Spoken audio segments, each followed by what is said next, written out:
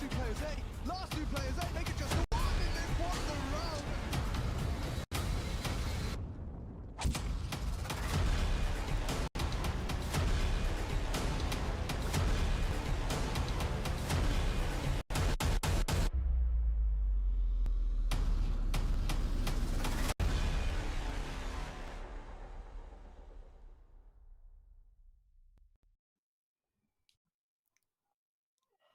Hello, everybody, and welcome to the GG League. We are in Season 2, and it is the Ramadan Rivals. We are partnered with DF, Faceit, MESL, and EasyQ. And you know what? Now that we have the sponsors in, let me tell you a little bit of juicy information that we have in regards to DF. If you go over to PlatinumList.com to get your tickets for DEF, you can get 30% off your tickets for the 2024 event. So make sure you guys go and check that out.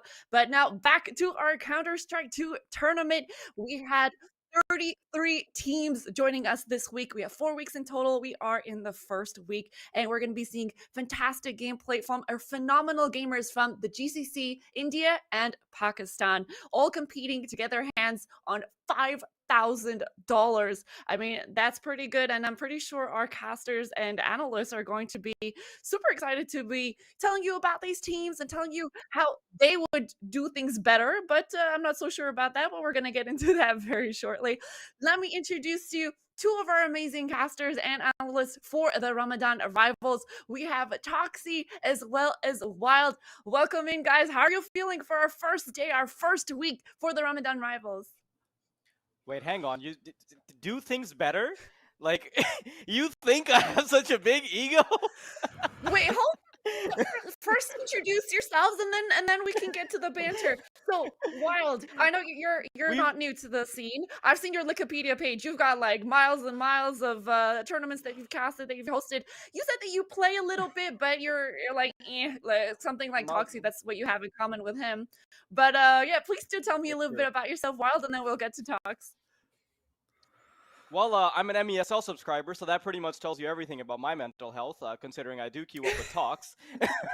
And yeah, Tox, as a big man himself, I think he's said enough, actually, without saying a lot.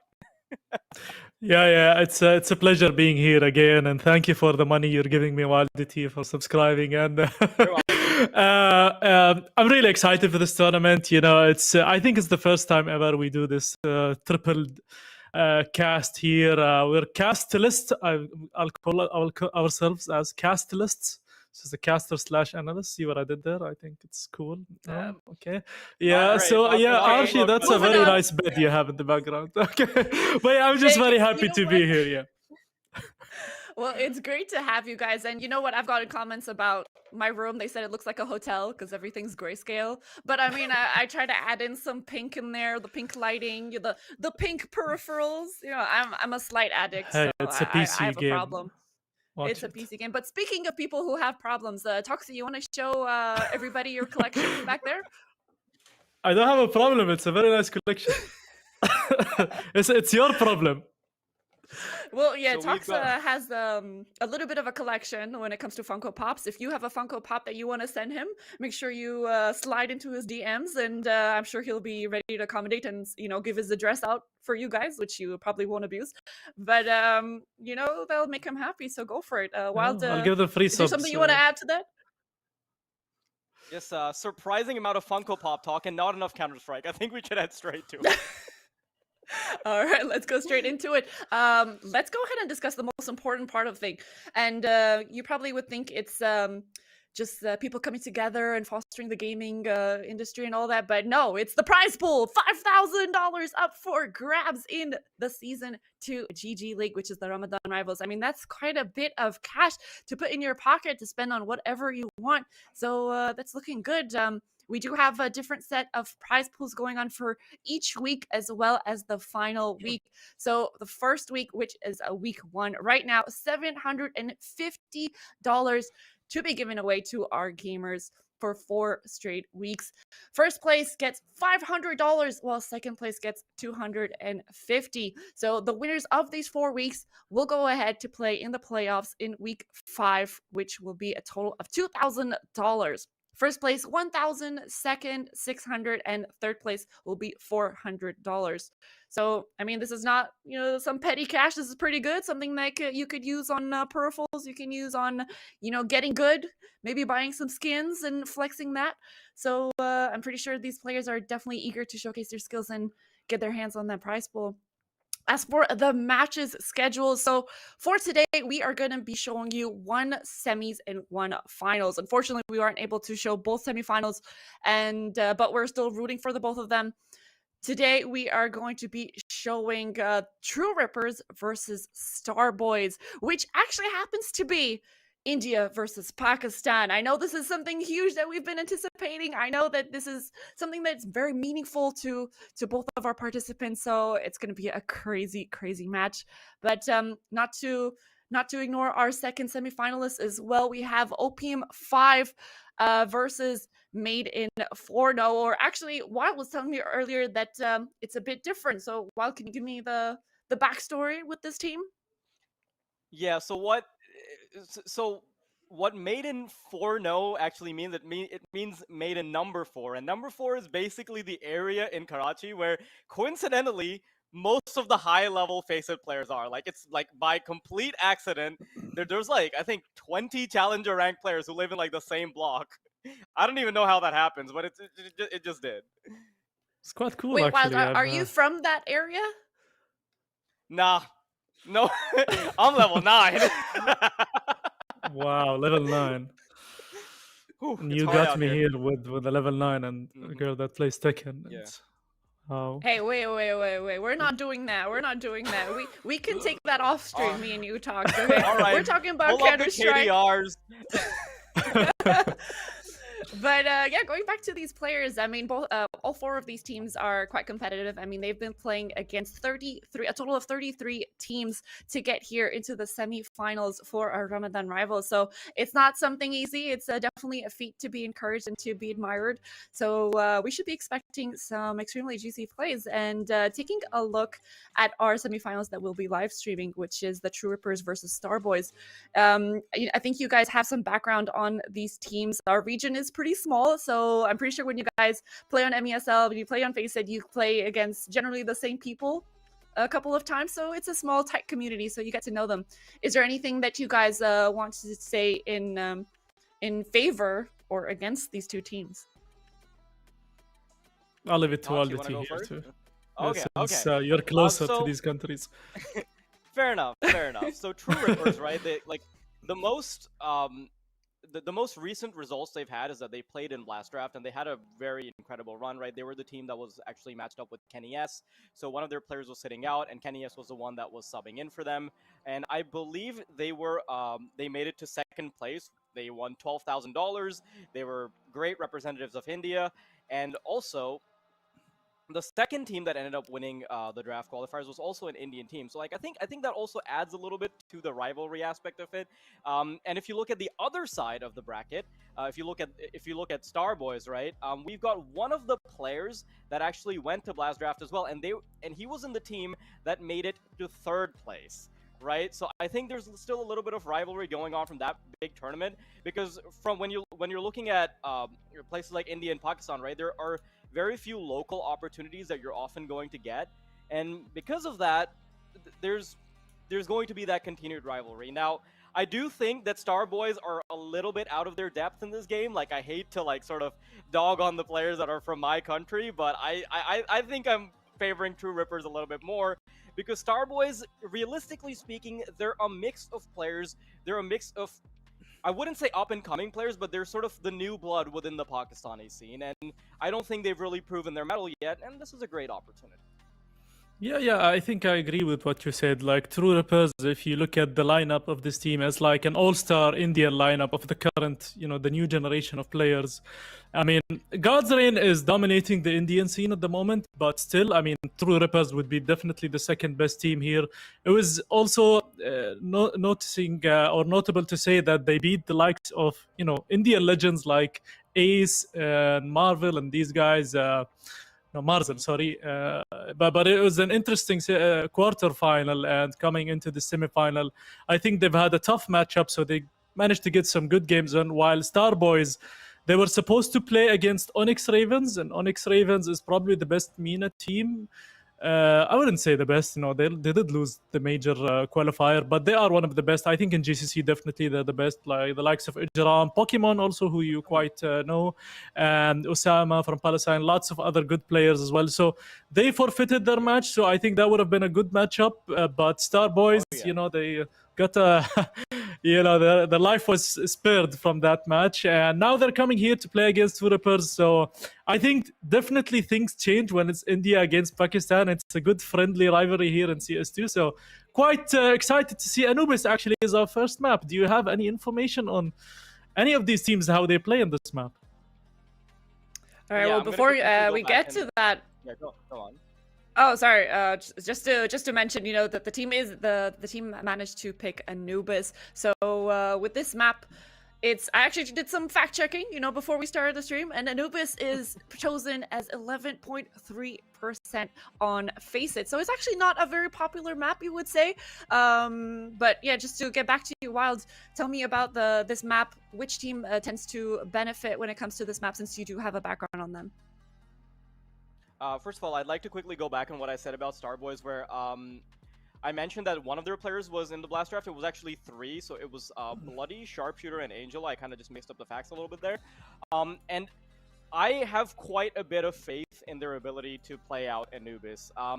Overall, I think Anubis is one of those maps where it's there's still enough room for error, enough experimentation going on, where you can catch someone by surprise very easily, right? And when you've got that India versus Pakistan rivalry thrown in, I'm actually quite hopeful for Starboys, even if I do think that a more even matchup would have been the team that forfeited against them, and that was Onyx Ravens. And honestly, Talks, when I saw the bracket, I saw Starboys 2-0 Onyx Ravens. I was like, holy, what happened here? And I was like, oh, it's a forfeit win. Oh, thank God.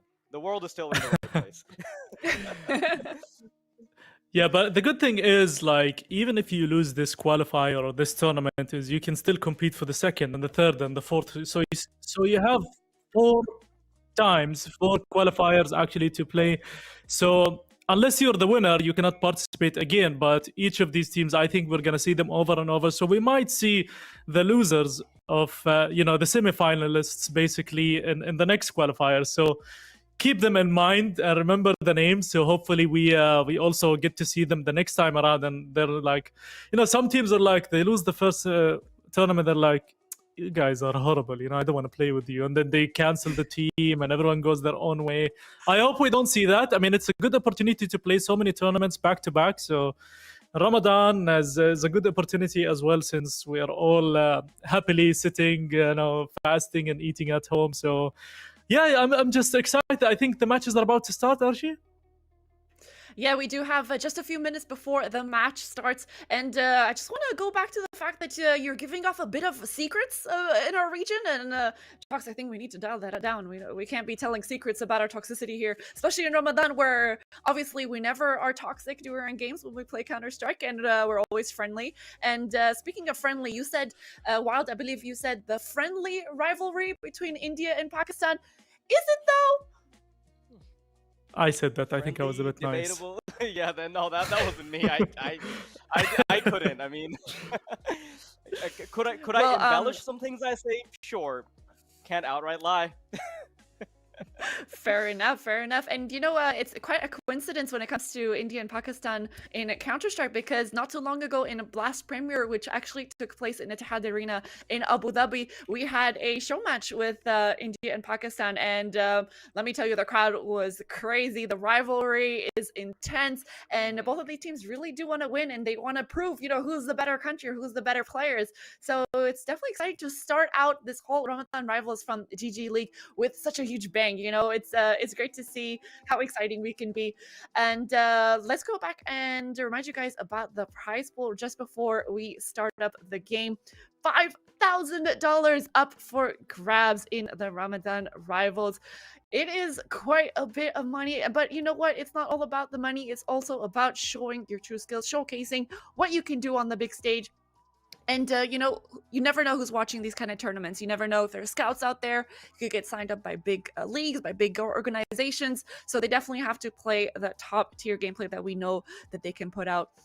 For every week, we have a different prize pool. There are 4 weeks, and then we go off to the playoffs.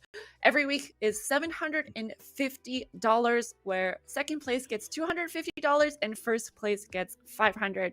And coming to our playoffs, $2,000 prize pool total, with third place coming in at $400, second place at $600, and first place at $1,000. So it's looking pretty good for these players. Definitely a lot of options for them to gain in this tournament, and we do have to thank GG League and all of our sponsors, DEF, Faceit, MESL, and EZQ for allowing this to go on to, for giving a platform for these players to say, look, I'm here. It's not just Europe. It's not just America.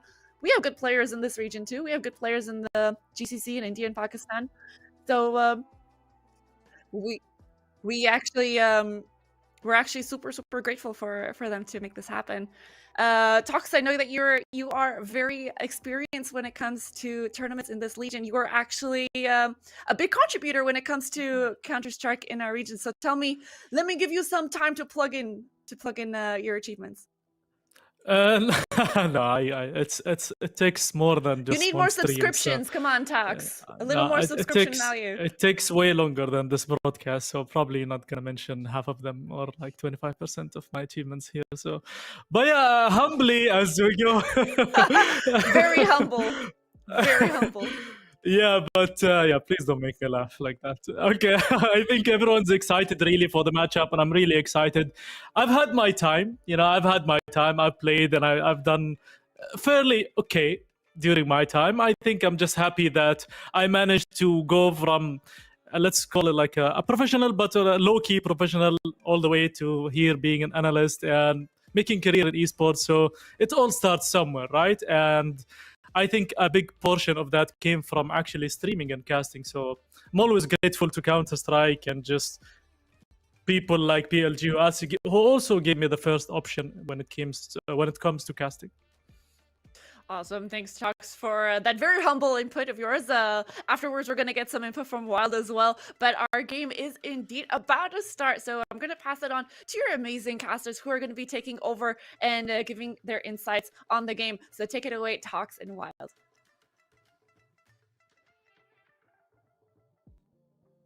Well, Tox, I'm quickly gonna go back to something you said Thank God about she's gone, man. teams wanting to. Is she Tox, you are responsible. You are responsible for most of the toxicity in MESL. Don't ever tell me. No. No. Sorry. All Go right, ahead. Tox, Valenti. you know what? I'm still here, so you got to watch what you're saying. She's Okay, I bashing hear me. everything. She said, Toxie, I know you're an amazing guy, and thank you for that, and I'll humbly take it. Okay, she's a nice girl. Oh, anyway, go on. Okay, fair enough. No, but I did want to talk, say something serious about the matchups as well, because you talked about how teams are likely to disband, and they're like, yeah, whatever, I don't want to play with you guys. They play one qualifier and then they're not even ready for the second one.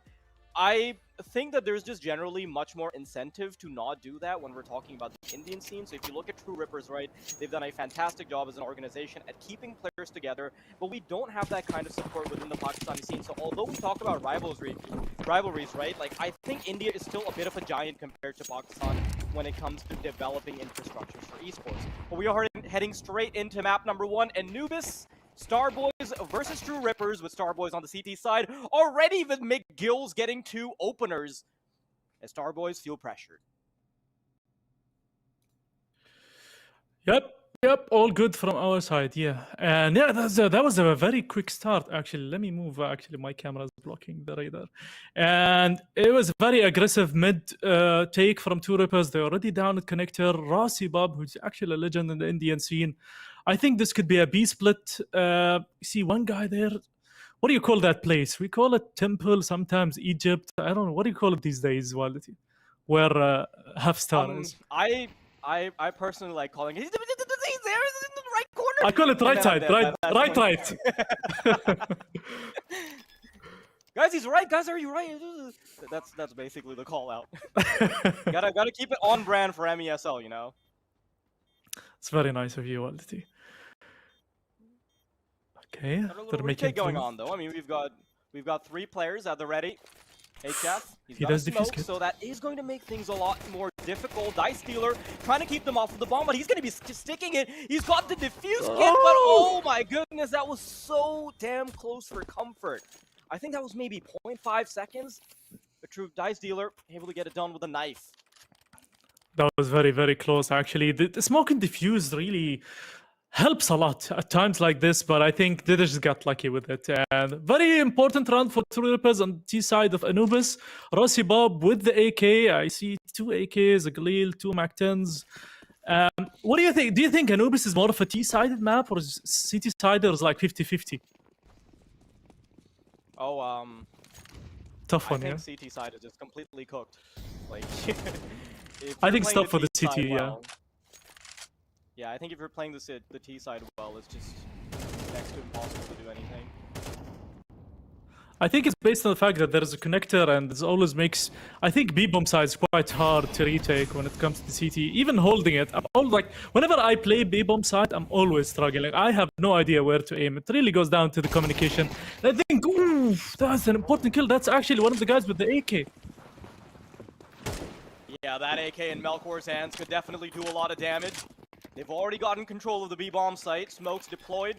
Bomb should be punched in very soon. It's a bit of a waiting game now. You've got a couple of P250s, a Deagle, an AK in the mix. Here it comes. Dice Dealer with a quick spray down onto 2. Should be able to make it a third, but no. Denied by Sharpshooter, who's being pressured by McGill and Galil, and eventually comes down to just Sharp, who unfortunately can't really dish out the damage. True Rippers on 2. 2-0. That was a full echo actually by Starboy. So we're gonna see the M4s now coming into play. Anubis, the first map as we mentioned, and if I remember correctly, it was Anubis picked by Starboy. So Starboy is, I mean, you might be feeling a little bit pressured when you start losing rounds, especially on your map pick. And do Starboys have something hidden here? Do they have like a certain strategy that they're gonna show later on? Maybe pushes together, maybe some boosts. So far, I think we can't see much from the game. I think it's mainly just default. And Anubis is very much likely like Mirage, where you try to take mid and then do splits. And as long as you take connector and try to push into B, that's mainly it. Oh, Sharp. He's got early info, and he's able to get the second one as well. A little mistimed here. And don't be confused by the radar. It is switching around. It's just a bit of a gaslight. Gaslight. Love that. Mm-hmm. So, 4 against 1. Wow, that's gonna be a bit tough. Do you believe? That's the question. And I have to ask you this question now. We have India against Pakistan. Are you know? Okay, I got that. Are you biased? Are you biased for us? Like, I mean, I'm clearly biased. Like, I'm clearly a little biased towards the Indians, right? Because like I've already said that I think they've got way better infrastructure to support esports. So like straight up, I think like this is a full team versus a mixed stack. Like I would honestly be very surprised if Starboys can take it, but we'll see. I think it's really good that we've seen how I think the Indian scene specifically is on the rise. We've seen so many tournaments happening in India, and Sky Esports and so on. They're doing lots of tournaments. Blast now jumping on board as well with supporting Indian scene as well, the Pakistani scene. So I think the show match that they had last year at the Blast Global Finals in Abu Dhabi, India and Pakistan, they also had some pro players, and then we had the one also that happened in Malaysia recently. I think also towards the end of the year they're probably going to do one again. I'm not sure, but I think that's the plan. Or do you have any info on that as well? I'm not too sure. I'd have to think about it a little bit. But to be honest, my biggest problem with like the way the scene is developing is that we've not had any like big teams just organically make it to the big stage, right? It's always like very specific India, Pakistan, Asia tournaments that they're able to succeed in, which is like good, it's fine, but you also want to see successes in the same way that you would see like Luminosity Gaming just having a breakthrough like 10 years, like I think it was like what, 8-10 years ago now. Yeah. I really wish we had like examples of that from like India and Pakistan and places like that. Haven't seen that yet, but hopefully with the scene growing, we might be able to see just that. It's very good to execute here and coming into the A-bomb site. And I think this is going to be a tough retake. Everywhere is smoked out, but I think also losing a guy, would you go for a save here? I think safest option would be for the save. But would you play it? Would I play it? I'm gonna say as a level 9, yeah, I'd go for it. And that would be the right call to make because they're actually starting to pop off. That's one. Bloody, maybe? No. Unfortunate. It's really comfortable to be able to say that I'm level 9 to just like wave responsibility off myself right now because like I mean I was 10 for like the longest time, right? But just like being a couple elo points off of level 10, that takes the pressure off of me. Okay. I dropped to level 9 for the first time in my life when I played in MESL, which is a very nice hub, by the way. But I did drop to level 9 intentionally just so that I can, be the good guy, just playing in every division and so on. But that's very interesting. It's an experience I would never like to repeat again. This guy, so do you have like a hat business as well? Because like you keep tapping. Let's not talk about that. It's black history. Okay, 3-2-1. True Rippers seems like they are ripping the bomb sites here. I feel like they're trying, going A, going B. Oh my goodness! What a beautiful one tap here. By sharpshooter into 2 players and defaulter all alone. Can he do it? Angel, I mean, I play with Angel the whole, a lot of times in the hub, and I like the guy, but he's just so annoying. He just annoys me, but he's a very good player. I like how the broadcast is so personal. It's because I play with so many of these players, and I know like how they are and the way they communicate and play, but as I always say, I love playing with, especially with Pakistani players in the hub, just because they play very try-hard, and I love that mentality. Hang on, though. As well as the Indians as well. In general, South Asia, they take it very seriously, and I hope to see such mentality as well in the GCC region, because I think we lack that. Wait, Defaulter could actually do some damage here. Quick tap on the bomb. They're gonna wait it out. Defaulter, ooh, miss spray. And they're going to have to stick it this time around. Defaulter trying to come around the corner. Missed shots mean that he's going to try and chase them down. And he's forced off of the bomb, which means that Angel, he's going to have to tuck his tail and start running away. Not even sure if he gets away with the AK. Yeah, barely by a hair. But True Rippers with a 4th off the back of a beautiful 1v2. I think he, like in that... So, quick question. Is my audio a little low for you? No, it's good. It's good for me. Okay. Is mine low for you? No, it's good. Okay. I'm just a little disappointed that we don't have the cameras on, so I can, because like, yeah, I I cast. Like, before the stream went live, like Talks looked into the camera, and I was just taken aback by his gaze. Like I was enamored. I was captured. I mean, yeah. Like that's the type of gaze that makes you pull your wallet out and give money to MEFL. Hang on. Thank you for the money and the gaze, but I truly appreciate it, and I could just say the same about your hair as well. It's just so it's very like what we call it in the Arab world. We call it falafel hairstyle. You know the falafel? Yes. Yeah, is that a good thing? I call it the falafel hairstyle. Which is like, I don't know why we call it falafel, actually. It's a very good question. Maybe I'm just hungry, but it's, I like your hair, yeah. Makes that's sense, what I wanted Ramadan, to say. You get a little hungry. Take a bite out of my hair for some reason. Hang on. Producers actually praising us for our communication, which is very nice to see. Very supportive team. Yeah, Talks...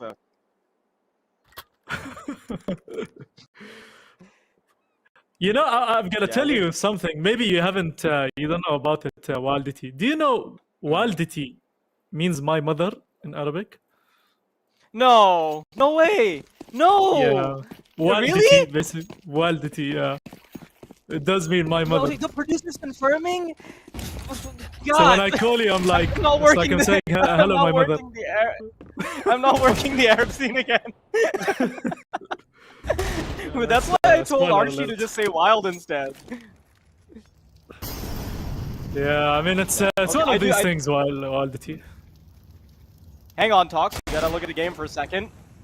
Deagle's out, 2 kills already. Getting a little tough here for True Rippers in round number 7. And they're actually insane quite with these spread Deagles. apart, so if Starboy should have basically no problem isolating duels. I mean, when you're in, oh my goodness. Oh my goodness. Yeah, when you're in a situation like this, when you are like 3 versus 5, you gotta regroup. Or never mind, just get one tapped. I think that also works. 3 kills for Bloody. that's like I think all the kills That's are like one a taps. Dubai. That's like the MENA region specialty, right? Like the Desert Eagles. I personally feel a little bit more scared playing against the Deagles. Not my Deagle though. You're very safe with my Deagle. Oh, we have a replay. Oh, Yours cool, is spicy stuff. yours is just a discounted Deagle. It's a fake Deagle. I don't know how it works with some people. Just my Deagle is horrible. I'm sure yours as well. I'm sure you. Look at this boost in middle. That's amazing stuff. I mean, it missed, but we like to see these things. I like to see how serious these games are. And True Rippers, 5 rounds on the board. I think that Deagle round really got the momentum back for Starboys. They really needed that because I think it would have went to 6-1. That would have been a tough one to come back from.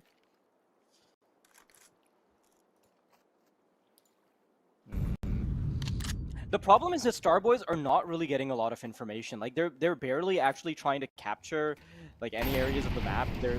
They'll kind of just play from the bomb sites, which is very difficult to do if you're playing the CT side of Anubis. Now, getting ready for an A pop from True Rippers. They've got to lurk as well just to make sure that nobody's going to try and sneak over from B. He's got a fight going on in the meantime, though. Starboys, they might have gotten an individual kill, but they've got to watch out for A. HF, he's locked out, flashes out. Gonna try and scurry back as he's waiting for his teammates to start moving in. They're losing players, though, and HF, he just needs to hold on for long enough for the teammates to start coming through. 2 players alive now as Crazy Gamer falls, Dice Dealer remaining in a 1-on-4. There's no way he doesn't get suffocated here. A third for Starboys. That's a very good start for Starboys. Losing only 2 guys, which means the economy is good. I mean, look at Bloody. He already has like 5.3k at the moment. Angel with 3. 6 now, 9 for Bloody. That Deagle round really saved them. Like, that would be the turning point for this game in case they actually win it. So props to them utilizing that Deagle so well. True Rippers, I feel like they're focusing a lot on the A-bomb side, even though they had most success coming from the B-bomb side. We haven't seen much split pushes coming in. We haven't seen maybe lurks. I'd like to see that from True Rippers. It's one of these maps where you can do so much when it comes to lurking and utilizing the split pushes. So maybe True Rippers will decide to do that in the next round. See, ooh, Starboys, they actually try to get a little bit more proactive on mid, but completely run down with the pistols. Sharpshooter, overwhelmed, eventually falls. It's still a 3-on-3 though, and they're trying to take things back. Double push again from middle, reclaiming space, reclaiming weapons, just leaving Rossi alone.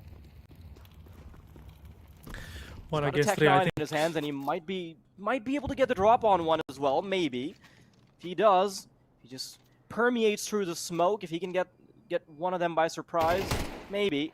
No. Surely not. Sure, no way, Rossi. Can't get it done like this. Tech9 still alive and kicking, position? and he's trying to find them on the shoulder peaks. Very rough around the edges, but Starboys are going to cover it.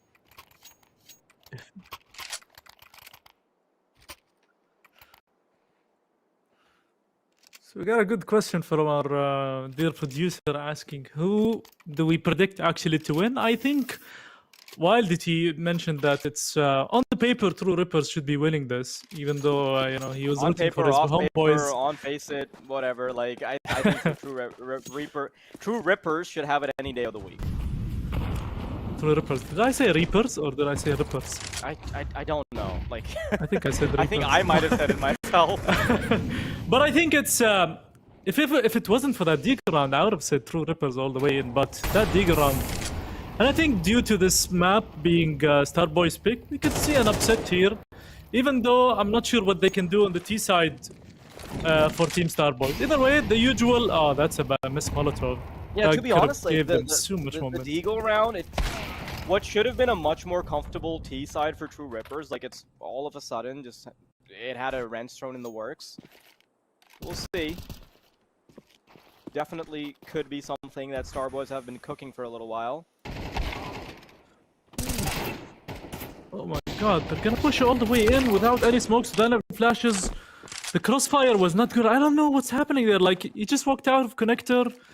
He was out in the open. I think there was some miscommunication there. It was an easy kill for one of the True Rippers boys. And now it's 3 against 2. Definitely doable if they manage to reach the bomb site in a fast manner.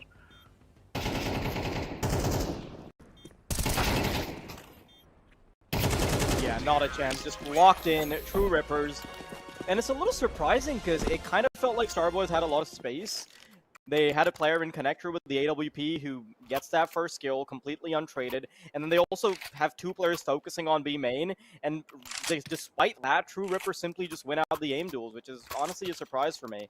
Starboys now back to the pistols. And, you know, they've been deadly before, but I don't think this particular broken clock is going to be right twice. Just butchering metaphors. Or whatever the hell they're called. It was a good metaphor. I think the Deagles are actually very deadly when it comes to Starboys. We look at Crazy Gamer, he's having none of it with the AWP. Crazy Gamer, who used to play with God's Reign, I remember very closely when I was casting, or analyzing actually the last tournament they played, and he won it with them. And now I'm not sure why he left, but it seems like a good move, maybe. God's Reign been winning a lot of tournaments lately. They've been stepping it up. R2B2 is one of our own. I think he lives in Abu Dhabi as well. So shout out to him and the God's Reign boys. They're actually doing very well for the region. I think the last tournament they actually managed to reach finals, maybe, or 3rd place. I'm not quite sure, but it's good stuff. Good seeing the teams, how much they evolved, and the young blood, man. That's the word. That's the term I'm looking for. Young bloods these days. Everyone young is just so good. I swear, man, I look at the players these days, they play like they're out of their mind. Like, it's physically not possible for me personally, but when I look at the way they play, I'm just always surprised. Like, they're really good. They're really fast, like, with their reactions, with their game sense. I don't know, man. Am I old, or are they just that good? Well, Talk, it's time for me to put you in the retirement home because there's about to be a... Nah. I was hoping... I had high hopes for the MP9 to shake things up a little bit, but no. Yeah, AK from Sharpshooter much better in the back pocket than it is being laid out on a silver platter for True Rippers to pick up. So he will be taking it into the next round. And this is the problem, right? True Rippers, even if they do get away with 8 in this half, I think it was supposed to be a much more convincing half for them if it wasn't for Starboys getting a couple rounds where they simply shouldn't have had any fighting chance. Yeah, that Deagle round is gonna be really, like, it's gonna be one of the most talked about rounds in case it goes through. Look at this push from Sharpshooter, but oh, that was the 2 rounds ago, but Rossi Bob, good after plant position here. This could have been close as well. I feel like the pistols on Starboys, you can't count them out when they have the pistols, but either way, AWP and Angel, I don't think there's one player that stood out in this game, even though Dice Dealer has 13 kills, but seems like there's no star player at the moment. It's just more of a team play.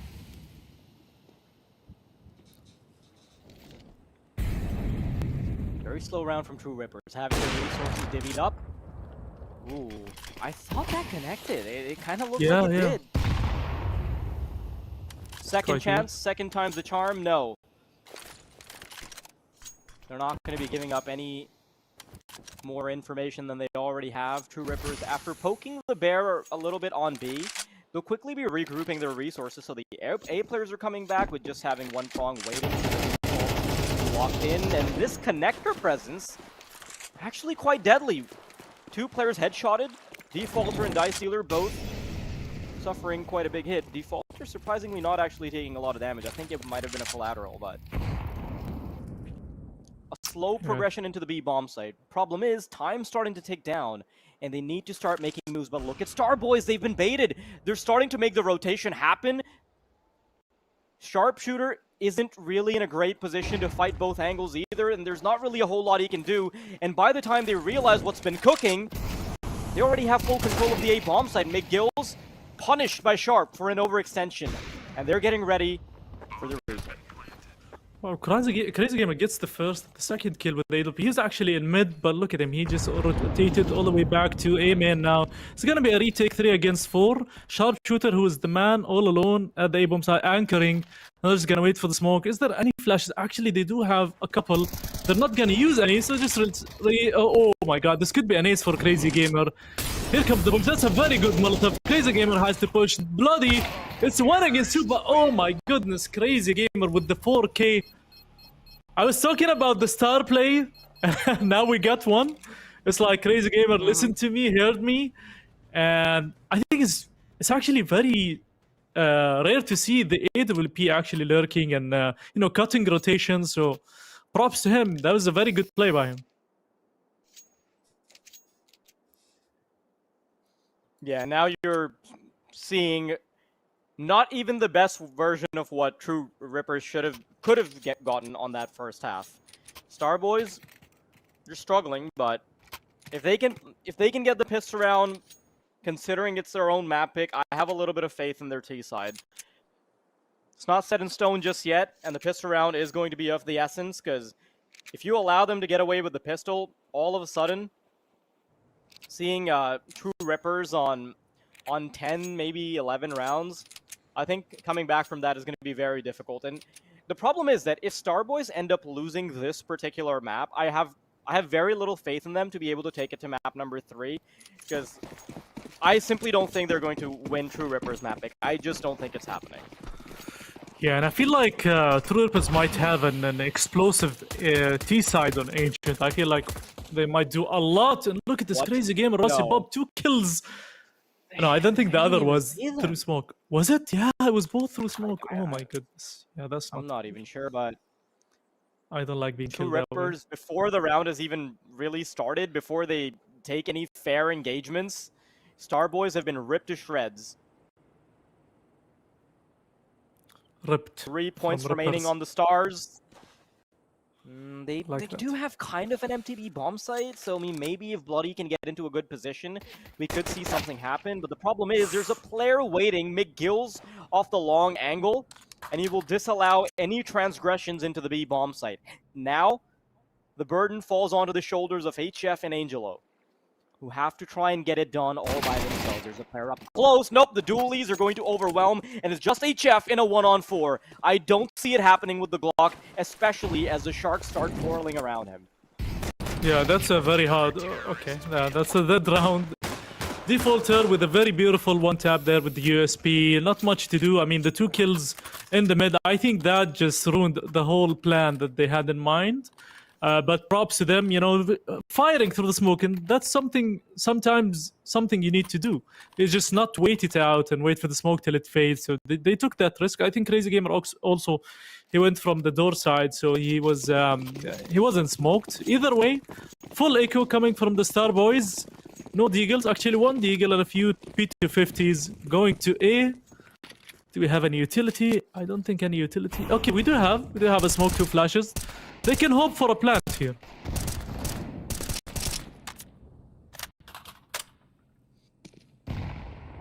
Oof. That was harsh. Yeah, it's just a rough all across the board for Starboys. There was a miss smoke. Double peek as well. Really smart plays coming from this side of True Rippers. Pushing, even though they have M4s, they risked it, and none of them died. So that's good for the economy. 10-4. I mean, I think this next round is do or die for Starboys.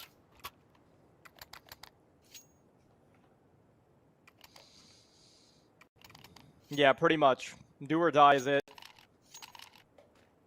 3 rounds to go for True Rippers to close out map 1, and Starboys are still trying to find their footing.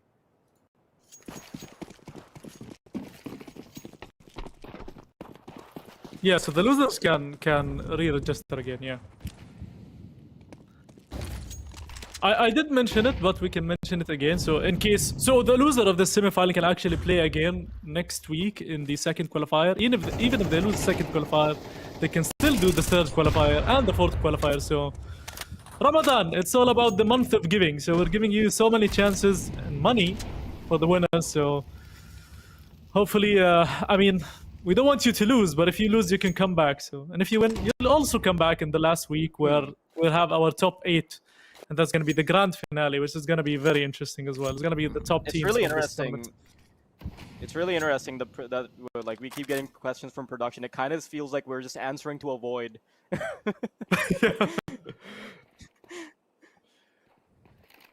But it's good. It's self-education and void education. Hang on though, Star Boys, they've got an bomb plant. And True Rippers, like, they've got throwaway weapons, they've got enough money in the bank, they're gonna try and go for it. Crazy Gamer already with 1, keep adding to the tally. Sharpshooter and Bloody who try and hold on for dear life, but surely Sharpshooter is going to be suffocating here. Stuck in connectors, smoked off as well, there is nothing he can do. And this should be an easy kill with the nade. As long as he does follow through, yeah, there it is. Never mind, Sharpshooter, somebody's looking out for him apparently.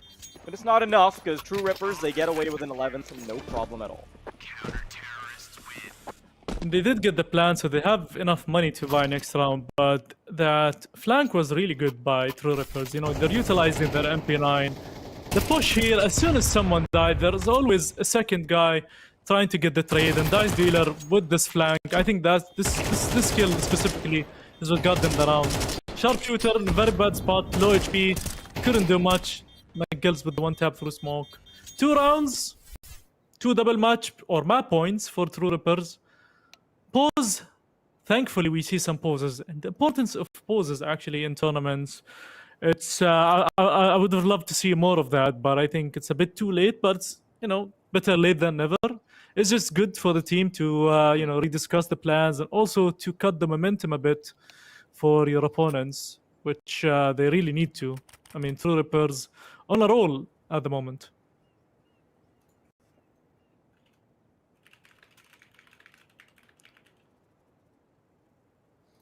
Yeah, I think even just saying on a roll is an understatement. I mean, 2 rounds to go and they'll be closing out Star Boys' map pick. It's pretty harsh.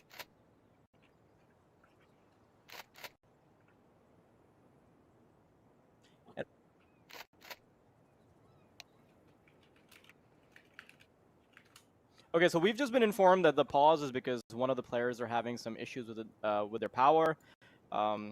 And I'm gonna guess it's somebody from Star Boys because, like... That's a like common issue, by the way. Maybe special. you want to talk about it? I really wonder what happens. Like, why is this so common there?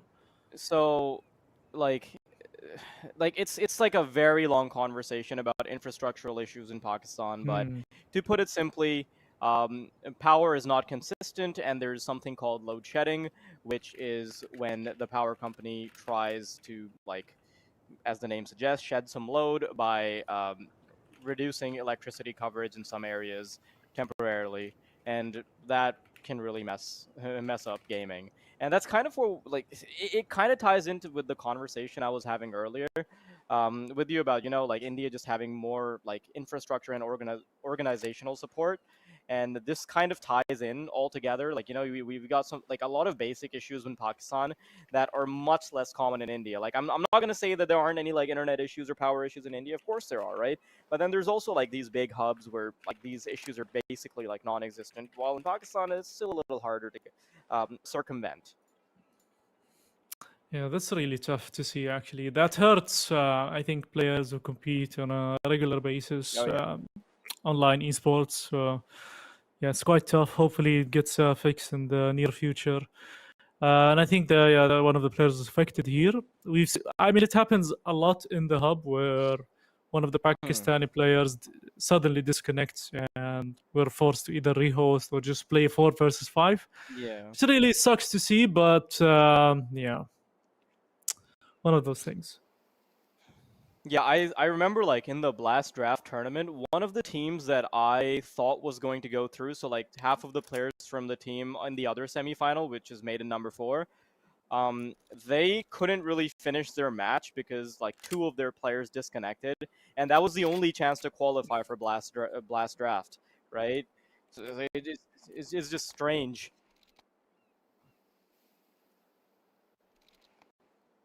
Come back to us, producer. Also, let's see our beautiful faces.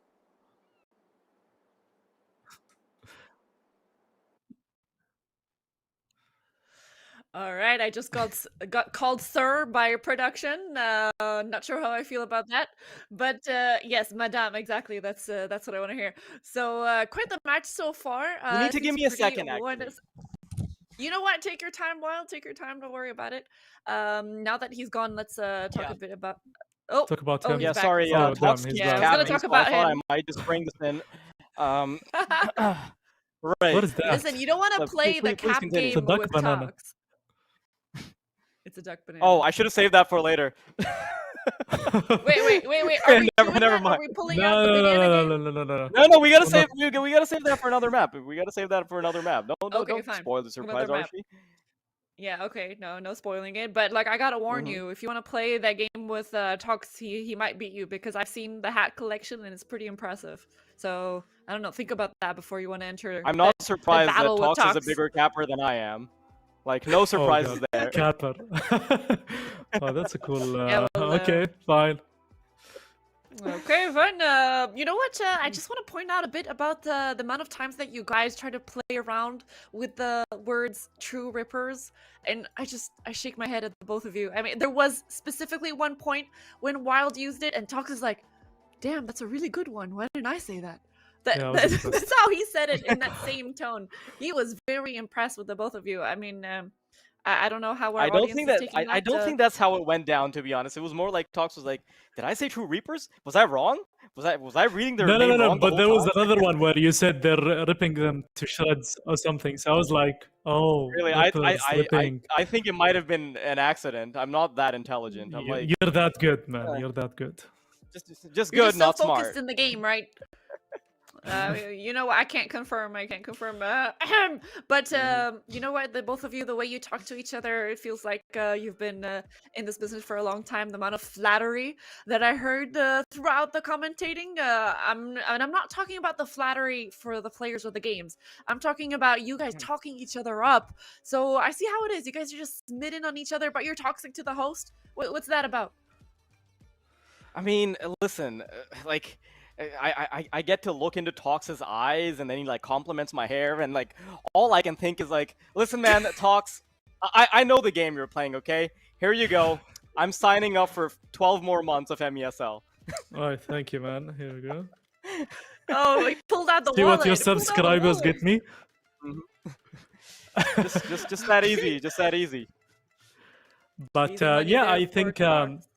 the thing is these tech issues, yeah, they're quite annoying. But I think it was a very good match. Archie, True Rippers were really like they're dominating their first map. I think it's a bit tough for Starboys to make a comeback, but everything's possible. We've seen worse. We've seen worse comebacks happen, crazy plays. But I think the only thing crazy, maybe Waldet can agree with me, that we saw this game was the Deagle round. I don't think we've seen much. I would say Starboys like had all of advanced their wind plays. in- Yeah. Starboys, like, they just got that Deagle round down, like, yeah, okay, I'm gonna head out. Just check With out that, until the yeah. next map. All right, it looks like our game is just about to start up again. The tech issues have been resolved, so I'm going to say bye to you guys momentarily and leave you at the very good hands of Talks and Wild. Take it away, guys. Wait, hang on, Talks. Did you notice that when we started the stream, Archie's bed was made, and then, like, when she came back on cam, it wasn't? Like, you already know, like, mid-game, she got tucked in. Like, she was watching the match from the comfort of her bed. I mean, I would do that too. Oh my god, this is Fair the enough. same mistake that's happening over and over. Oh. But that was a good punish, but instant trade. That's the good thing about True Rippers, is that they always have instant trade frags coming. And now it's a 3 against 4 in a very critical round. Where do we see this going? Well, is there a comeback here? As in, are we going to come back to the cameras in like 2 minutes time? Yes, that's the comeback we're talking about. Because the game's gonna end. You always have to believe. Sharpshooter and Ninja. 2 against 1 now. One guy on bomb side has to waste time. Doesn't waste any time, but 2 guys coming with the flank. I think this is very unpredictable.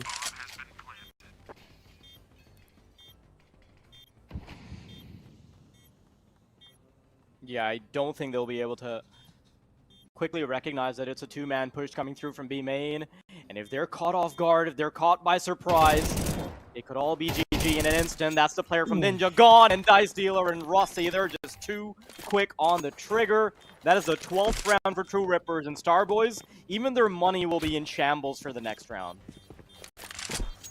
Tough one. Tough to predict that 2 guys are coming with the flank. I mean, after plant position was not the best as well. 12-4 map point for True Rippers. Anubis so far dominating performance, and this kill could have changed things, but Crazy Gamer was quick with the trade, and Molotov was good here, managed to stop them, but in the end, this after plant I think wasn't the best from Starboys.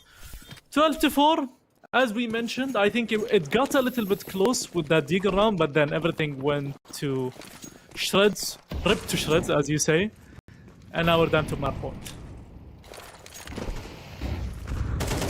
Last hurrah before we see Starboys go down in flames.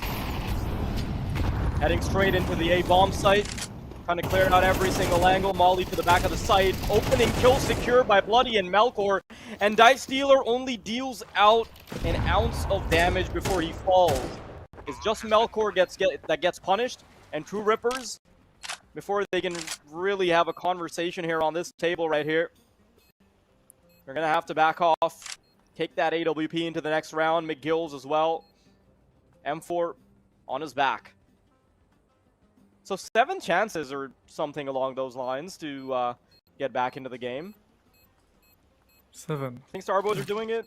You got faith, Talks? I mean, I have a lot of things, but faith at this moment I think is a bit tough. Crazy Gamer even makes it worse for them. Take the Sharpshooter who has only $50. That was they bought everything into that round, so I think it's gonna be a bit tricky. They do need 7 rounds in a row to get the overtime. And they're gonna hear that sound effect in the beginning, yeah. You know that sound effect that comes when you're on the last round, like... Yeah. It just pressures me. For like no reason. Yeah. I remember when I used to compete back in the day and I was like trying to make a comeback and then you hear that and like, god damn it.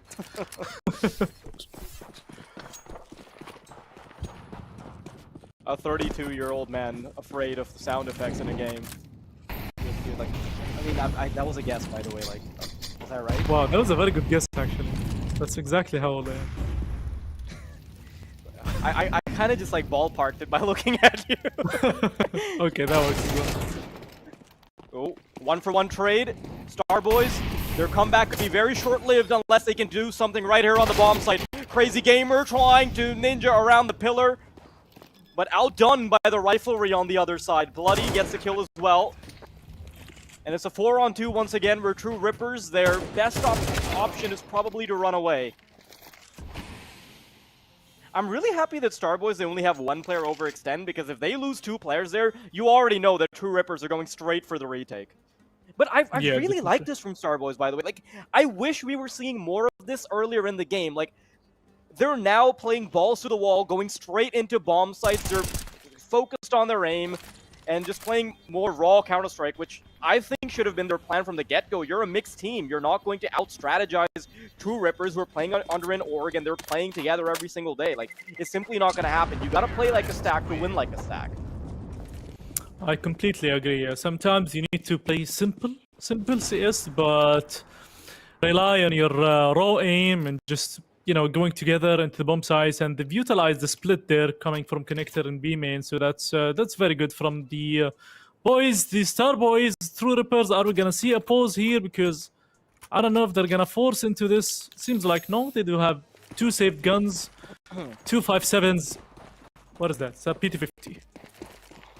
I mean, we've seen how crazy these pistols are. And Crazy Gamer, I think he dropped his gun, was it? Or did he save it?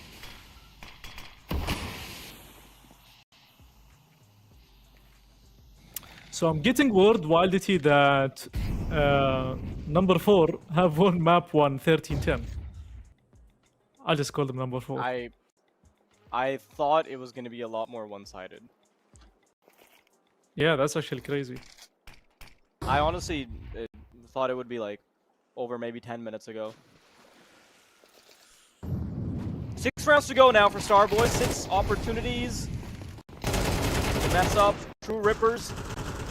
I think they might be feeling a little bit more pressure now as well, considering that their CT side is not looking all that good anymore. Once again in a 2-on-4 where they're forced to chicken out. And Rossi wants to overextend a little bit, maybe try his hand at it, but not too good at blackjack. Gonna back off. Yeah, good choice here. I think that's the wise decision. Save the guns again. You need them for the next round. They did the risky play here by placing the 2 guys with guns onto the B-bomb site, and the rest were at A and mid. So they wanted to just maybe overpower one bomb site and leave the rest, and just stack the other bomb site in hopes that they do actually come to, you know, they have a good 50-50 chance.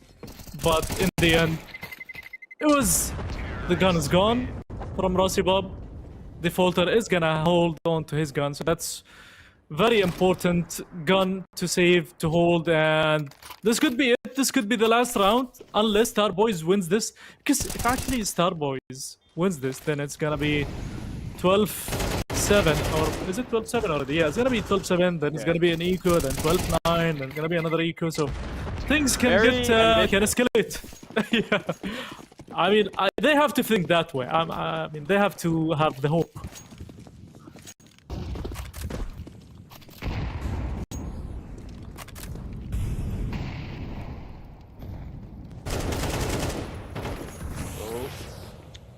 HF, again, lots of aggression from Starboys, always paying off now.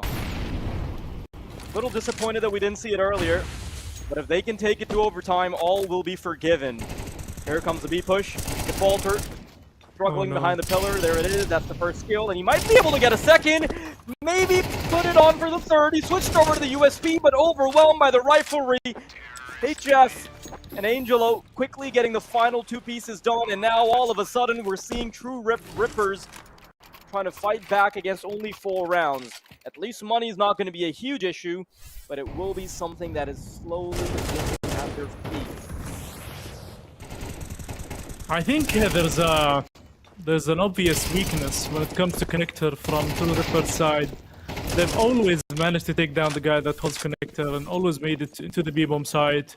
They had no issues actually coming into the B-bomb side, so True Rippers have to be careful. As I mentioned, they do have 1 gun on Defaulter, but losing this 12-9, then losing that, probably another eco, and it's 12-11, so things can escalate. And I'm starting a little bit to have faith in a comeback by Starboys. Just the way they play and how aggressive they got into the last few rounds. As you mentioned, I wish we could have seen that more.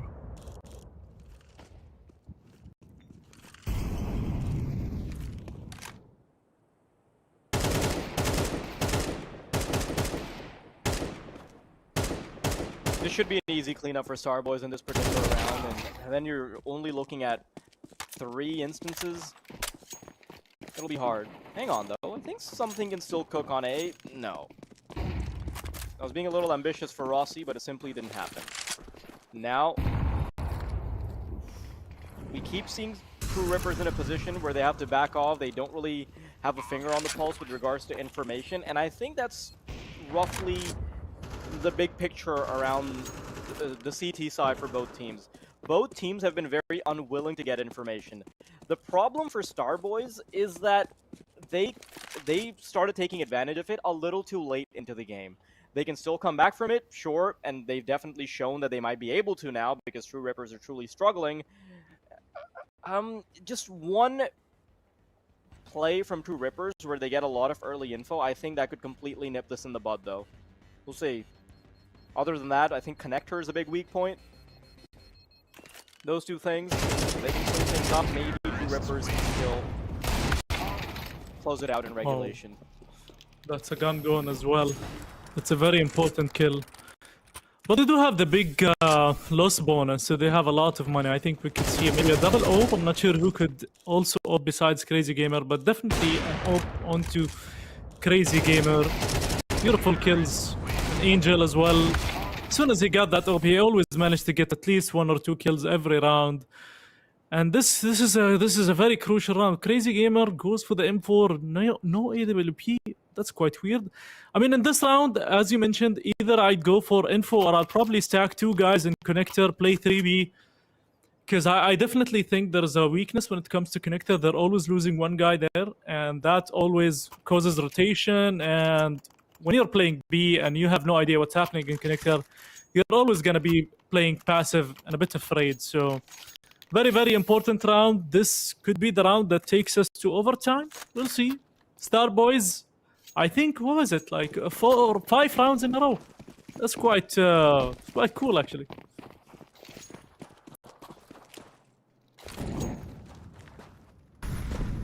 With each passing round, Star Boys, their chances at success just exponentially increase. True Rippers, they're feeling like the walls are closing in around them. The suffocation that we previously saw being experienced by Star Boys has now been flipped on its head. Rossi, the one to hold the first charge. Maybe he gets info off the shadow if they try to come around the corner. But he's got to hit his shot. Star Boys are being very careful. Slowly coming through from A. Nice shot from Rossi. Even though he's blind as a bat there. Smoke to allow himself some mobility. And he can start calling in reinforcements as well. Nade to get him off of his position. And that's a clean opener. They should be able to get onto the A site. But there's still a player waiting. Full rotations being brought forward. Star Boys with a minute on the clock. They're not wanting to jump the gun. They'll still take their sweet time. They've got a lurk smoke deployed to cross over to the pillar. And they've made it a 3-in-1 setup. The bomb wanting to start to go back. We might be seeing repositioning, rerouting towards Connector. But Star Boys have to be very careful because they're down a man. Gonna be a very tough retake. There's a guy in smoke already. Crazy Gamer gets 1 kill on Angel. They have no idea that the guy in smoke. Oh my goodness, yeah, that was not the best way to end the game for Star Boys. That was a plausible comeback, but True Rippers, I mean, they came, they saw, they conquered, and they won their first map pick. I think they generally played much better in Anubis than Star Boys. Star Boys a bit too late, which is quite sad. I mean, but that shows that the team has potential, actually. So maybe next map we'll see something good in Ancient.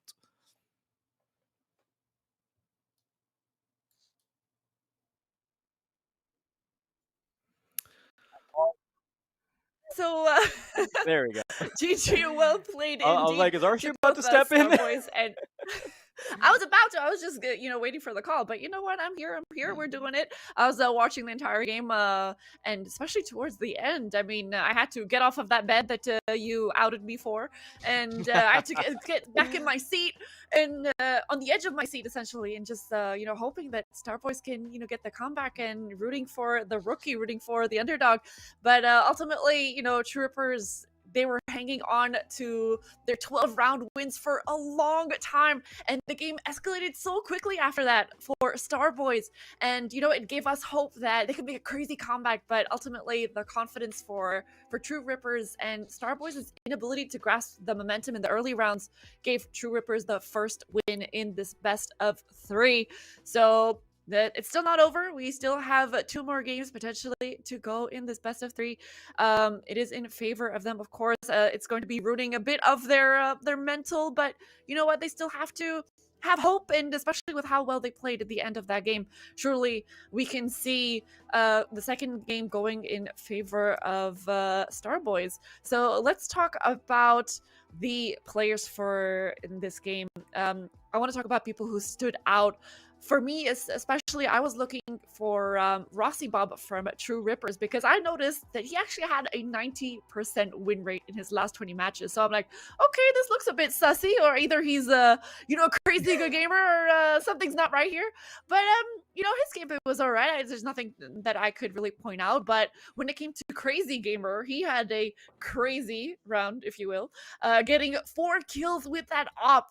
Don't do that to me. Don't face palm. You guys did way worse than that. So my question for you guys is, Wild, I'll start with you. Were there any specific players that stood out during the game?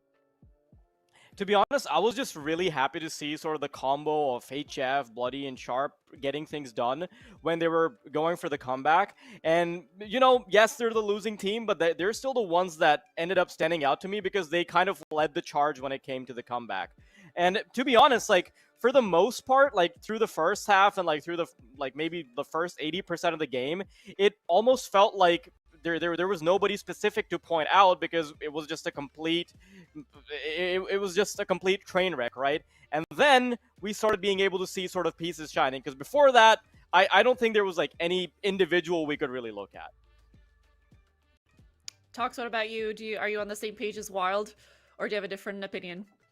Yeah, I think the guys stepped up, but a bit too late. And when I usually compare this to the diesel engine when I cast, whereas a diesel engine takes a longer time to rev rather than a normal engine. So they are one of those diesel engine players. So they take a long time to start getting into the game, but sometimes that's a bit too late, especially when up against you, you have non-diesel engines. So I think that's what happened with their matchup. True Rippers were actually much better when it came to the T side, and then switching on the CT, they managed to close it out. I don't think there was the best CT side I've seen from True Rippers, but that leaves some question marks and things that they need to work on. I think next map, Ancient, very similar as well to Anubis. It's one of these maps where taking mid, splitting, whether it's B or A. So I think it's going to be an interesting match. But if True Rippers start on the T side, which I think they will, because I'm pretty sure CT side is going to be picked by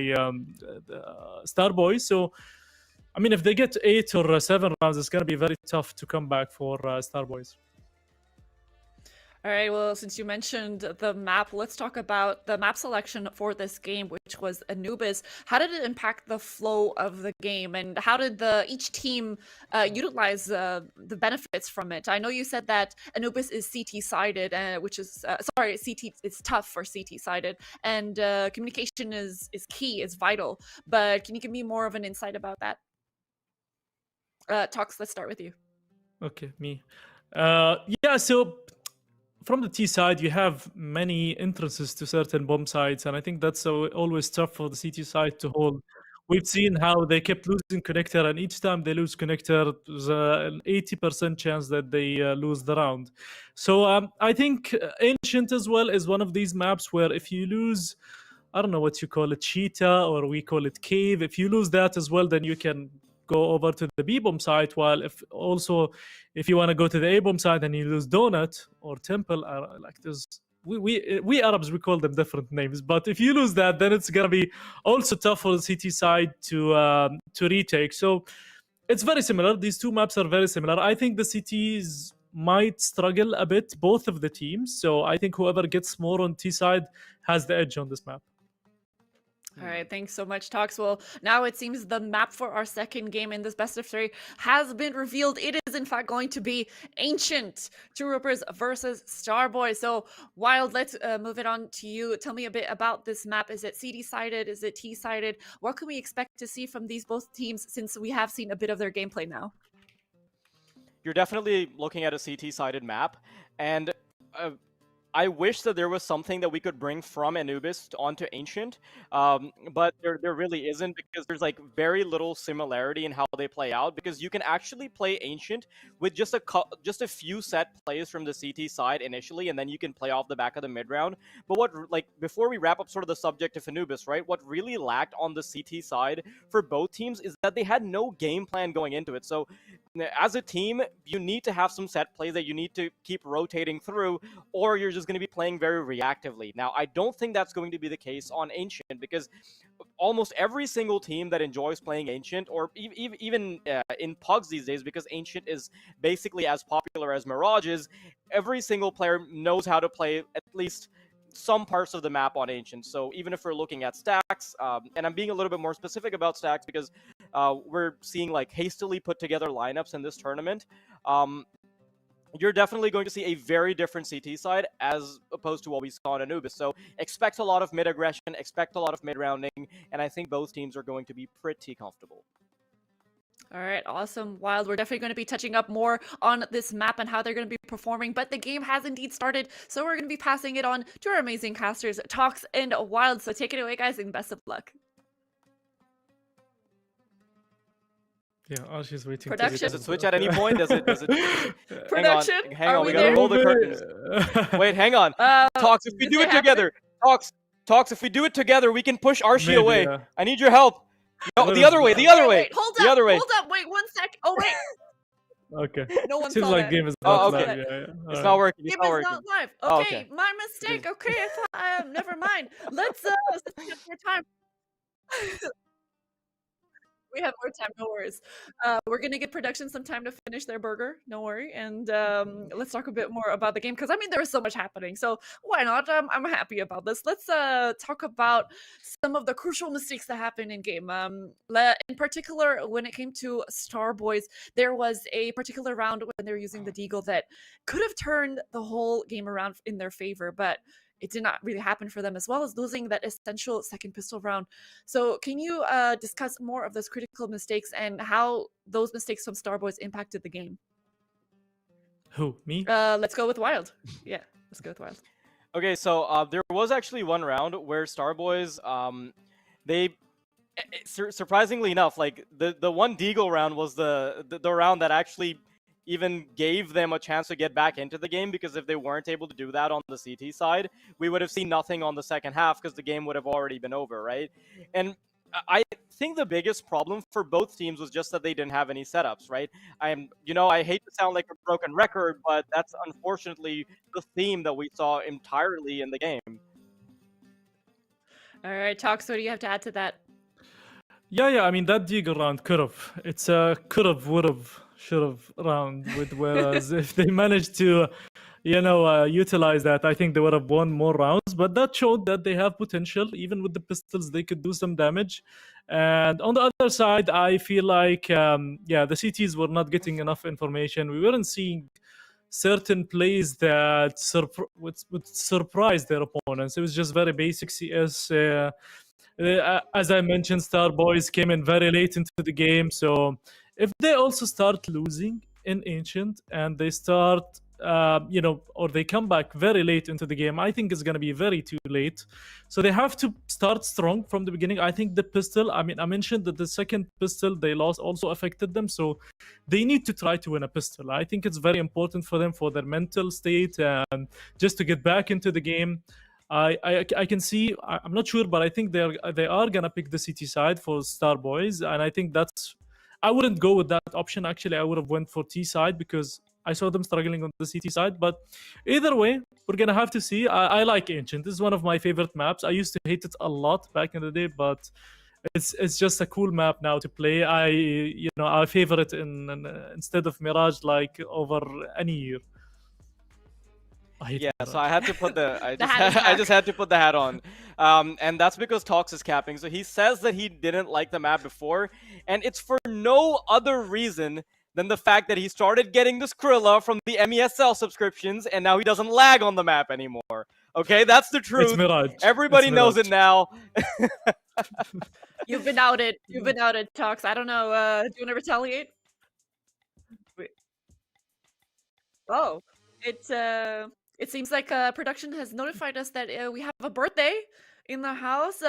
Reaper, it's his birthday today, so happy birthday to Reaper. I hope you have a fantastic day, and I hope that you can get better at Counter-Strike and overall gaming and be less of a noob. This is the year for you. We believe in you. Do you guys want to add anything for the birthday boy? No, man, Talks, I what are really the hope first? he gets better, because I beat him so many times in the 1v1s lately, and I'm a washed up player, so that's really bad for your resume, Reaper. At But least you're happy not in birthday. denial, Talks. Uh, That's happy good to know birthday you're to not in Reaper, denial. and hopefully we see him in the next qualifier. I know the guys wanted to play, or maybe they played and lost. I mean, Reaper's probably the reason, but yeah, well, hopefully we see them in the second qualifier. And as I'm rooting for young talents to come into play. And how old is he now? Is he young talent? Maybe he's a bit old now. 39. Oh my god. Is he young Mr. talent? 940. Is he a young talent? Oh my god, the kind of questions we're having here. Wild, do you know Reaper? No, I'm just happy to celebrate his birthday. Honestly, like I was trying to figure out like a birthday hat situation. Like I was trying to make one myself. But I'm glad we don't have to focus on Reaper's birthday anymore because we are in fact a little toxic, and we'll be heading straight to the game. Is that not right, Archie? Time to push her away. That is completely right. You guys got saved by the bell, so I'm gonna leave this way, that way, going to the bed. You guys take it away and best of luck. And we're actually leaving this time.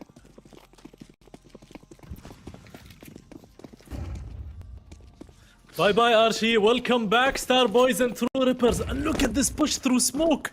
That was very aggressive, very unexpected. And I think this could be a fast round into pistol. And one guy's also coming from A main. This is gonna be a very hard retake.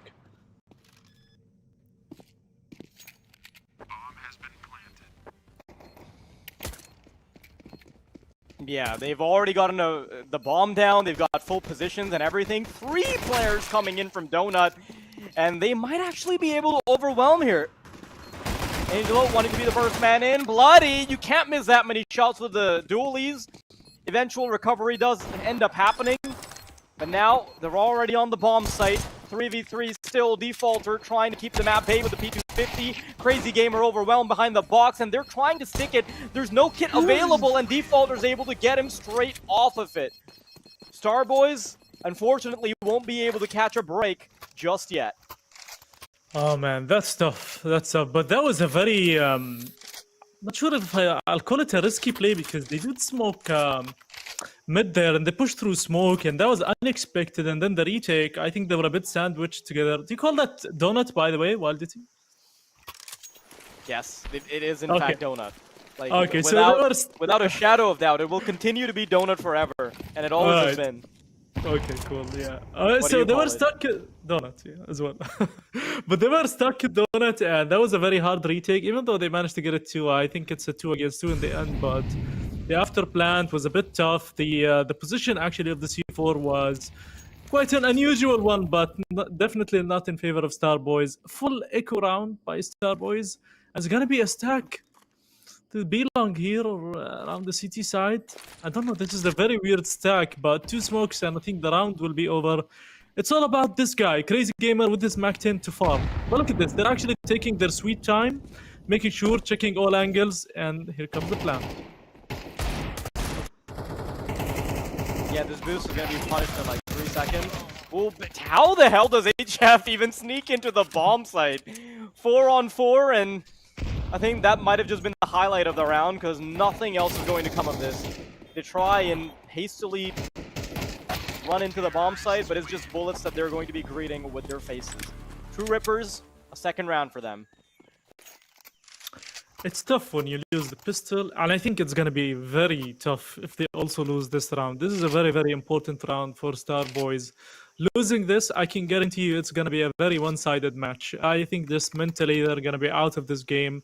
Even though there's things that also help into coming back, like posing and getting around. Some deagles, you never know, but it's going to be really tough. That's a very insta-smoke, very good insta-smoke by True Rippers. And it seems like it's going to be a very, it's going to be a slow B hit. I think it's a normal standard default by True Rippers. While we're looking at Starboys, okay, we have 2 guys almost playing from the city side, 1 guy around Donut. Very passive. I think Starboys are playing in a bit scared here, especially in such a round where it's you don't want to lose any guy early on in this round.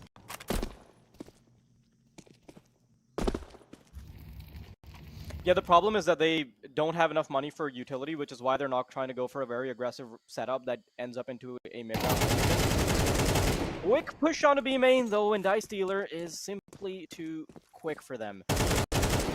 Defaulter catches another player, and Crazy Gamer will be the one to put a candle on his final birthday cake.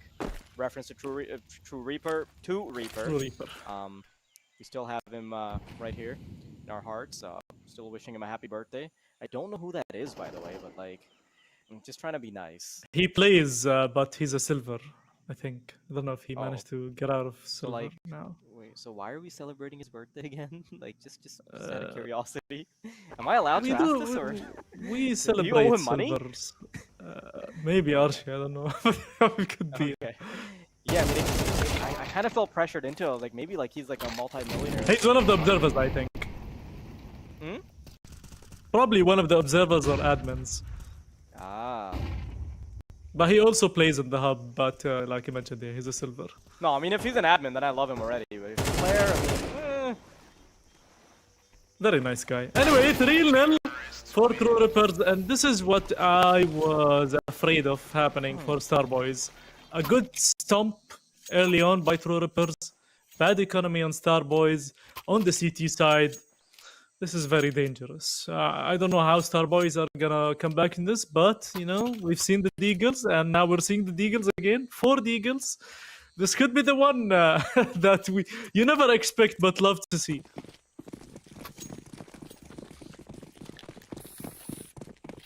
I'm unsure if they'll be able to replicate what they did on the first map with the Deagles. But that is probably one of the lifelines that they're sincerely hoping for. McGill's surprising amount of control in the spray with a MAC-10, and he should have no trouble picking up the boosted player as well. A little sloppy on it, but that's okay. Valcor and Bloody, the last ones remaining, and it shouldn't be too long before this round is in the dumpster as well. True Rippers, a 4th for them.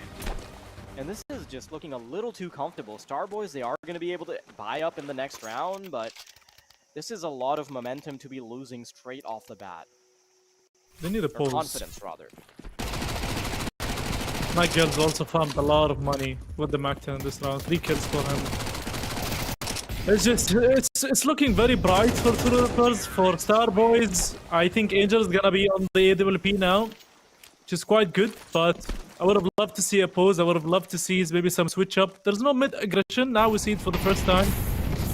But okay, that's a very good kill on Rossi Bob.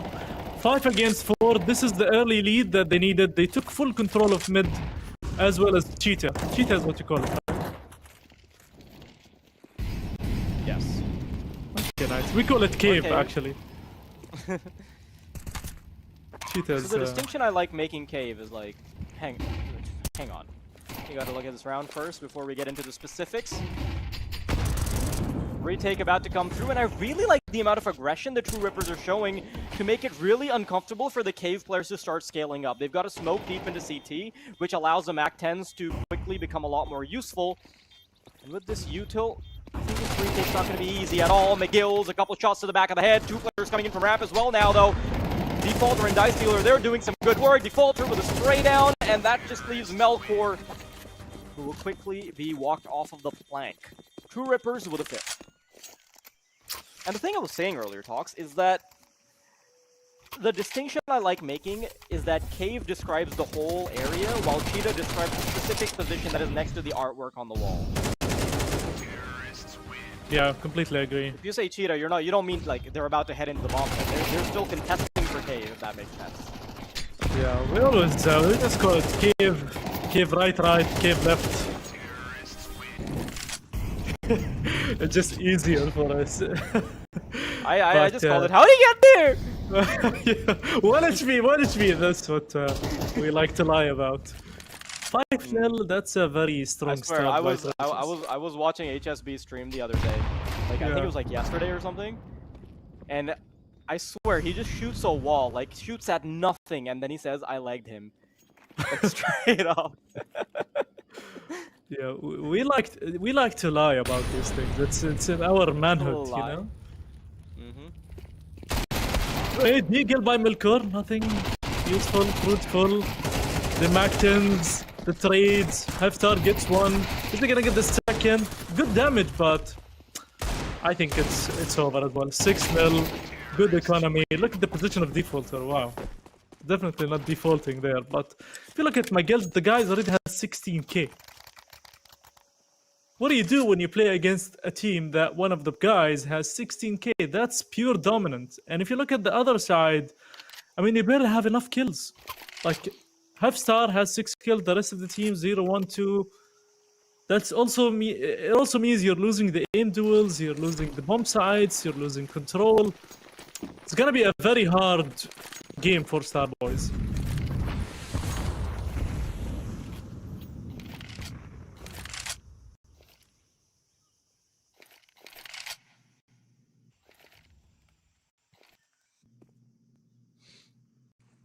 Now they have taken control this time, but they've done it at the expense of just leaving one player here on Angel. He's gotten a shot even through the fog of war. He's found two. Might be able to get more off the back of it, but no. At least he's set his team up nicely. Oh, Gets back into this round. Yeah, that's just really awkward for them to even get the plant down.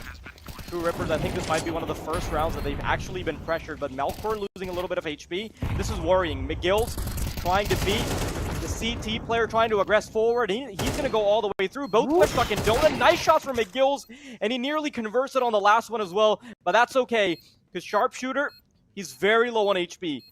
Dice and Defaulter, they know that they can play this very comfortably. No need to over-aggress. They can just play off of each other's contact, and in the meantime, Sharpshooter's already made up his mind to back off. That was a good round from Starboys. Angel, he got the first couple of kills, and it should have been a retake. But no The dice. problem is, in my opinion, that round is Angel was all alone at the bomb site. Even though like there was a good setup with smokes and molotovs, but I feel like Starboys should have risked it, should have pushed the smoke, tried to help Angel. There was no help at all. Look at this. He gets one kill. He gets the second. Actually, they were all in mid. No one was close enough to help Angel. And that was the main problem here. Angel couldn't survive. He was stuck in that position. And in the end, it's just very hard to retake a bomb site where you have no control of nothing. Not even Temple or Donut. So they couldn't do much. 7-0 for True Rippers. Economy is at an all-time high. 14 kills. I mean, Rossi is 0 kills. Can you imagine? Rossi doesn't even need to kill in this game, and they're still winning. Yeah, it is such a landslide, and it's kind of showing us how much more potent a team can be if they're playing a map like Ancient, and they've actually stuck around for a little while together. True Rippers are through and through a team with an org, got support behind them, and it really shows. Sharpshooter, trying to get some individual work done. Flashbang to try and permeate through the smoke, and this is going to be a disaster for True Rippers as they get nothing off the back. Full mid control pays off. Melkor, a very sloppy spray with the MP9, and this might just get them punished, but Bloody is trying to keep them in check, keep them at bay. It does open up the B bomb site regardless, but Crazy and Defaulter, they've got to try and get it done with a big disadvantage in Crazy Gamer's HP. And he's going to want to try and play around the smoke. Crazy Gamer, oh my god, they kiss each other there. He gets the kill. 2 against 2. And I'm gonna talk about something very important this round in case Starboys lose, because I think for me that's a key game changer, especially with the point I'm gonna mention. But let's look at this retake now. Angel gets the kill. It's gonna be Crazy Gamer, bad after plant position, but that was the round.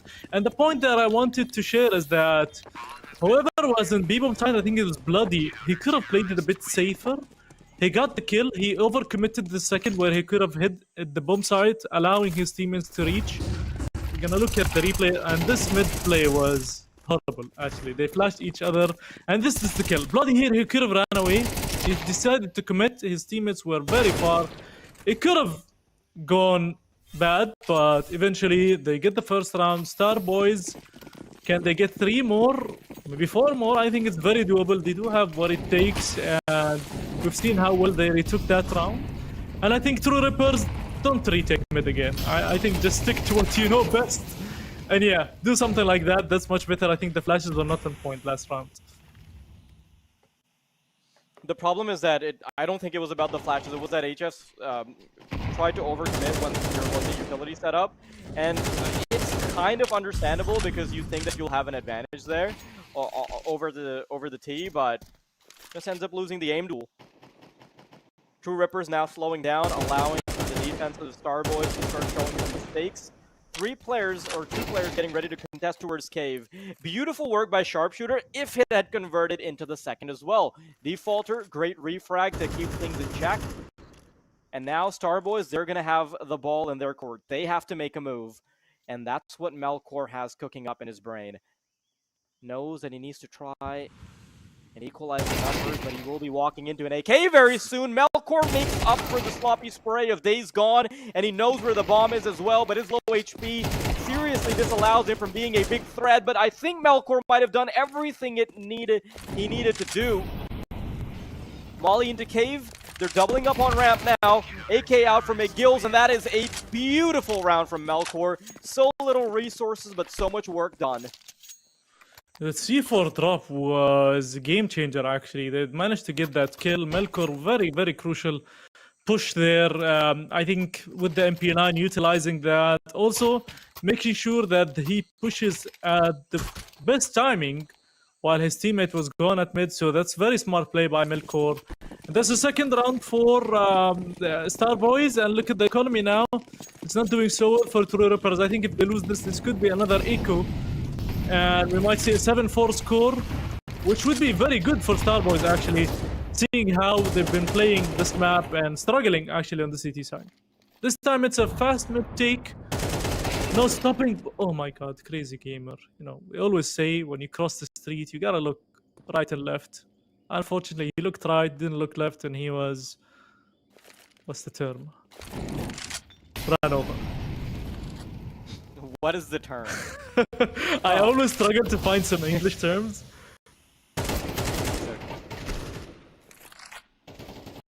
Yeah, English no good.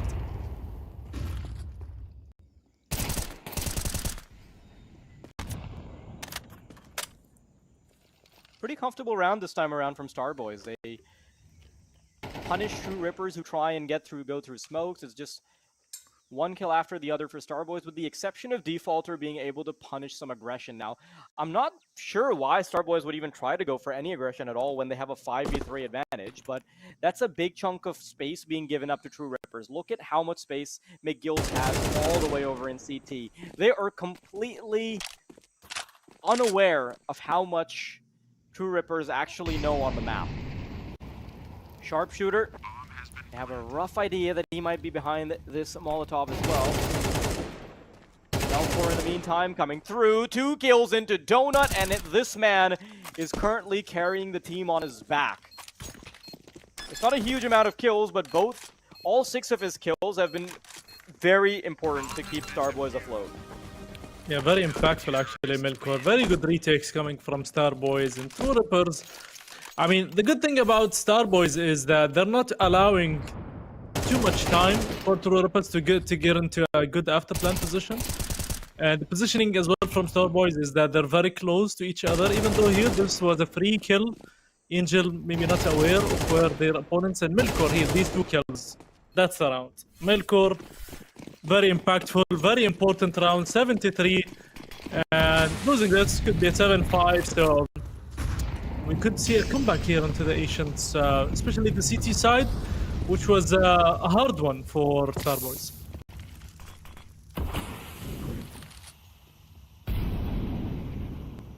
Through smoke.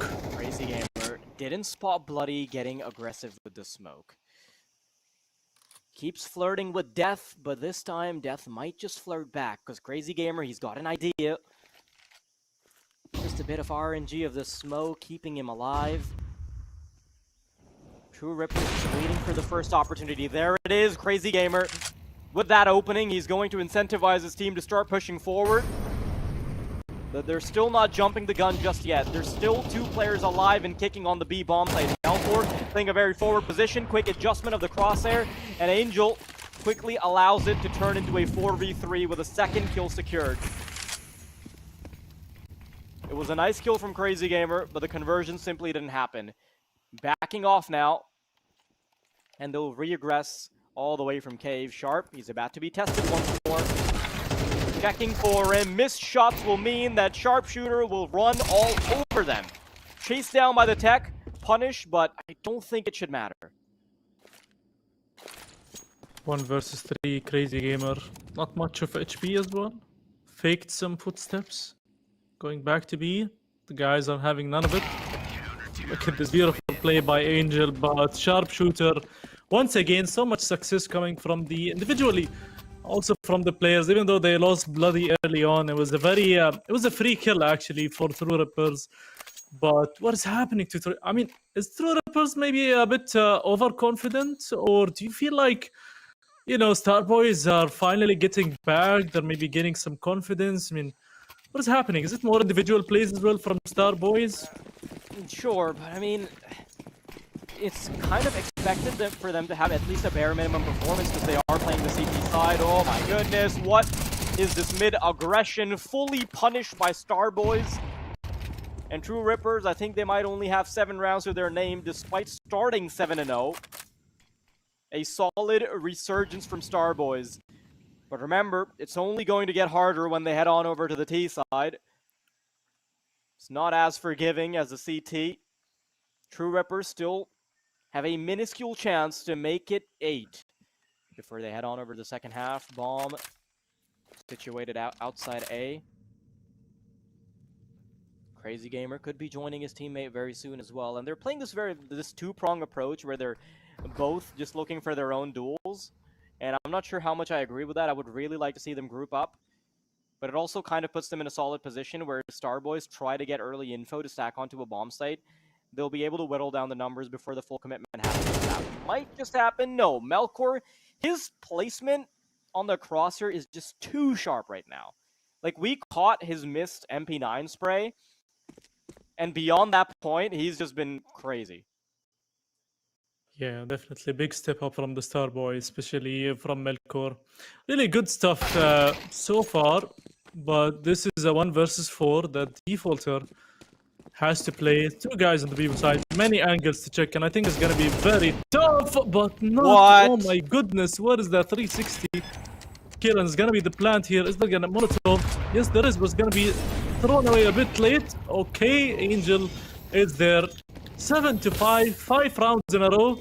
It feels like a deja vu. I think it was also the same in Anubis. Or, I mean, they managed to get 5 rounds in a row, but can they do it again here on the T side? I think it's definitely doable, but it's the pistol. The second pistol, they did lose it in Anubis. Can they win it this time in Ancient? Let's find out. But a very good score for Starboys. And True Rippers, I mean, question marks. I don't know, this mid-aggression is not something I would like to see again.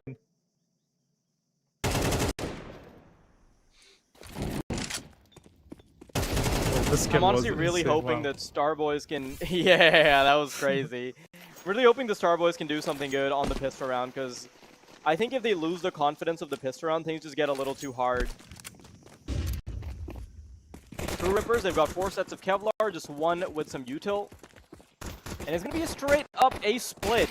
3 players heading into Donut, 2 in A main, and now True Rippers are quickly trying to scatter back to the bomb site. Punished by Melkor once again, 2 kills to his name, and he's just running all over them. This is such a good game from Melkor already. Oh my god. But all of a sudden, they're losing numbers. Melkor, he might still have a lot of burdens to shoulder. Here it comes. 3 players at the ready. 1 coming in from Donut, 2 players from CT. HF, his shadow might betray him, and Melkor is really the only one that'll be responsible for keeping them off the bomb. And as Melkor dies, HF, the pressure on his shoulders suddenly increases tenfold. He's still trying to stay alive. He's still trying to get them off the bomb, and he does! Dice Stealer, he's desperately trying to catch HF, and he simply won't be able to. What a round from both HF and Melkor. My god. The duo that saved them. That was a crazy, crazy one. But even though Melkor gets 2 kills here, they also, Defaulter manages to get 2 more as well onto his name from the CT. And then it was an advantage to the CTs, but here, I mean, why are you defusing? That's the question. I feel like Defaulter here should have maybe pushed with his teammate, tried to get the kill instead of defusing fast. I don't know if they had a defuse kit, but either way, Starboys, we talked about the second pistol. They did get the second pistol, and now it's going to be a forced buy from True Rippers. Oh, that's a big risky move by True Ripper. Losing this means Starboys could go for a advantage for once in this series.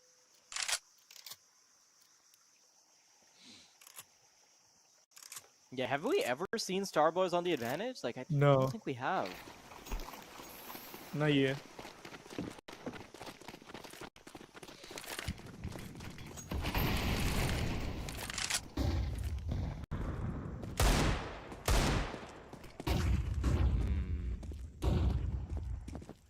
True Rippers on the Deagles. Hoping to get lucky like Starboys did on Anubis. Don't think we'll be seeing that anytime soon, though. And Starboys, they've made a good call to just go straight into A. A bit of an overextension, though, that allows Rossi to pick up a weapon. And it could potentially get a little uncomfortable when they start coming in from all angles. Oh no, McGill's getting a Galil. This is troublesome. Melkor, thankfully, is going to save the day once again. 2 kills for the man, and he wants to add another to the tally. No overextensions. Melkor is pacing himself to perfection. Defends himself against Dice Dealer, and they'll simply hold their positions, even if things did go a little awry at the start. Another good round by Starboys. They did lose 2 guns, but that's fine. They still get the round. I think they have to be careful not to die from the C4 explosion. I think the radius is quite high. As I say that, 2 guys die. Yeah, the C4 radius in Ancient is probably I don't know. I think this map and Nuke is quite big. You can die from anywhere. You're never safe. I think it's a good decision. Yeah, Like, I think it's a good feature of the map, because if you want to save, you need to run very far, and that makes sure that the T's actually have any exit points. Otherwise, the CTs would just camp outside. Like, it would be impossible to save any money. yeah. I agree. I mean, I didn't like how Inferno, for example, was in CS:GO. You know, you could literally save while you're next to the bomb site, next to the C4, and I didn't like that because it just feels weird. And I think they need to have more of a standard or a default for all the maps. It just sometimes it gets a bit confusing. I think even some pro players struggle with it till this very day.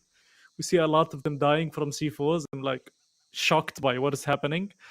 But I like that. I like that from Valve, from the developers, where they're constantly changing up the game and surprising everyone, even themselves. But that's these are. I mean, you know what? Even themselves.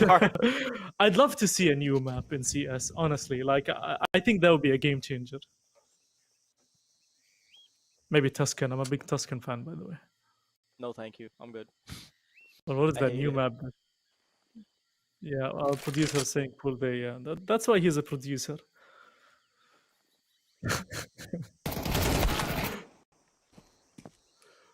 Defaulter. That's a lot of time being wasted by Starboys in this round, by the way. Before they get onto a site, they've only got 35 seconds to go. There's also a weapon on the other end. They've got to watch out for it. Bloody finally gets an opener, and they might be able to start pressuring the bomb site. Bloody checking every single angle, eventually punished by Defaulter, and the rifle's still alive for a little bit longer. McGill's, he is shutting them down, and Dice is the one to put the final nail in the coffin. True Rippers, with very little resources, have done a big chunk of damage, replicating what Starboys did on Anubis. They took way too long, as you mentioned. I mean, by the time that round finished, it was 7 seconds left on the clock, and there was a 5-man stack from True Rippers. Starboys, very questionable decision there. 5 men at B, no information, no one to scout with the Mac 10 or something. And now look at this, they're actually in Glocks. Melkor is 1.4k. That's gonna hurt him so badly, actually.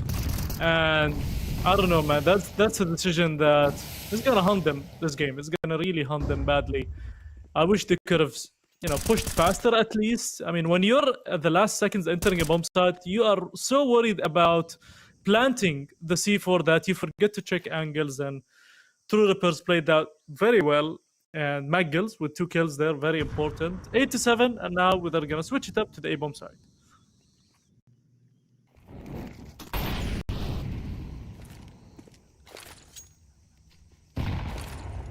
Oh my goodness, what a juicy nade. Here it comes though, the eco frags, the stat pad coming his way, but oh Rossi, gotta spend more time on the offline server. Yeah, the aim tracking was not the best. Yeah, it just wasn't there, to be honest. Yeah, reminds me It's of okay. myself. It happens sometimes. You know, sometimes you run out of mouse pad. Yeah, I'm not reminds gonna me of lie, Talks. myself. Like I have I a think triple no XL player mouse should be pad, but, I think no player should be reminded of Talks or if they really want to have much of a career. To be honest, like as a pro, I mean, you've done many things, but shooting in game, not kind my of hard to thing. make a case for you. This is why I run a hub and not anything else. But yeah, this round was one of the most important for Star Boys. But then Melkor, that's McGill's doing the Melkor job here. We're looking back. This was the round they lost. It was a stack. Very unfortunate. McGill with 2 kills with the 5-7 actually. And then Dice Dealer, right man, right time. Rasi Baba, oh my god, I had to see that again. This is harsh. 9-7 now. Pistols, a couple of Mac 10s, and a dream for Star Boys. Getting this round helps them to get back into the game. Losing this, they still have enough money to buy into the next round, but I mean, it's gonna be double digit for True Rippers.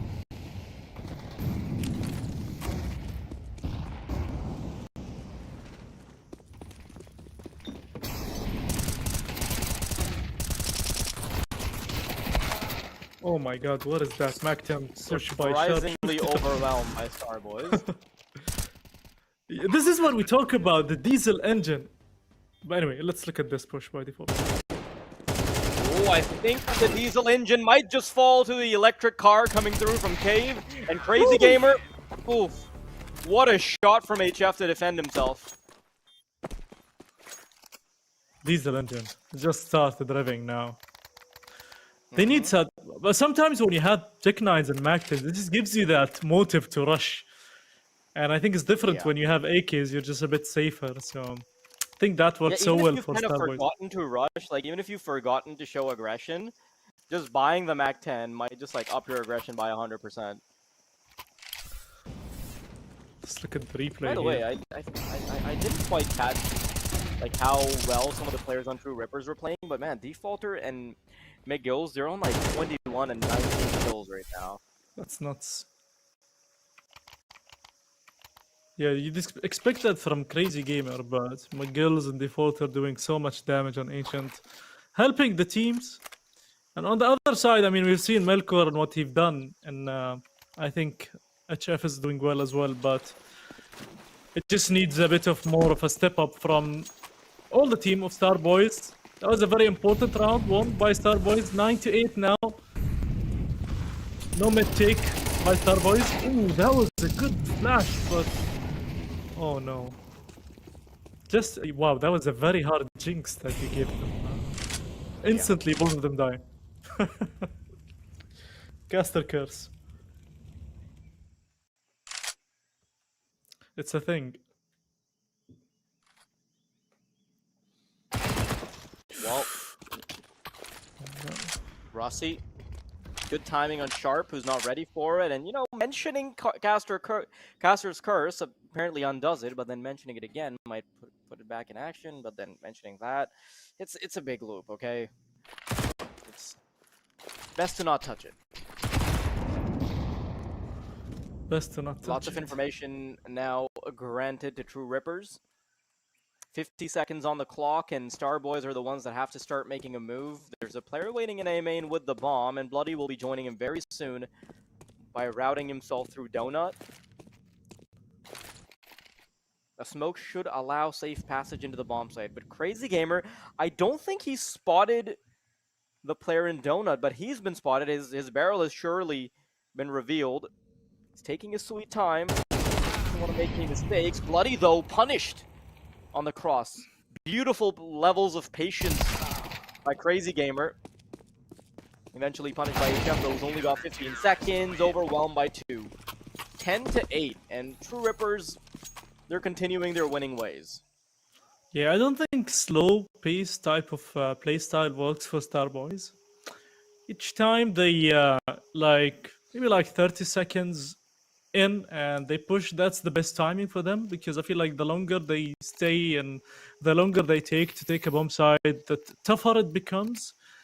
It was a 2 versus 3, but both guys were a bit far from each other, and I questionable decisions, but also the patience from Crazy Gamer, waiting for his teammates, waiting for the smoke. That's just some professional type of plays and mentality we like to see in general when we're watching and casting on CS, our beloved game. 10-8. Again, we see Tech9s and Mac10s. This is going to be one of these rounds where Starboys are going to semi-rush, I would say. I don't think they're going to fully commit to one bomb site very early in the game.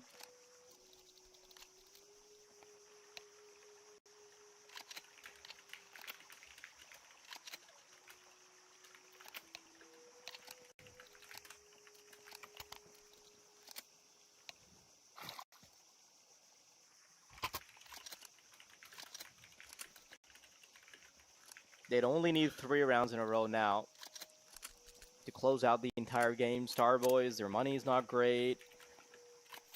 Odds very heavily stacked against them, and it's very interesting to see how much Defaulter and McGills have stepped up to make sure that True Rippers aren't going to drop a map.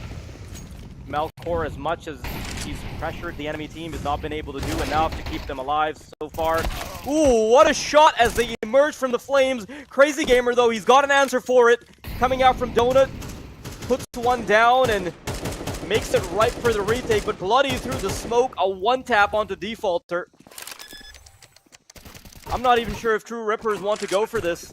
Some spam through Donut will find a body. Lots of HPs, lots of health bars that are lacking on Starboys. So True Rippers, they've made the executive decision to start to go for it. It's the calm before the storm, waiting for the smoke to dissipate. Chef, he's spinning in circles, head on a swivel to try and find them. 2-on-2, Melkor, is he going to keep them alive once more? McGill's to smoke off A main, keeping them at bay, incentivizing them to start trying to come out. Melkor, what a shot from him, and another one to top it off. Starboys, they are being dragged to the finish line by Melkor right now. Go fast or go home. That's how they should play, Starboys, because I feel like every time they try to use that style, they do win. And no matter smoke, Molotov, they do push, and I like that. I like the commitment from Starboys. Meanwhile, True Rippers, their city side in both maps haven't been the best. I think they're struggling actually with it. And here comes another push into the A-bomb side. It's gonna be a force buy.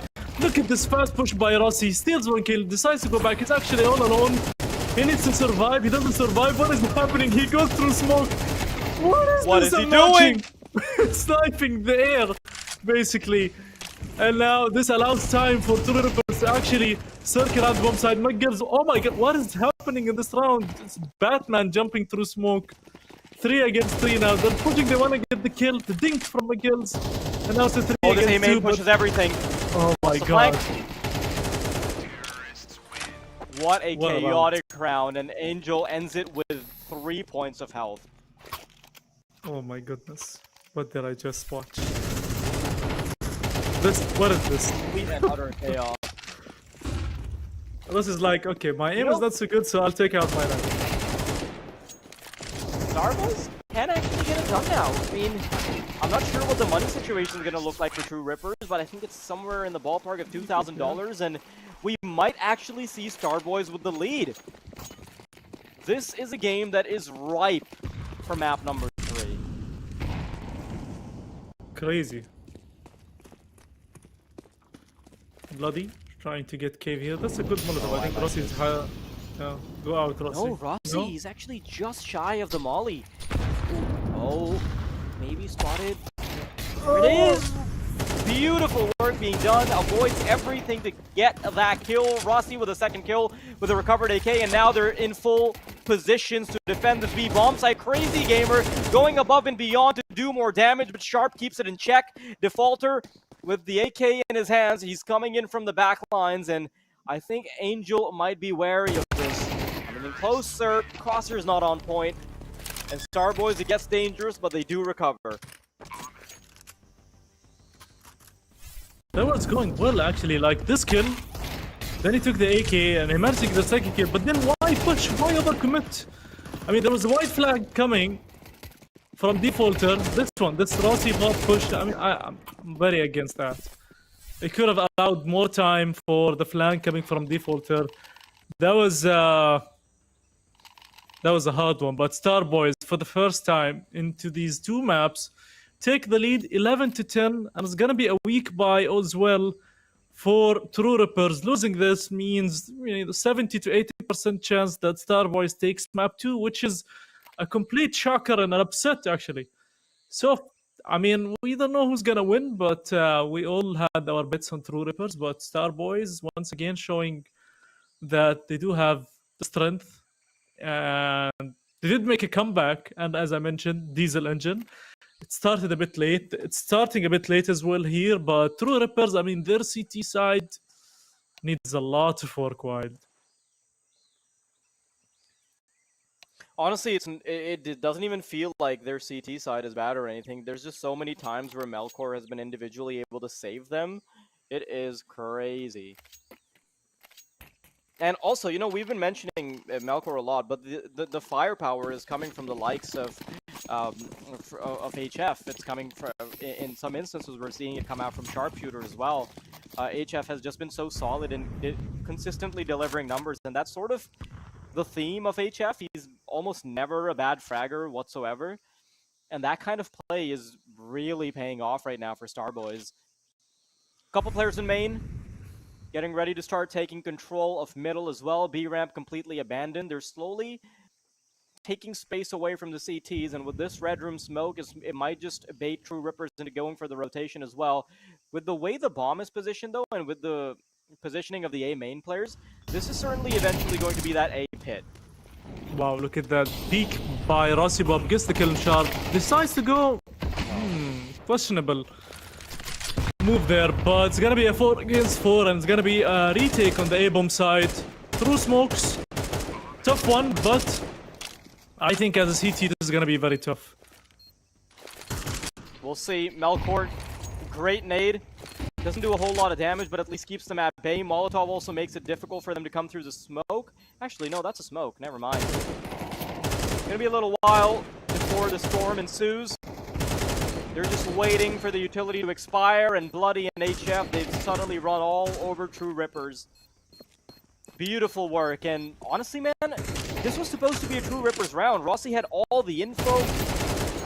That overextension is everything. The fact that they don't have to check him anymore completely changes the outcome.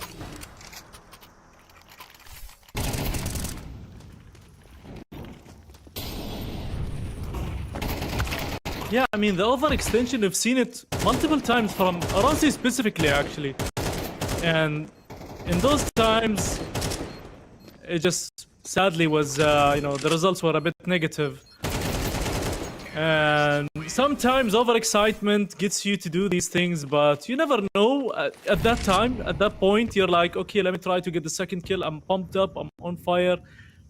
And yeah, man, the fire gets taken out very quickly. And now, map point for Starboys. Onto the map pick of True Rippers. By the way, the third map is your beloved map because I hate it to death, which is Mirage. But it's gonna be an interesting one. Mirage is like 50-50. You never know who's better at it. But from my time playing with Pakistani players in the hub, Mirage is like their absolute favorite map. So if I was True Rippers, I'd be scared of Mirage.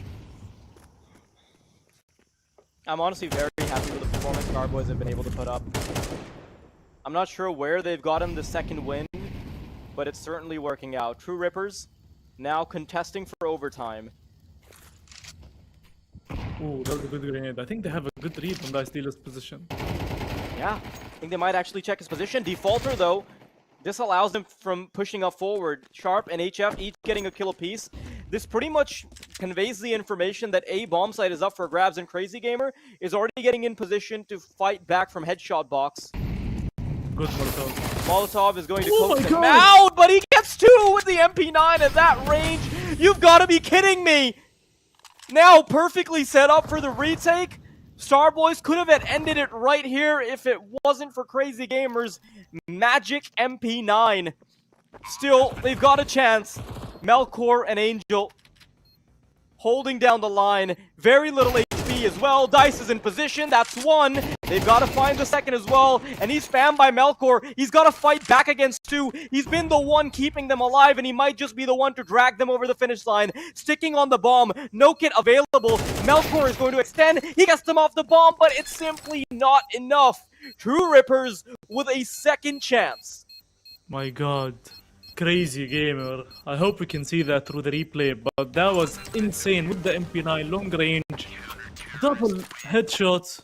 Insane. Just saving the team here. And this could be the round that actually takes them to overtime. Maybe eventually win the round, but this is the one.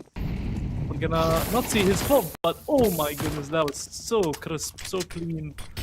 And then the retake was amazing. Melkor couldn't do much. He was the hero, but not this time. Defaulter says with 25 kills, the highest in the game so far. Man, it's the individual plays. I feel like Ancient has been who can individually play better, and so far it's very close.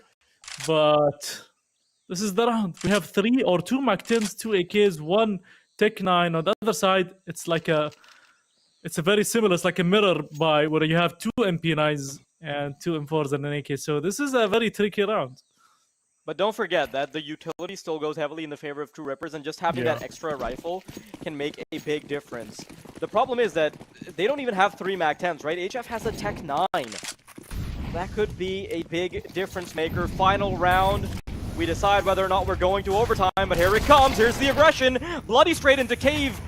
1-for-1 trades, and there's a player coming in from the backline. Sharp 180 degrees, always not going to pay off. A 4-on-3, sneaking into the B bomb site. Melkor will be the first contact, and he's looking for a duel. He's trying to find someone. Dice Dealer, in the meantime, has made himself apparent on the bomb site, starting to fire off. Melkor still alive, despite not having much HP.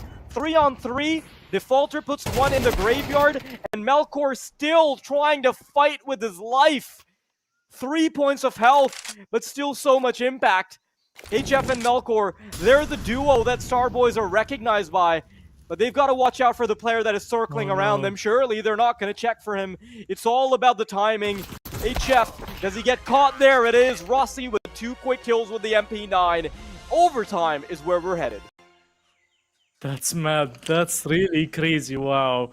That was just a good timing by Rossi, but that's just the fast aggression by Starboys, using the Mac-10s, trying to take Cave and Cheetah, but in the end, Crazy Gamer actually survived. And I think because of his survivability through Cave, he managed to allow Rossi to retake with him, and that also made Starboys question where the second guy is, and they were afraid always of Cave.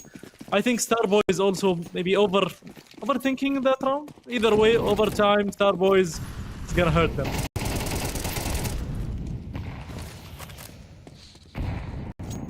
Ooh, good grenade. Good flash as well. Defaulter, oh, he didn't know. 4 against 4 early in this game. Melkor 50 HP. Defaulter also 63 HP. They have full control of mid, but not really Donut or anywhere else, so not really valid.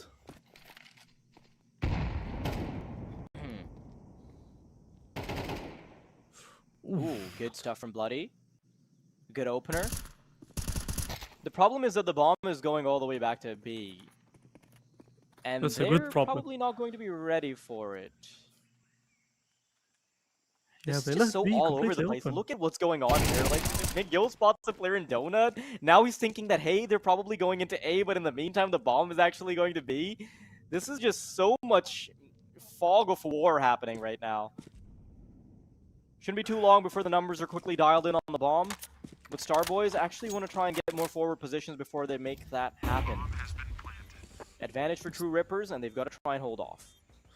And Starboys have no idea where True Rippers are. So there's one guy waiting outside Red Room, but they have no idea where the 2 other guys are, which is the element of surprise that True Rippers will try to use here. And they're taking so much time. That flash also gave out some information. They do have the defuse kit, so Do you have any smoke? Actually, they do. McGills, he's gonna smoke the C4 out. Time is ticking. They need to make a move here. Angel. Oh my god, they die in an instant. They were both at the same spot. It's a bit tricky when you have no idea where your opponents are. You just have to guess. And they didn't guess. They just took one side of the map. And I think just True Rippers played that very well.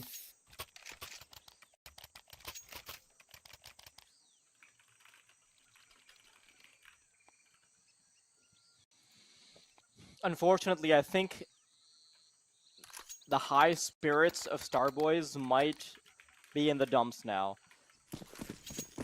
Allowing True Rippers to reclaim the advantage, I simply don't think they can come back from it. Starboys going to try and go for a much faster play this time around as well. It's what's worked for them before, the bread and butter, but Rossi wants to make sure that they're not going to be having any breakfast right now. HF, though, quickly puts one down, and that is the ace site open for business. Sharpshooter also in a forward position on top of the box. Spotted, yet not punished. Aggression always working out for Starboys, really playing to their strengths. Yeah, they have that good execute in A, like while running. So they have those smokes while running. So that's that's a plan I think they practice on. So it really works out well when they do it. A main smoke, Molotov as well for the boost. Flashes to try and go in. There's simply not enough time though. I mean, they haphazardly try to put it all together. They've gotten a couple kills, but it is simply too little, too late. The kills eventually punished. And although the damage is decent, it simply doesn't matter in overtime. They were just stuck through smoke and they were spammed through smoke. It was a very good round by Starboys. Aggression is their thing. Play slow, they lose. Play fast, they win. So they really need to focus on that. And I don't think it's just random fast plays. They actually have a good execution onto the A-bomb side while running. So it's a fast execution. So love to see that. Love to see more of that as well because that's going so well for them. And I think the more they slow down the game, the more the chances they lose. Either way, this seems like it's gonna be a fast B hit by Bloody. Oh my god, look at this fast push by Bloody. Unexpected, I think, pushes through smoke, gets stuck. Did they hear the footsteps? Does McGills know? Oh my god, he doesn't. He does get the kill. Beautiful reactions from McGills. And although Starboys will preemptively throw a molly to head into the B-bomb site, they won't actually commit. Great flank as well from Crazy Gamer, who's quickly going to back off after securing a big chunk of space and a kill. Last round of the first half, True Rippers, they were also quite comfortable on the T side, remember, so I'm not sure Starboys will be able to bounce back. It is going to be a sigh of relief, though, for Starboys to finally be able to play the CT side, but unfortunately, it's the one that they were having less success on.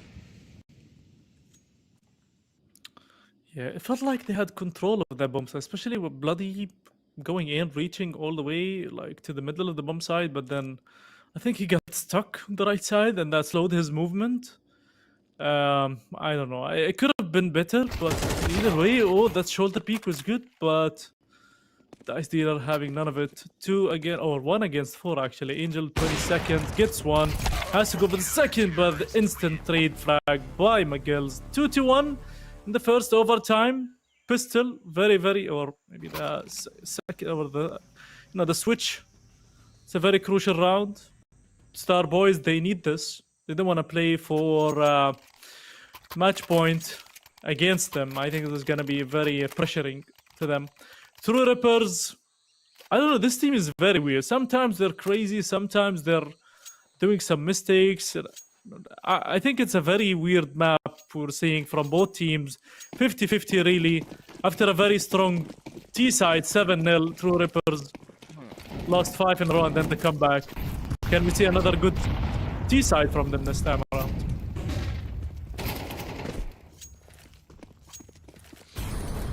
They've honestly looked a little clueless even on middle. Unfortunately, True Rippers will take full advantage of it if it comes to that. Oof, good flash. Barely escapes. It's a bit of a waiting game now for both teams. Starboy slowly going to run out of their util as they keep putting card after card down on the table. The Rippers in the meantime, they've pretty much given zero info. They had some early middle aggression, but this is what I didn't like about Starboy's CT side. Like, after they take control of middle and things like that, they don't know what to do with it. Look at that. Like, what was the point of taking middle if you're just quickly going to retract? And it kind of makes sense as the timer is ticking down. So, like, I can understand the game plan behind it, but our reactive style seldom works on Ancient CT side.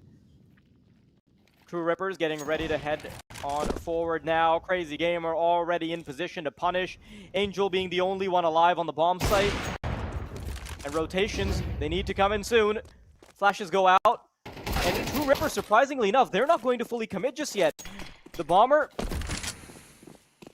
going all the way back. There's still a player in Donut that they need to worry about. Rotations have been brought forward to B. HF, he needs to get this done all by himself or his team's going to be in trouble. Beautiful kill onto Rossi. He's still looking for the second. I think he might have timed out there. That gives Defaulter a big opening. Needs to stick the bomb, and there it is. Just running through with the USP. There's nothing Defaulter could have done about it. Very well played by Starboy. Two Rippers, I mean, wasting so much time. Then the decision to go back to A while 25 seconds left on the clock. Not the best decision, but as soon as they lost one guy, Starboys, we've seen Angel try to push as well to try to get it back to 4 against 4. This is the kill here. And I'm not sure why Dice Dealer pushed very aggressively there. That was the time out there. I think it could have been the mouse or any of that. And then, just very good round by Starboys. True Rippers taking way too much time. They had no idea as well. They had no info on mid. Oh, look at this fast aggression. Oh my goodness, what is happening? Crazy Gamer clears out B with 2 kills. But not yet. Angel is still alive. Wow, that was a very good flash. 3 kills for Crazy Gamer.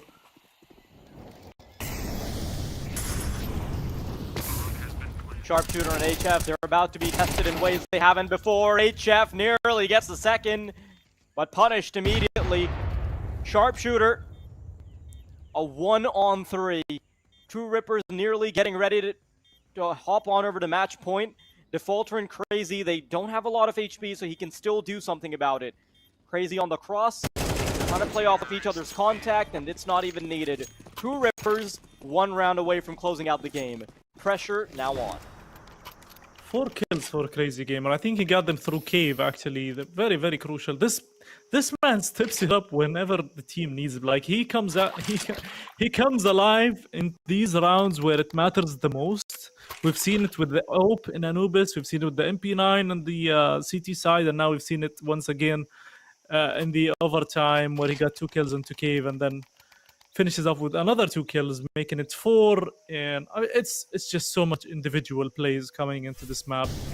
And, you know, HF here gets 1, almost gets the second. But then, so many Molotovs. Good positioning by Crazy Gamer.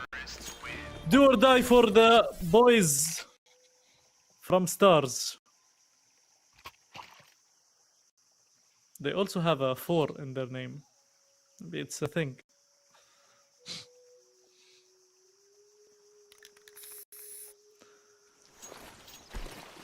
Do or die.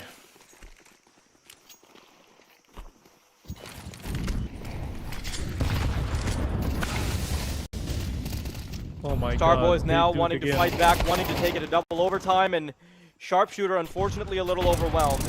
I really like the adjustment from Rossi to immediately back off. He's not just going to run into the meat grinder waiting on the other end. Instead, keep Starboys guessing. And the fact that they've already lost a player does make their defenses a little easier to fool. Angel holding the angle with the AWP. In the meantime, True Rippers wanting to work around cave. That's a good smoke, faking out that there's a player close by, extinguishing that Molotov. Crazy Gamer waiting. It's passive in the A-bomb side. One guy's in the CT side, the other is in Donut. But Crazy Gamer, if he gets this kill on Donut, this could be the round. Taking their sweet time, clearing out the angles. I think the plan is to go to B eventually. And I think if they do go to B, Bloody from Donut can have a very fast rotation behind them, but he has no idea as well. Injured once again. Oh my goodness, what a shot. This could be the round because of that kill. HF though, he's got to hold it down. He's got to protect his team, and he does to take it to double overtime. A triple from HF to hold down the line. Wow.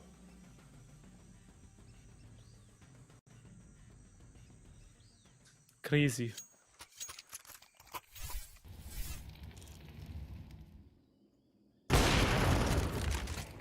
I feel like they took way too long to enter the bomb site and just not in sync.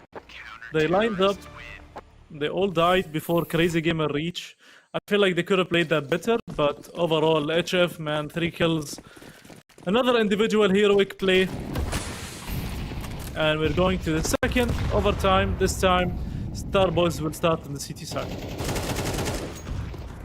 Ooh, what a play from McGill to find the solitary gap between the smoke and the flames. Little gappy in that smoke.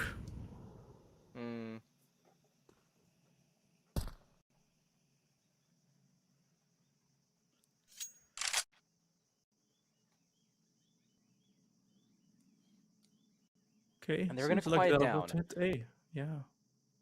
Yeah, look at this. The amount of the lack of information for Starboys actually completely gives up A, with the exception of the donut player. They're pretty much executing against a ghost bomb site. Just a lot One of player in flashes. donut that they've got to watch out for. And HF, I like this preemptive smoke that he ends up throwing. It allows him to route around and come into the bomb site, play off the headshot angle, and his job is just to be a menace right now. And as long as he can do that, Bloody can activate, his teammates can start rotating in, Melkor in the meantime starts fighting in from donut. What a play from HF with just a single smoke. I think True Rippers actually rushed into the plant, the C4. I mean, you've seen that smoke. There's gotta be something behind it, something sinister. I mean, he played it so well, HF. Stepped up big time in this overtime. And True Rippers, I feel like they rushed into planting. They could have taken the sweet time, making sure that all angles are clear. But yeah, individual plays once again, smart by those players. And now it's 1-0, we can say, for Starboys in the second overtime. True Rippers, are they gonna switch it up? Seeing 4 guys to be... Gonna be a fast hit into cave. They wanna deny them that control early on.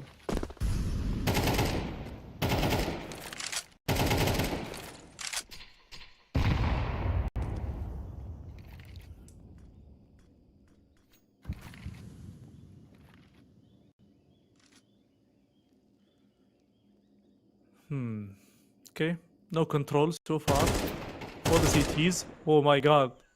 McGills is already at Red Room. That's a lot of information given. Melkor playing very closely, him and his teammate. Lots of flashes. Lots of angles to check, but Bloody and Melkor, 1 kill each. B-bomb site, so far secured. They're gonna have to push without any utility, rely on the raw aim. Which is not good. 2-0 for Starboys.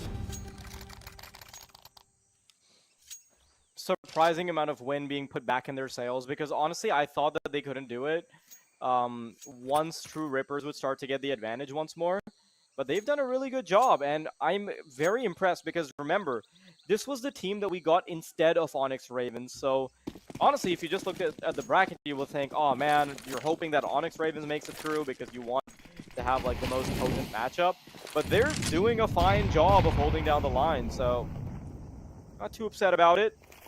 Starboys on 17, True Rippers on 15, trying to secure 1 round at the very least to make it a digestible half. I feel like the confidence level has come a lot higher for Starboys. If we see them do these aggressive plays early on, try to get the kills, that helped them a lot. I feel the confidence helped them, just not play very passively, and that's been the case why they've been losing Anubis and so many rounds here in this map as well. So props to them, gaining their confidence back, Another kill by HF, probably the star player for Star Boys, Melkor. Another one. 4 against 2 now. A bit tough. Could be a 3-0 lead in the second overtime. A huge lead to be taking into the next half. But Defaulter, he wants to try and defy the odds. Unfortunately, he doesn't have a lot of wiggle room to play with. Nice headshot. And he's already on 35 kills. He's got a smoke setup as well to allow himself mobility. We might have a round on our hands, Docs. Especially if he pushes and gets CT. info. Yeah, he's got full info, and they have no idea where he is. The smoke also sort of puts him in a position where he could be in 3 separate spots. Temple, behind the box, A main, CT. It is anybody's guess. Oh no. Molotov, they're not going to stick it just yet. Defaulter, he's getting a little antsy. Now he knows that they've gone for the second. Finally peeks out. No, Defaulter, just a second more could have changed everything.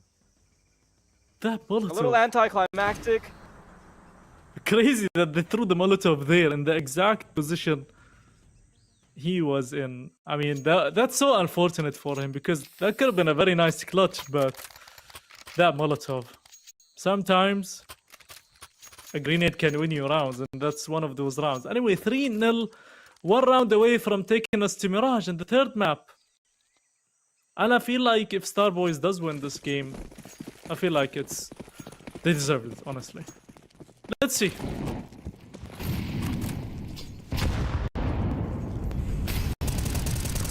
I want to see if True Rippers can actually fight back against the pressure now. Incredible work by Star Boys, and remember, this is True Rippers map pick, so it's a little surprising to see the way things are unfolding. Angel, a kill already. True Rippers scattering. Unsure of where the next attack will come from.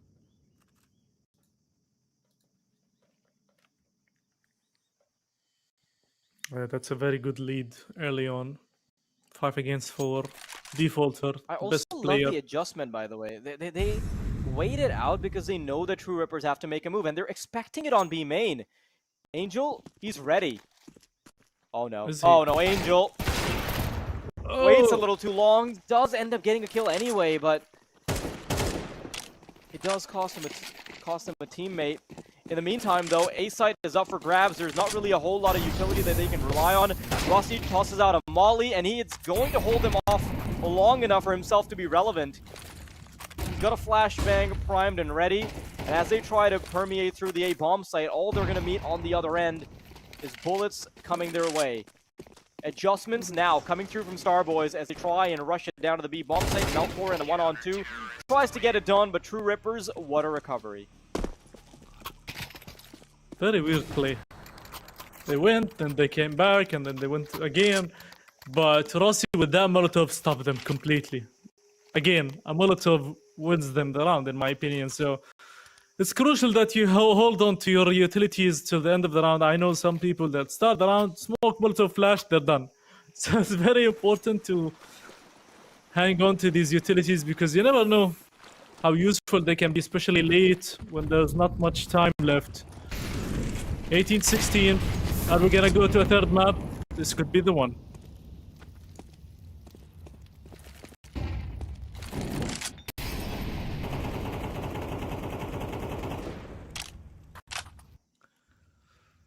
Okay, Angel.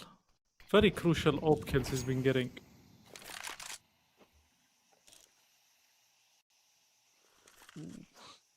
Can't see much through that smoke.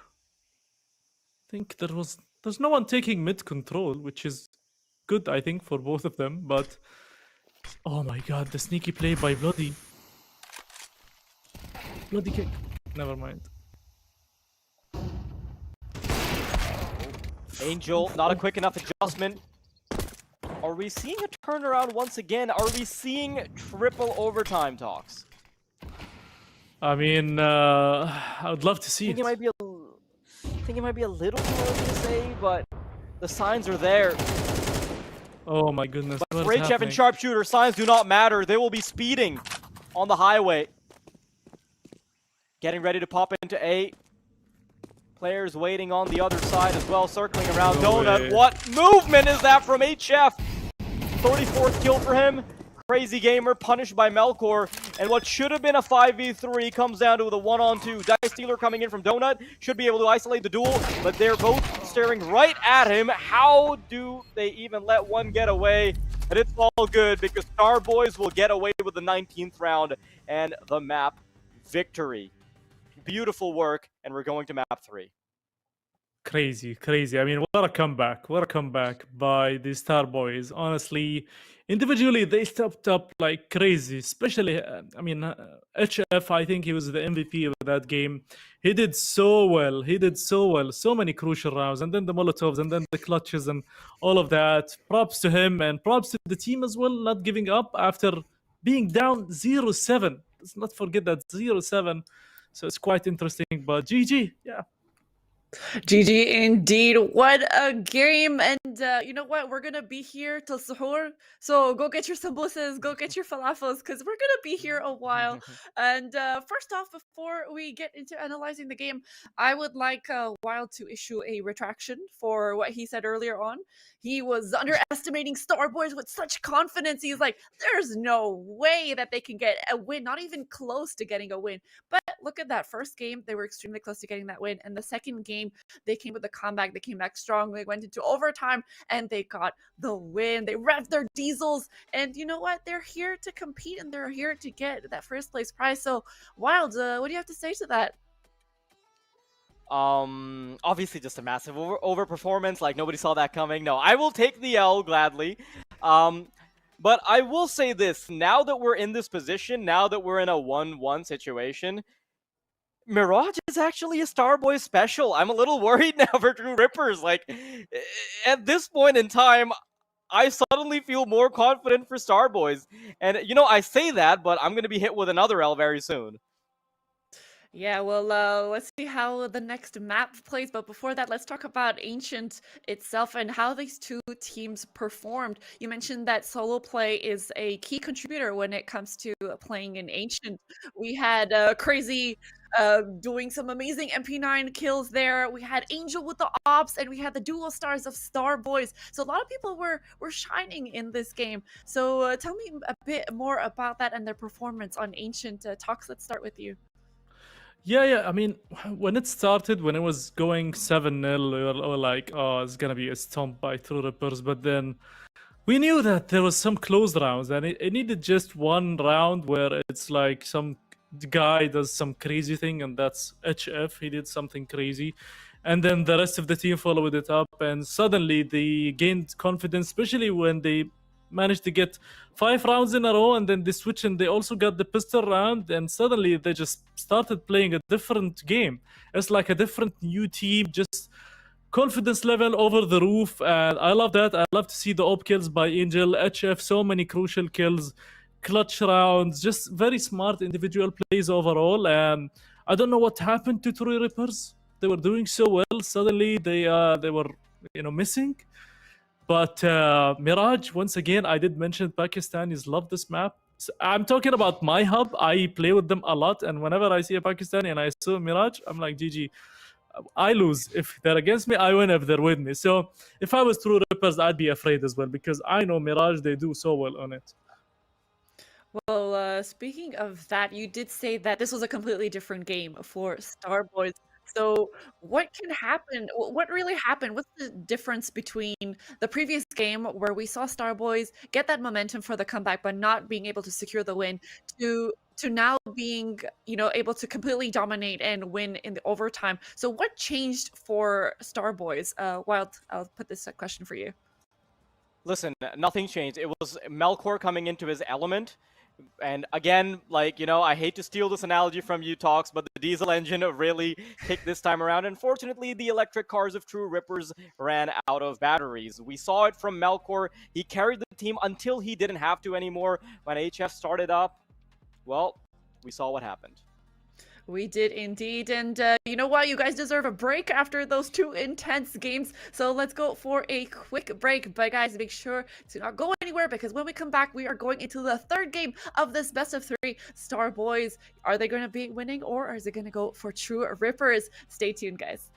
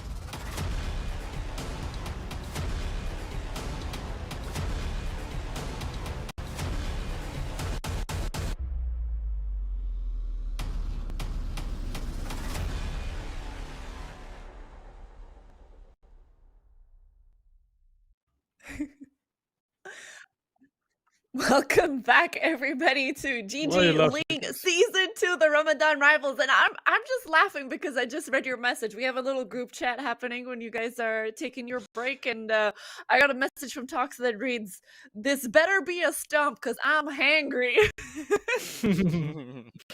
So Sounds like let's something see. Waldet would say. Yeah, Yeah, exactly. well, I mean, I we agree are with you, all- so you don't even need to put it on me.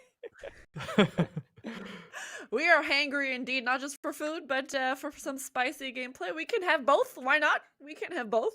So this stream is partnered with DEF, Face It, MESL, and EasyQ. And if you guys are looking to go to DEF 2024 at World Trade Center in Dubai, UAE, you can go on platinumlist.com and get your tickets for 30% off by using the code DXB Games. So make sure you guys go and do that if you're planning on attending, or if it's an incentive to attend, because you'll get to meet the likes of Talks there. I'm sure he's going to be attending. You can do maybe a meet and greet, something like that. He looks a bit shocked, but it could happen. It could happen.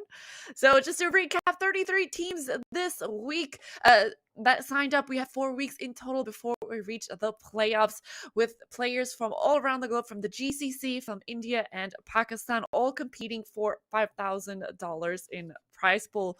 So far, we've seen 2 amazing games in the first best of 3 of the semifinals. Star Boys versus True Rippers. First game going to True Rippers, and the second going to Star Boys. So this is the final game, the decider. And we already know the map, don't we? The map is Mirage. And Tox is telling us that, you know what, whenever it's Mirage, Pakistanis have got it. But Wilds, do you agree with him on that? Yeah, honestly, I'm also a little scared whenever I see a Pakistani stack on Mirage. Like, I'm Pakistani myself, but you know, for some reason, I just didn't get the Mirage genetics. Like, I just don't get why. Well, that might be a skill issue, but that's a Mhm. conversation for another time. But yeah, Mirage, it's going to be exciting seeing True Rippers and Star Boys. Are we going to be seeing the exact same kind of format that we've seen in the first 2 games? I mean, the first 2 games, the True Rippers were up by a significant amount, while the Diesels were being revved, according to Toxie. The Diesel were being revved by Star Boys, and they managed to gain quite the momentum, securing the win only in that second game of that best of 3. So what are our predictions so far? I know we didn't really go into some exact predictions since we went into the game really early, but I want to ask you, since we've seen how these 2 players play, how do we see India and Pakistan? We have 2 minutes to go. Tell us, what is the prediction? Who is going to take the win in the semifinals?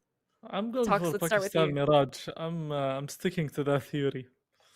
Even though True Do- Rippers Yeah, might be very strong on this, but yeah, I'm going with that, honestly. No, give us. You got to I be don't more know, like, specific. Give us a score as well. Score, I would say 13-9. 13-9.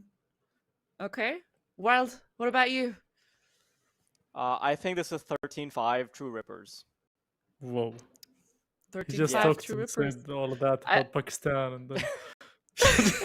Yeah, I mean, listen, Wild I has listen, no loyalty. listen. I have faith in their Mirage, okay, but I still have a little bit more faith in the Mirage of True Rippers. Like, Oh, it looks like I mean, I get, like, I'll happily meme on the idea that, you know, like, hey, Pakistanis have like amazing Mirage skills, but at the end of the day, right, I still think True Rippers are a tried and tested team, and I think Ancient wasn't very representative of how they normally play. All right, let's see who is going to have the correct prediction. We are already in the game, so I'm going to let you guys take over. Best of luck, guys.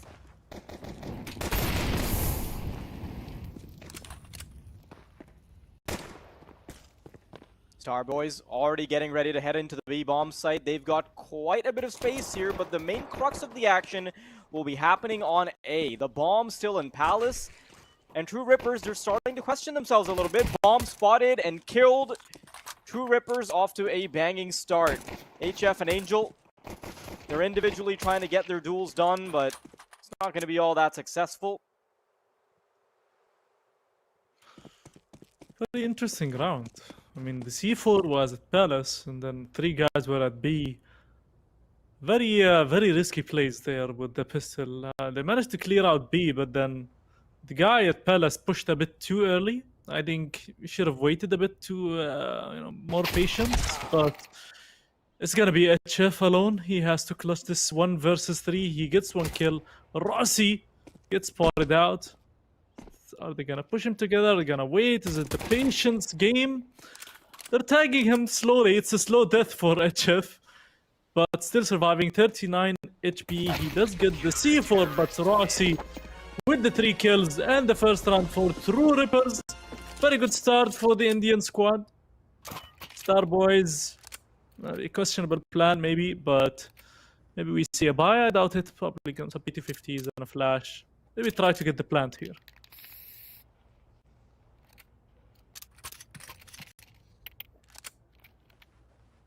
Honestly, it's really hard to even say that like True Rippers had a good round because that was just all over the place from Starboys, right? Like they're exposing the bomb before they really cooked on B.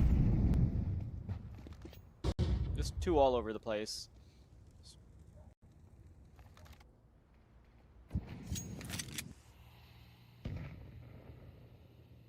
There's a very aggressive play in the mid from True Rippers. We see some MP9s walking around. There's gonna be one guy all alone at A. Famas by Devolter gets the kill on Melkor. It's gonna be Dice Dealer all alone now. Could be a chance to farm up some good cash. Or no. Dice Dealer plays with fire, gets 1 kill. Angel with PT15. That's very good. 2 kills already. No. 2 against 3. Not again Angel is all I can think when I see the Deagles popping off, but the plant. I think HF should be able to get the bomb. Yes. Oh my god, he whiffs that. They do get the plant. That's their main goal. They get 2 kills with it, so that's a very good round by Starboys.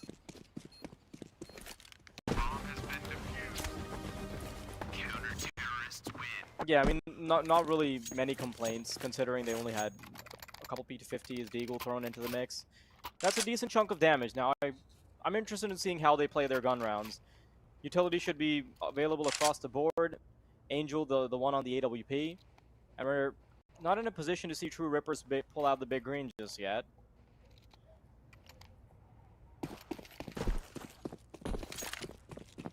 Maybe No some money. breathing room for Starboys, considering that Rossi and Defaulter will still be on the MP9 and Thomas. McGill's as well, on a not-so-upgraded rifle. Ooh, Malcor, I think he spotted a player go over towards the right.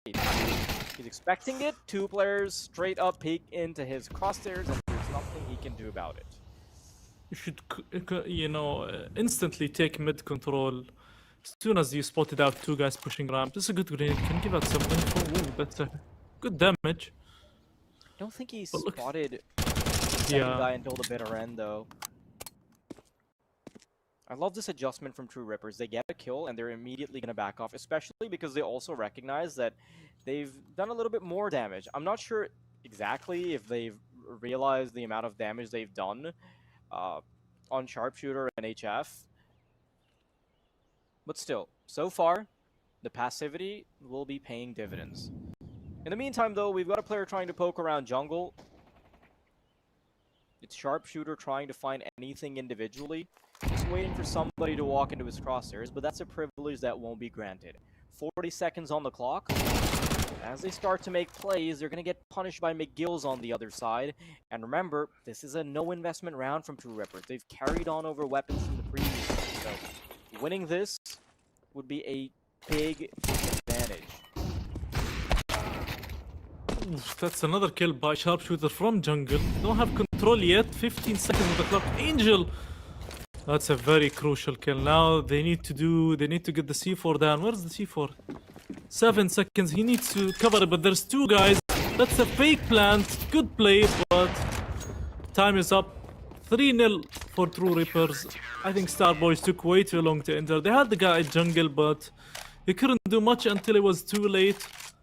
True Rippers played that very well, and the double peek actually from CT helped them secure the round. Op saved by Angel, which is the only good thing about that round. This flash didn't do much, but still, this was the last kill by Angel. 3-0. No money, except for Angel, who has the AWP. What is he gonna do? Seems like Angel is heading to B. We try to steal a kill there in B.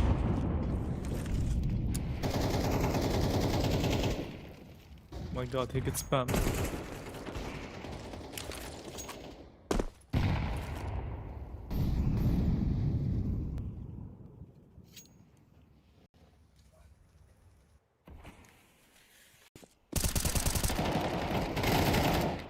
You see the True Rippers are simply just going for the aim duels. They're comfortable, they're confident.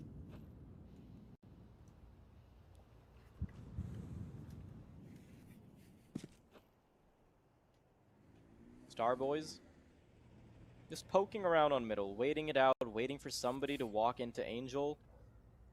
But again, these are luxuries that won't be afforded. True Rippers playing it very passively.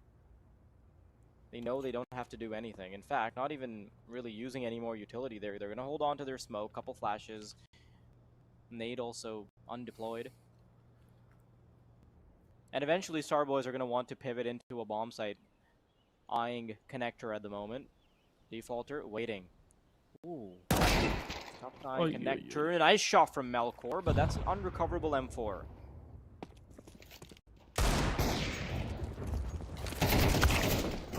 Oh my goodness. What is that? Starting to get a little bit messy. HF coming through from apartments. McGill's holding down the line, and he will eventually be a little overwhelmed, but there is an M4 chasing after him. Sharpshooter wants to make sure that Angel will have the big green in the next round. Or Nope, not. not allowed.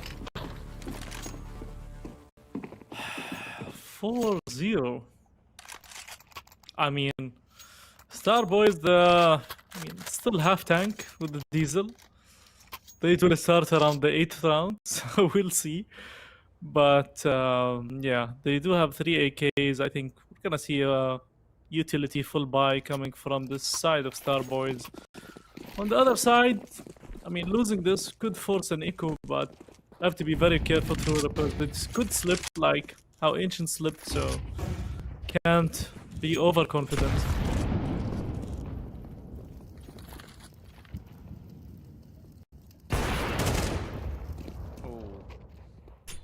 Look at this. Look at this adjustment from True Rippers. Immediately backing off after getting his first kill. And for the second re-aggression, they're going to use a flash. But unfortunately, it goes awry as Melkor and Sharpshooter end up winning out their duels. Molotov is also going to make sure that the player on the right crosses over.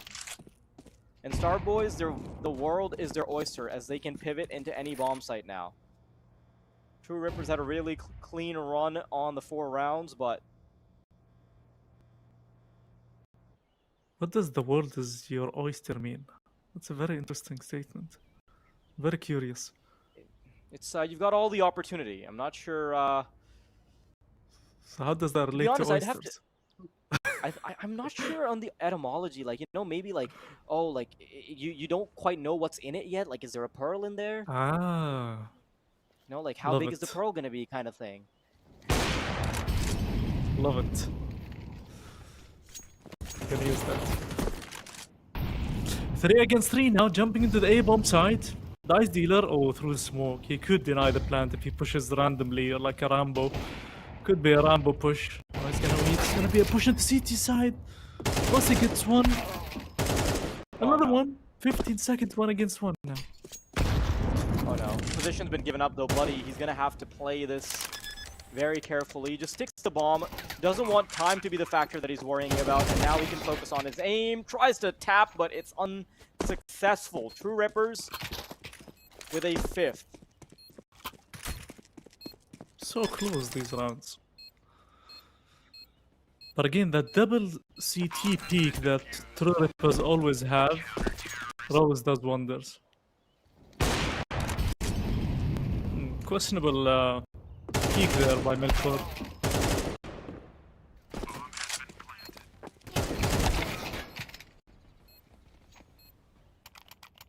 Loving the replays, by the way. I haven't. It's been a long time since I've been casting on a tournament that has good replays in the MENA region. So, shout out to the PLG boys and Reaper, whose birthday is today. Happy birthday, Reaper! And Talks, who owns MESO. And Wality, who's a businessman caster, and Archie, who's and Archie, who's a host. dentist mom. And the guys who host. did the graphics. Yeah, and, especially like, I those mean, guys. while we're at it, right? Might as well cover everyone.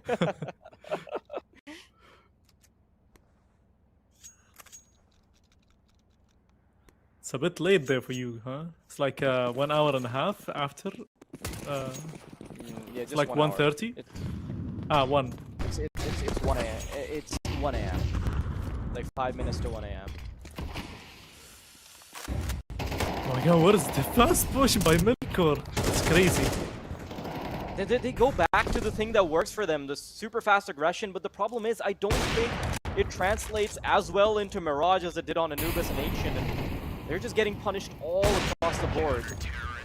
Head spotted and pinned to the back wall. 6-0 for True Rippers, and unfortunately, man, just switching up the pace isn't enough on Mirage. True Rippers are truly ready for it. So one more round until the diesel kicks in. That's what we're used to. Otherwise, losing the 7th and the 8th is gonna be a bit tricky, especially in Mirage.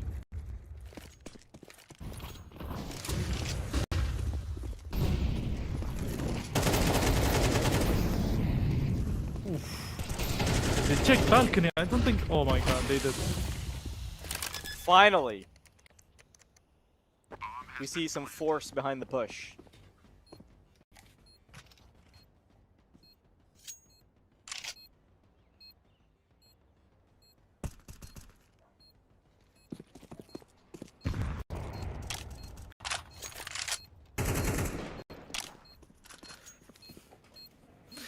Okay, Rossi saving that op. Very nice gun to have. And Starboys, as I mentioned, 7th round is usually where the diesel kicks in. Now it's like 80% fueled up. I did say it takes them one more round, but we'll take it. Do you drive a diesel? No, but I know how long diesel tanks usually take to start. You drive a diesel? Are you? No, I drive what is called a good luck. Like, yeah, that's basically how I describe my car. Like when I get in it, I'm not sure if I'll come back. Yeah, that's one way to do it. Like my car Yeah. says petrol optional. Prayers Yeah, and wishes is what it's running on. Diesel works, I think, if needs to be. Okay, Starboys. Finally getting back. Welcome back, Starboys. 4 against 3 now. A-bomb side. Almost secured. Almost. Because there's Crazy Gamer left. Yeah, and he's gonna try and beat the smoke. Ooh, surprisingly dodges Crazy's bullet. But they still need to try and get the bomb down. Problem is, they don't know where they're actually safe from. We're gonna go straight into CT, courtesy of the flashbang. Sharpshooter continues to aggress, but punished by the op. They don't know where that third player is, and that's the problem. They had a triple CT setup. They're gonna quickly try and get the bomb down towards jungle. Back spotted. Crazy doesn't actually secure the kill. Switching over to the M4, and Angel is simply too low to defend. True Rippers with a 7. Crazy Gamer, man. Like, whenever you feel like the round is lost and it's gonna go to the way, the side of Starboys, Crazy Gamer comes out. And I feel like the name is very fitting because you see these crazy players with the AWP managed to get 3 kills. They had the A-bomb side secured. It was a 4 against 3. But then no flashes for Crazy Gamer, nothing to stop him. Gets the first, gets the second. Overcommitment once again. Overpeaking is a common problem, it seems, between those two teams. Okay, 7-1. All on Angel. Let's take mid again.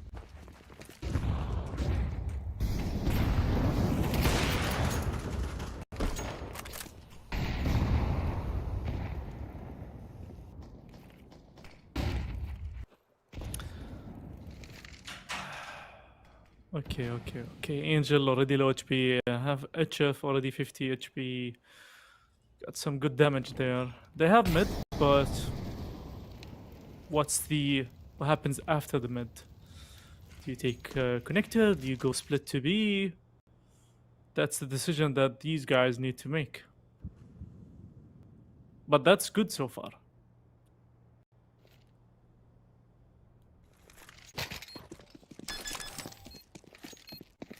What is it? Are we seeing a replay? What? What is going I on? don't know. I have The no bomb has idea what been- we're actually watching. I keep hearing sounds. Yeah, it's it confused me as well. It's okay. I think one of our producers just slammed the keyboard or something. It's okay. Yeah, it's Reaper. He's having his cake. I'm very sure. Ah. Reaper, wake up. Take all on keyboard. Are you also hearing like random noises? Yeah, I think it's a replay being looped in or something. Hello, Interesting. producer man. It seems like it's gonna be the second round for Starboys. 5 men alive. They did push 3 connector and then split into a very deadly. If you give so much control, Starboys can abuse that.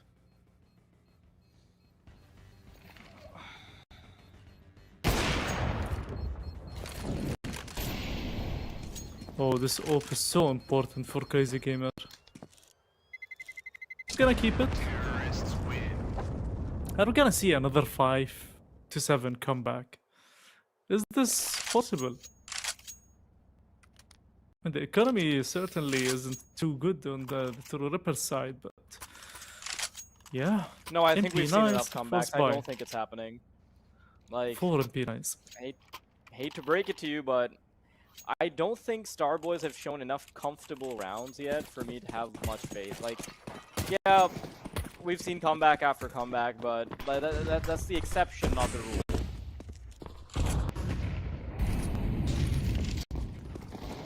You can't really rely on a miracle every single time. 1-for-1 trades, though.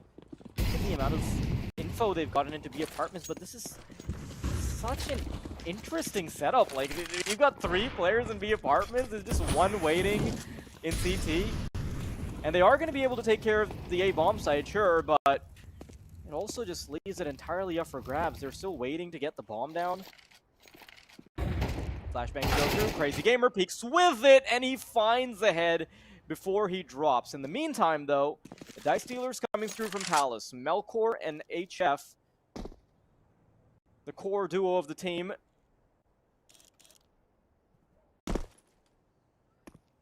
Being put into a position where they've got a clutch. So A is Here we go, actually B. quite covered because they've got a player with the MP9 in Palace. And True Rippers can honestly kind of play this comfortably. They have very little to worry about. Utility being passed on over, and I think they're being a little indecisive. Yeah. I think it's tough. If There's they go no to way B, to there's check 2 Palace, guys right? waiting. Go to A, there's a guy in Palace. So. Oh, I like this. I mean- Look at the attention to detail. They're going to plant inside the smoke to make it impossible to get attacked from Palace, and that works out perfectly. Melkor with a quick shot onto the head of the Palace player. Brings it to a 2-on-2. Rossi and McGill's on for the retake. Using some utility of their own. HF is proud and ready. McGill's trying to play around the smoke. Needs to tap the bomb, and they desperately fire at him. But HF will find him through the smoke. What a clutch by HF and Melkor.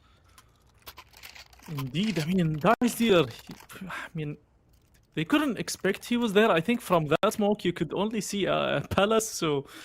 But that piece of utility, another round won by Starboys that they shouldn't really win, but it's gonna force an echo on True Rippers, and yeah, it's happening. I can smell the 7-5. I can smell the diesel.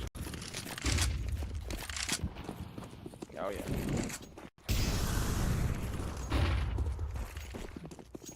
God, who's looking for the boost?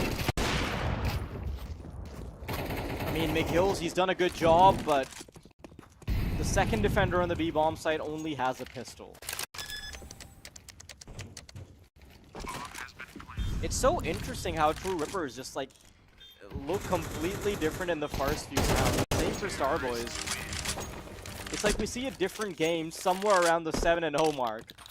They like the 7 number 7 for some reason, yeah. I honestly still respect the fortitude that Starboys have. The fact that they're able to come back into it like time after time, it's incredible. Yeah, that's the replay. HF through smoke, but then here, I mean, he was waiting for the boost. Then Mega's like, no man, I don't want to boost. 74, no ops, no gun saved. Good economy, a bit too late for Starboys, but still. Time after time, from being down from 7-0, 7-1, they always make a comeback. And 5 rounds at the T side, I mean, they'll take it.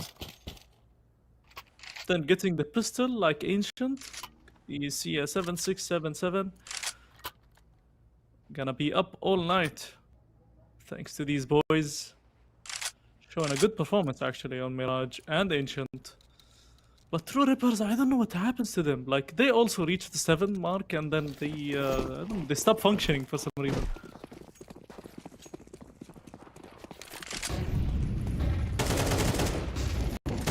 Ooh, that's a lot of damage.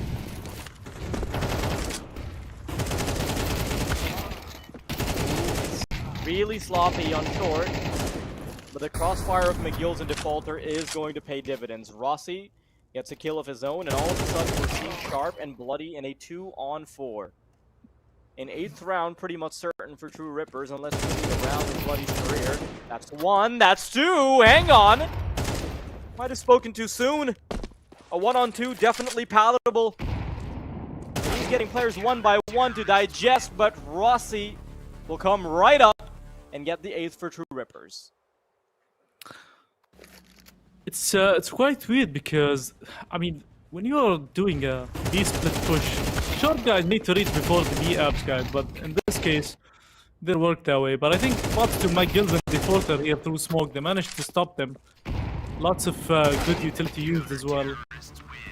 And very good round from Two Rippers. Finally, we see an 8-4 score this time around. The Starboys get the pistol, make a comeback, lose the pistol. Maybe make a comeback. Difference between a maybe and a non-maybe is a grand final.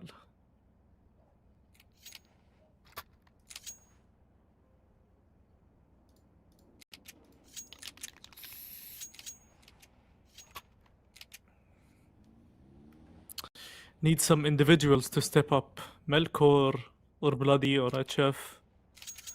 On the other side, I mean, it's consistent, good performance by Crazy Gamer. Rossi has been having a good game as well. So let's see. Very important round.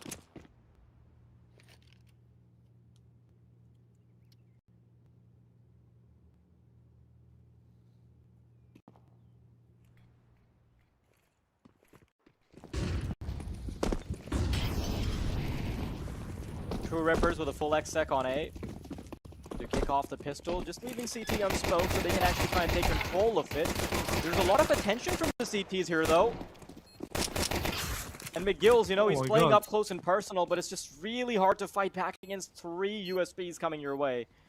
Rossi and McGill's, now they've got a bit of a contact / crossfire setup, but they're waiting for the ramp player to come through, and Rossi surely a bullet to the side of his head coming up. No, wait.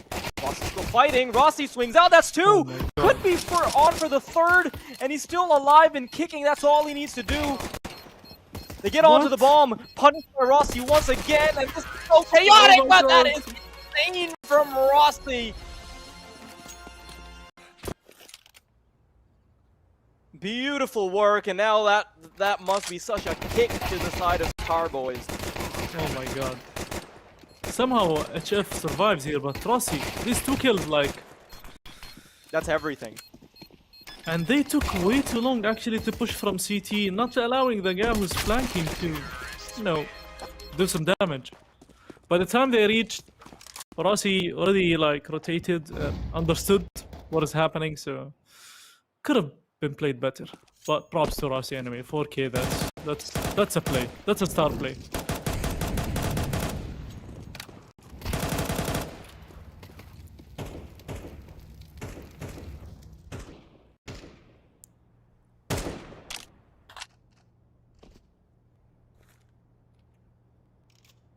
Peek. Do it. Peek. Hear the voice in his ear? Oh. Surprising amounts of damage for USP, but that's the Galil being recovered as well. Deagle could pop off, but no, disallowed.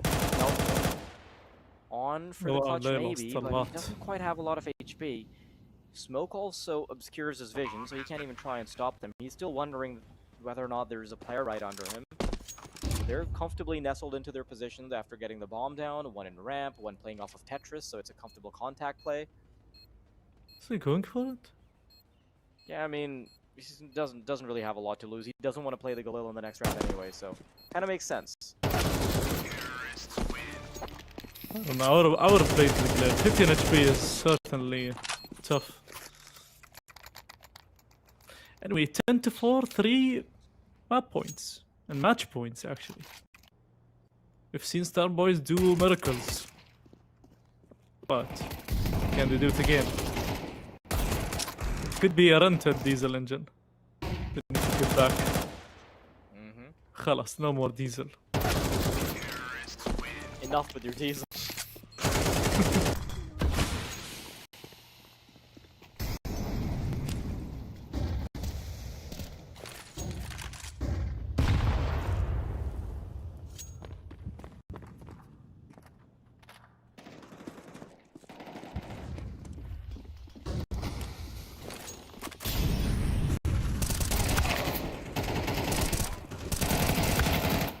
Bloody. Oh my goodness. I thought he could do a little bit more than what he did. Angel, though, he's on the lineup. Avoids the flashbang. And as the bomb starts getting planted...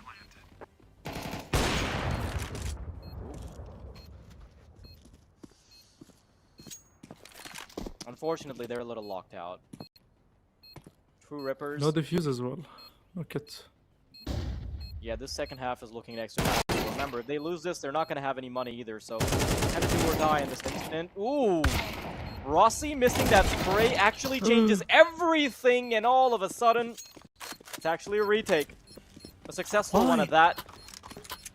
Why were they peeking at? It's planted for them.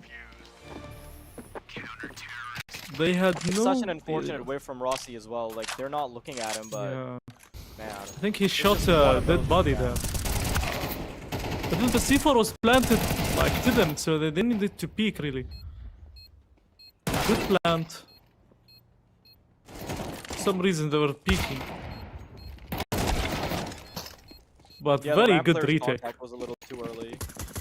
Very good retake.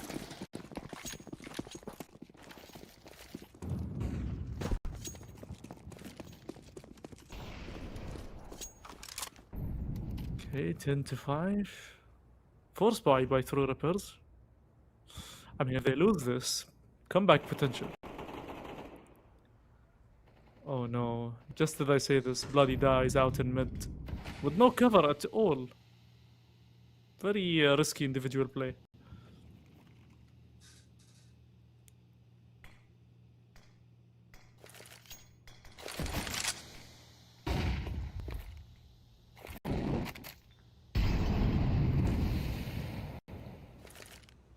Rippers. They've been at the precipice of a victory so many times. Time and time again, we see a 3-round, 4-round deficit where Starboys are able to come back.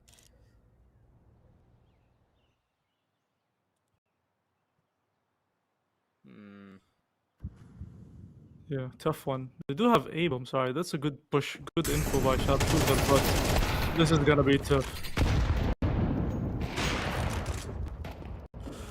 I'm all good with 5, and Starboys have 5 rounds, so can they make it 6? I don't know.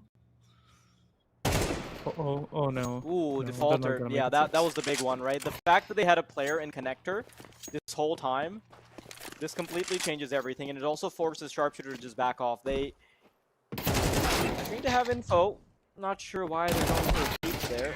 Would have really liked God, to they scared them to me. be a little bit more conservative, but yeah. Unnecessary risks, but I think True Rippers, they finally got in their groove. They've got confidence going. It shouldn't be a problem whatsoever. I think there's a technical issue because I spotted someone disconnecting. Oh. Not sure if that's electricity. But I mean after the round.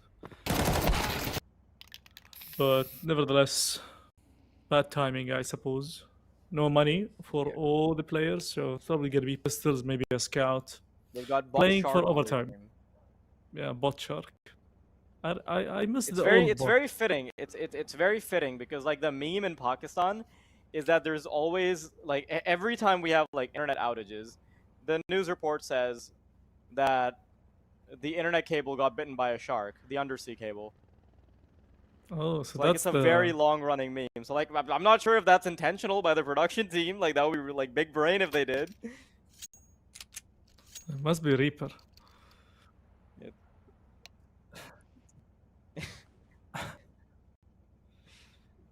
The production team is trying to take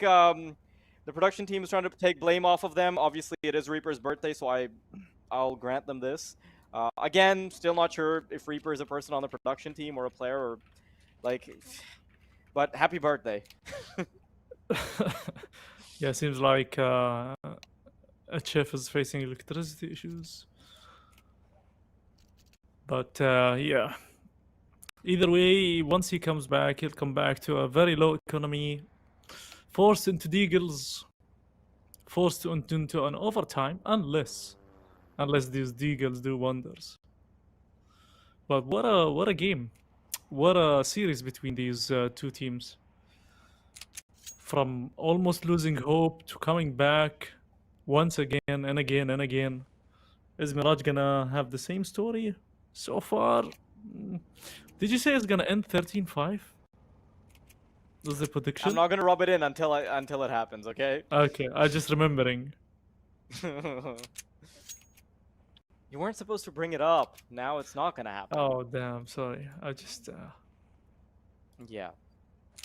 when you're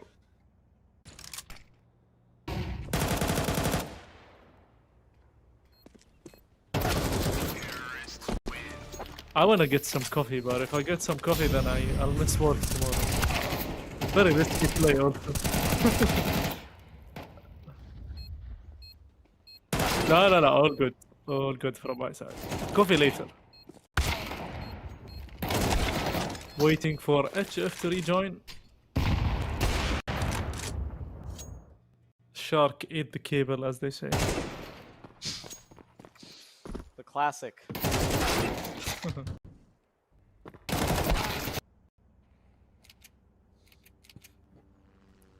I don't think it should take too long. I actually have HF on my Steam, so I'll know if he comes online. Nice.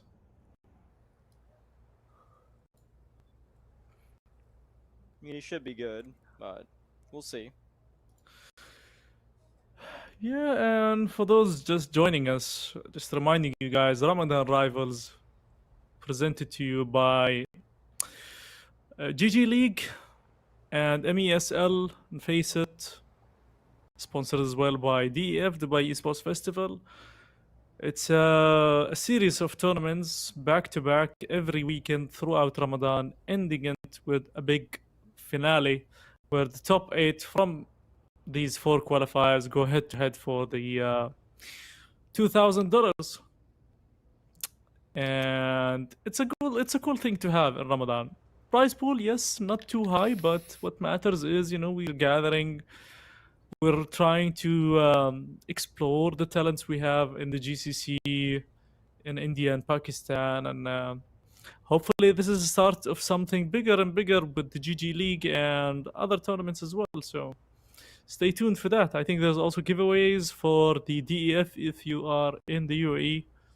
If you wanna go there, Dubai Esports Festival is sort of like a festival where tournament organizers host multiple tournaments for different games, and you have these stores and shops selling stuff, Funkos and whatnot.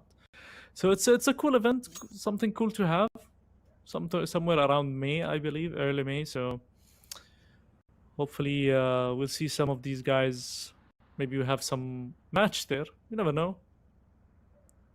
Yeah, the Maybe funny thing one of the is, team will like, fly in. Talks. A few days ago, one of my friends just messaged me and they're like, "Oh, there's this tournament coming up. Do you want to register?" And I'm like, "Yeah, sure. Just put my name in." And then they send me the link, and I'm like, "Wait, hang on, I'm casting this. Wait, what did I just sign up for?" And I had to get kicked from the team last minute. Wow. You let down your team. Did they play eventually? I mean, no, because they had only like 4 players to begin with, right? So after I was gone, they have to fill 2, and they just didn't make it in time. But they'll be around in the next one, so it's all good. I mean, that's the fun part about this series of tournaments, right? There's many chances, so it's nice. Yeah. Very nice.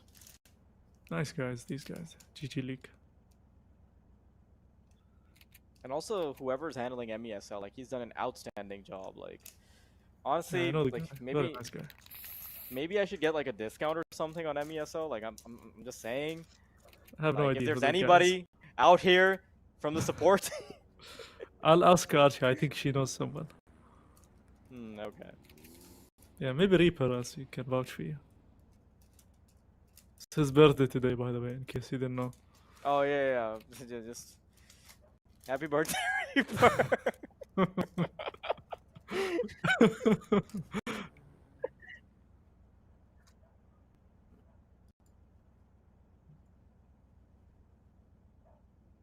Damn. So we've been informed that we're gonna see a 4v5. I would offer HF to come over and play from my house, but A, he lives too far away. It's gonna take like 45 minutes. B, I need to cast this game. So sorry, HF. Yeah. You're out of luck. Sorry, HF. Yeah, I mean, Reaper could have been a stand-in, but it's his birthday today, so Yeah, well, like, I mean, unfortunately, it's his birthday, or we might sadly, be seeing him. I think he would have made Yeah. it, but it's his birthday. I think for his birthday. Sorry, I Mr. think our Producer, what did you producer say? Yeah. I couldn't hear Mr. Producer either.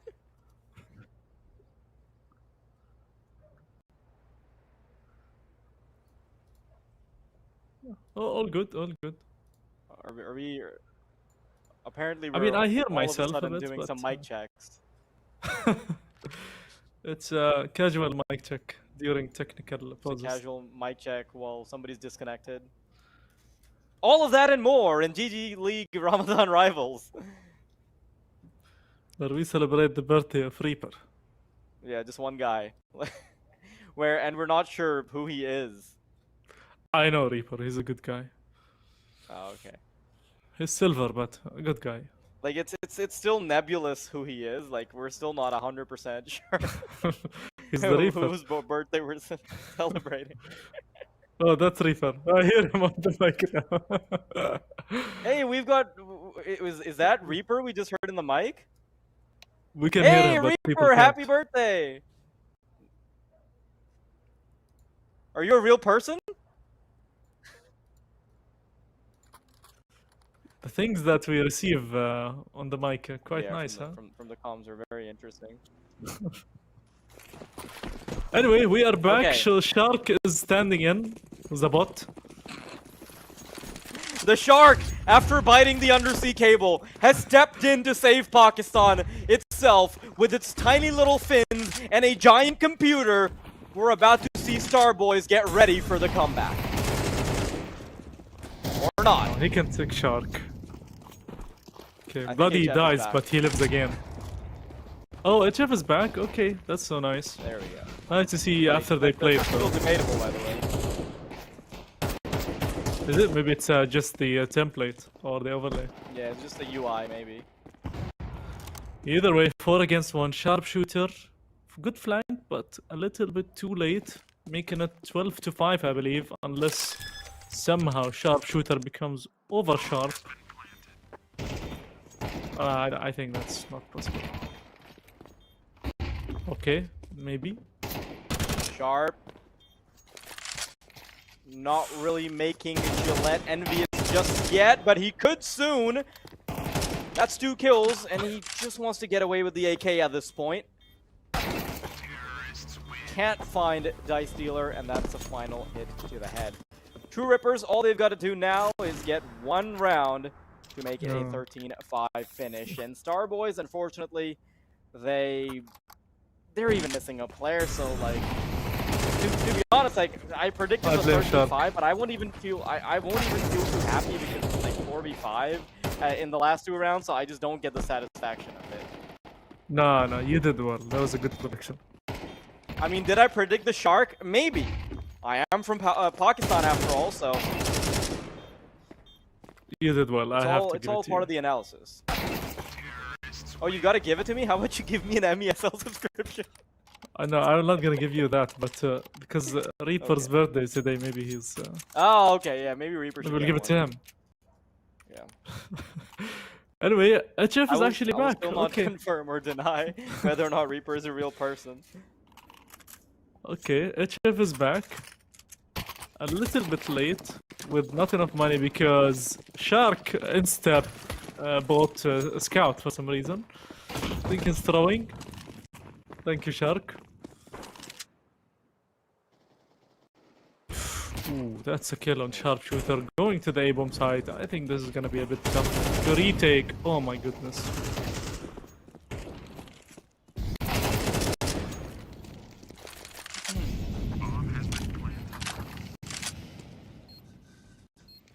Yeah, it's looking like it's GG. True Rippers, unfortunately, fulfilling the prophecy of the 13-5. A wise man once predicted. HF still trying to get it done though. If you want anybody to defy the prophecy here, it's got to be HF. Smoke on top of the bomb. No, it just goes a little too shallow.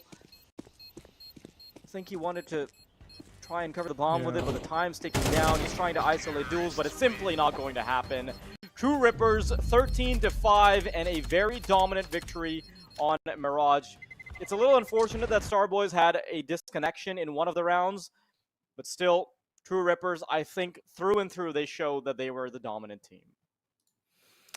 GG, well played, True Rippers. I mean, there was a potential for comeback when it came to the Starboys, but I felt like they lost it. Jesus lost the mental, especially going to Mirage, losing so many rounds. It's very hard to make a comeback in 3 maps. I mean, they really tried their best. They pushed it to the limit, but True Rippers, I think, in the end, when it came to these 3 maps, they deserved the wins. I think Ancient not so much, but the other 2 maps, yes. And GG, they will be our finalists for today, and we still have their opponents. I'm not quite sure actually who made it to the final, but we're made in. Okay, so it's gonna be a full. Oh no, it's another Pakistani, so it's another revenge team. So made in Forno. Yeah, this is something Made I in was number telling 4. Archie before the game even started, right? Like when we were just talking before the pregame.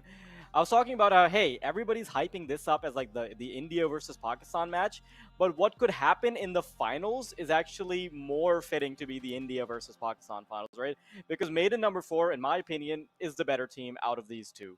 And I'm really looking forward to seeing how they're going to match up against True Rippers. And remember, True Rippers just had a really long game full of overtimes, close score lines, and all that. Now, they did get some breathing room in that final map, which is good. I think they needed a chance to sort of like let the steam off a little bit, but they are going to be going into the second game a little bit more fatigued than Maiden number 4. So I'm interested in seeing whether or not we're going to see that be reflected on the server.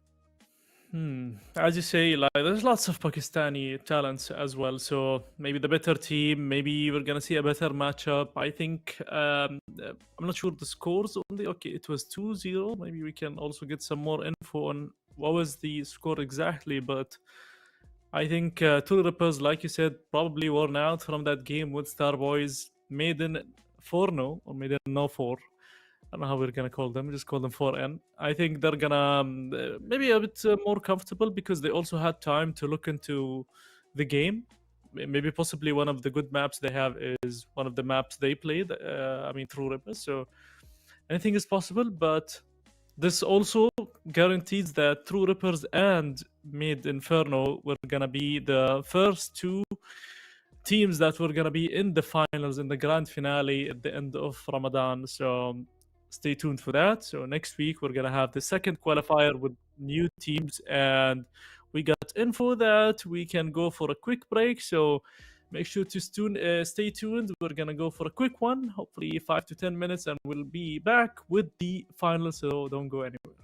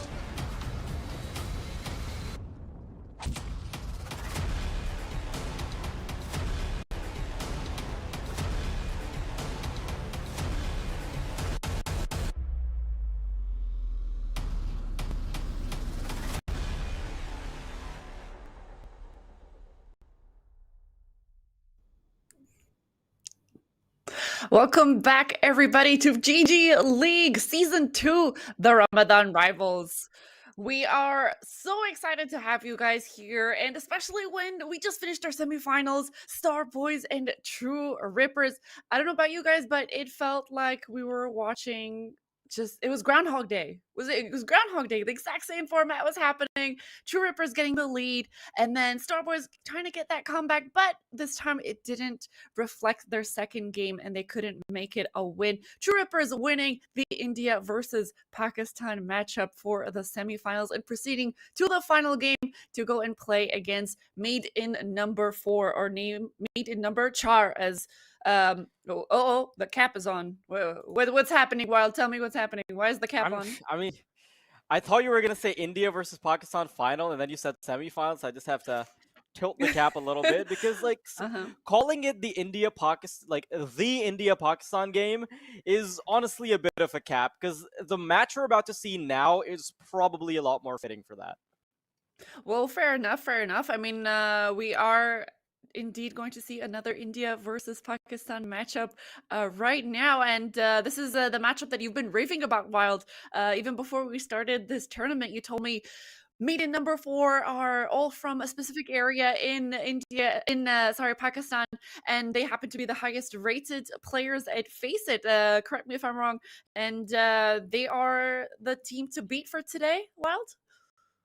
Yeah, basically, like, if there's any Pakistani competition in this particular tournament, or at least in this week's tournament, they've got to be it. Definitely. Let's see what's going to be happening. But first off, I think we can take a look at our prize pool. We have $5,000 up for grabs by these teams from all the way from the GCC, from India and Pakistan. And throughout the 4 weeks that we will be playing along with the playoffs, we'll have $750 as the main prize pool, with $250 going for second place and $500 going for first place, while the winners of all 4 weeks go out to play for the playoffs and get a chance to get their hands on $2,000 in prize pool. $400 going to third place, $600 in second, and $1,000 in first place. So a lot on the line here. Not just the prize pool, but the chance to showcase their skills and to, tell everyone that they're here. And it's not just Europe, it's not just America. We have talents here, and they're worth watching, they're worth signing, and they're worth rooting for. So we're so happy to be here, and our casters, Talks and Wild, having them here is also perfect because they have so much experience in the field and they're representing our region. So that's something that we are super proud to be doing right now.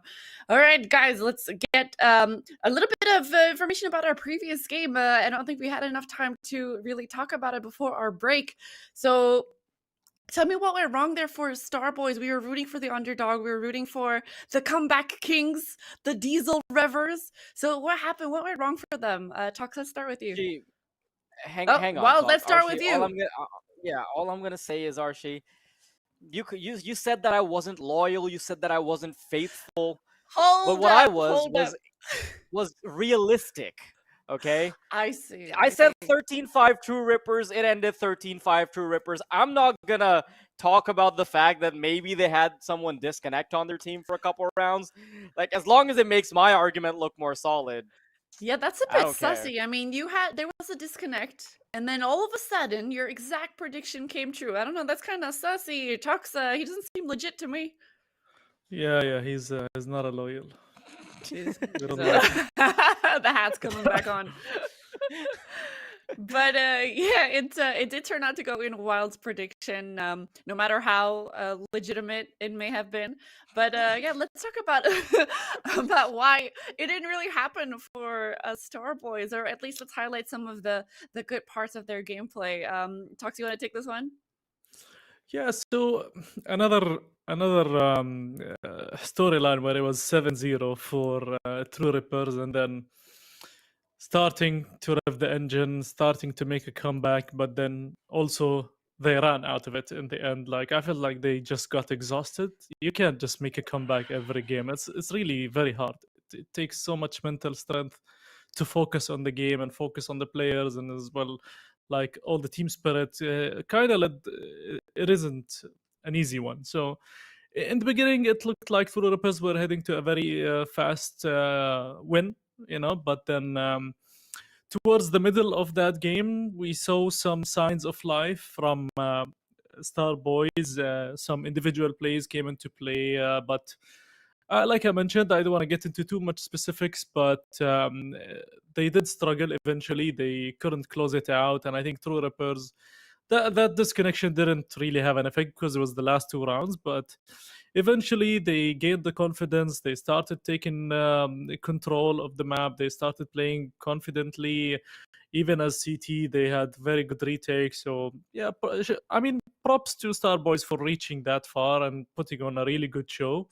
After two, 3 games, they were always down. So they managed to make a comeback after a comeback. They're actually beating True Rippers in their own map pick. So that's quite good, plausible, and I think we're definitely gonna see these guys in the next qualifier. Maybe they make it through as well.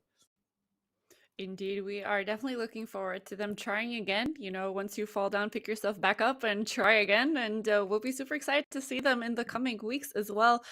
We talked a bit before about how India has a better infrastructure for esports, and there are so many tournaments that are starting to include the Indian esports scene. Do you think that contributed majorly to the win of True Rippers today? Wild, let's go with you. I mean, maybe not this individual win, right? Because it's really hard to sort of just micro down on particular games. But if you look at sort of the strength we see in India of a lot of teams, it does come down to just having more of the local scene popping, just a lot more organizations that are going into it. Because to be honest, up until 6 months ago, when Blast Draft wasn't announced, or it wasn't underway, nobody was really even playing CS in Pakistan because nobody was actually seeing really a path to greatness. And I think the only way you could actually make your mark as a Pakistani player is maybe getting picked up by an Asian team. But even then, Asian teams are a little bit more finicky about picking up Pakistani players because, there's just some superstition about the passport and things like that. So maybe not this particular game, but I do think that Pakistan is a little less favored in most cases, but we do have the veto coming up, so that's something I'm very interested in. Indeed, we do have them veto. Is this finalized production? Is this what we have for us? Finalized? Oh, production is AFK. I think he's attending to his burger. Reaper's birthday. All right, this is the final. Okay, Toxie, I'm going to give it to you. Tell me, what do you think about these map picks so far? We have the first and second and the third maps already decided. Tell me what you think. I mean, on paper, this looks like it looks nice for True Rippers because Ancient was their map pick. They just played Mirage and they had a good performance on it. So overall, I think this is a very good veto for True Rippers. But honestly, I haven't seen 4N so far playing Mirage, so I have no idea what to expect. But I mean, Mirage is a map that you're either very good at or you're just gonna get stomped at. And then the next map is Inferno, which is True Rippers map pick. So I feel like True Rippers have a very strong map pool. So, going for Inferno, we haven't seen that much, but this could be, oh, look at these Persian carpets. Ah, yes, the Persian hand-woven carpets. Tell me but more. I think Inferno would be really cool. About the carpets or the map? Both. Why not both? I mean, I wouldn't know. I wouldn't know about carpet specifically. They are the number one carpets in the entire world. That's all you need to know. Iranian, any the carpets, best, number one. You There come we go. come to my house, I will hook you up. Best price. The Persian blood, we see It it has to come live. out. Yeah. but yeah, I feel like with this veto, it certainly on paper looks like going through to Ripper's side, but I mean 4N maybe Wild knows more about what these guys have in store, but yeah, the way I see it, it looks like True Rippers. Well, To be honest, I wouldn't be so comfortable in saying True Rippers anymore, because and now we're actually talking about some of the more experienced players within Pakistan, and when it comes to Mirage, when it comes to sweating it out, IGLing on Mirage, 8ZI is your guy, okay? Like, I mean, he's a good friend of mine, so maybe I'm a little bit biased. But if I'll be honest, like, if there's one player I'm fixated on, I'm looking at 8ZI. I know for a fact that this man, like, he will do anything in the world to win a Mirage game. Well, here's a little fun fact for you. Mirage is actually the top picked map on Faceit. So that's What a meaning that- surprise! What a fun Surprise. Yeah. fact! Who No would know way! about Like, that? Unexpected. Ooh, oh my God. So these players my should tea know also this, happens this to be map warm, inside by the out. way. Just like the player, you know what? We have some viewers who may not, be diehard Counter-Strike players. Fair They enough. may be just starting out in the game. So I gotta tell that information for everybody else. I mean, I respect Um, that because even the major, it has a newbie stream now hosted by Jackie and Mhm. Vince, right? So, like, I was looking at an article on HLTV today, and it was like a beginner's guide to watching Counter Strike. And then I started scrolling. I'm like, damn, there's like 50 pages of this stuff, and it all just comes naturally to somebody that's playing it, right? But like, you once you play a game for long enough, you really underestimate how many things you subconsciously know. 100%, but we really do have to keep an open mind when it comes to new players. I mean, a lot of games out there, I don't know if we can name names, but specific games, like, the community is not really welcoming to new players. So if someone were trying to, learn the game, they go like, "What do you mean you don't know how to do this? Get out of here, get out of the lobby." They don't try to encourage them to learn, but they just expect them to. So we really have to change that type of community and make sure we're more inclusive. We do that at and- ESL. We're a very nice Oh. community. Where's the Also, cap? Reaper, Put on the cap. 2 caps. You get 2 caps. Reaper is one of the admins, or used to be, so he can vouch. It's also his birthday, Okay. by the way, in case you didn't know. We'll have to check with the birthday boy if that's true. It's highly suspicious and doubtful from my end. I don't know about you, Wild, but yeah. Hey, Let's, your husband I'm plays not there. even acknowledging that he's a real person. What did he not confirm his existence to you? Well, at least he did birthday to the boy? audience, so that's all that matters. Oh, that's true. That's true. If You only can't it's give the audience a peek revealed. behind the curtain. 100%. You know what? Later on, you can head over to our socials and we'll put an exclusive picture of the birthday boy with the birthday hat. How does that sound? Mm-hmm. Sounds Legit. good. That's fair. That's fair. Yes. So let's talk a bit about the map that we have coming up in just a short few minutes. Mirage. So you guys are the experts, the residence experts, and you've been playing since you were old enough to play on a PC in your net cafes, in your rooms. Can you highlight any specific strategies or tactics, basic ones that the teams need to employ in order to win on Mirage? Mirage is a very silly map, It's take mid and then do whatever you want. That's how I think of it, Split, you can go to A, you can split to B. It's just, and sometimes if you want to surprise, you do an execution towards A or B. It's a very everyone knows Mirage. They understand the tactics. There's nothing crazy about Mirage, so it's a very basic map. We're not gonna see any crazy strats being played. We're gonna see more action towards the mid, splits into A or B. I don't think we're gonna see anything special, but they just, so the good thing is for team TrueRip, they just played the map, so they're fresh. They know their mistakes. They know what their strengths are. I don't know about 4NO if they just played 4N if they just played Mirage or not, but I assume they did. So it's a 50-50. It's a gamble. I wouldn't know who to pick as a favorite in this, but it's good to see how it starts out, because that shows us as well how strong 4N are in this map. So, and I don't know if they are one of the Diesel boys, but I doubt it. I think they are maybe early, one of the early ones. Mm-hmm. Yeah, we still don't know how 4N or Number Char is playing.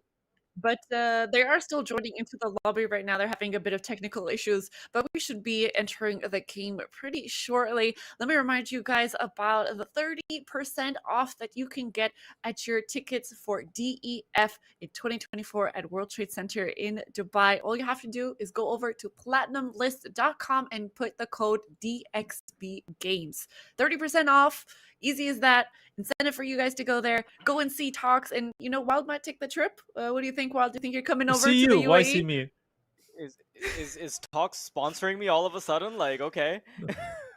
I think he's very going to generous offer of you you, Talks. subscriptions. I don't know who's talks, by the way. I don't know. But you yeah, can ask definitely. Reaper.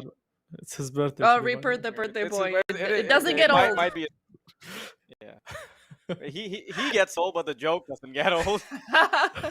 Yep, it's just gets better and better here as we close to 1 a.m. here in Dubai, UAE. What time is it over there in Pakistan for you, Wild? It is nearing 2 a.m. Okay, I think Wild is definitely going into his fasting hours very, very soon. Talks, we might be escaping it. I don't know. Let's see what happens. I I'm think mainly Arshan might worried have to about work. step in for the Not cast. the food. Oh, then we're completely screwed. I'm just gonna go like, yeah. Why didn't he just shoot that guy over there? That doesn't make sense. But he's Seems in simple banana. enough. Seems simple enough. It's nice. I Seems like simple it. enough. Yeah, you know what? I'm super excited about that second map because we do have a bit of a a bit of a surprise from both Yeah. my end and from Wild's end. So Exciting. make I sure mean, you is guys stay it- tuned. Don't go to sleep. Don't go to sleep yet. There's some very exciting. Rest assured, we're not capping things that is worth staying up for. Not the gameplay, but our surprise. So so definitely stay tuned for that. Again, thanks so much for the partners of the Ramadan Rivals, which I hopefully will get correct because every time I've been trying to say it, I've been messing it up somehow. So let me say it again: DEF, Face It, MESL, and EZQ. Did I get it right? We got it. Awesome production. Thank you so much. We are going to go ahead and give it over to the casters because I think just a couple of seconds we're going to be starting the game. So best of luck, you guys.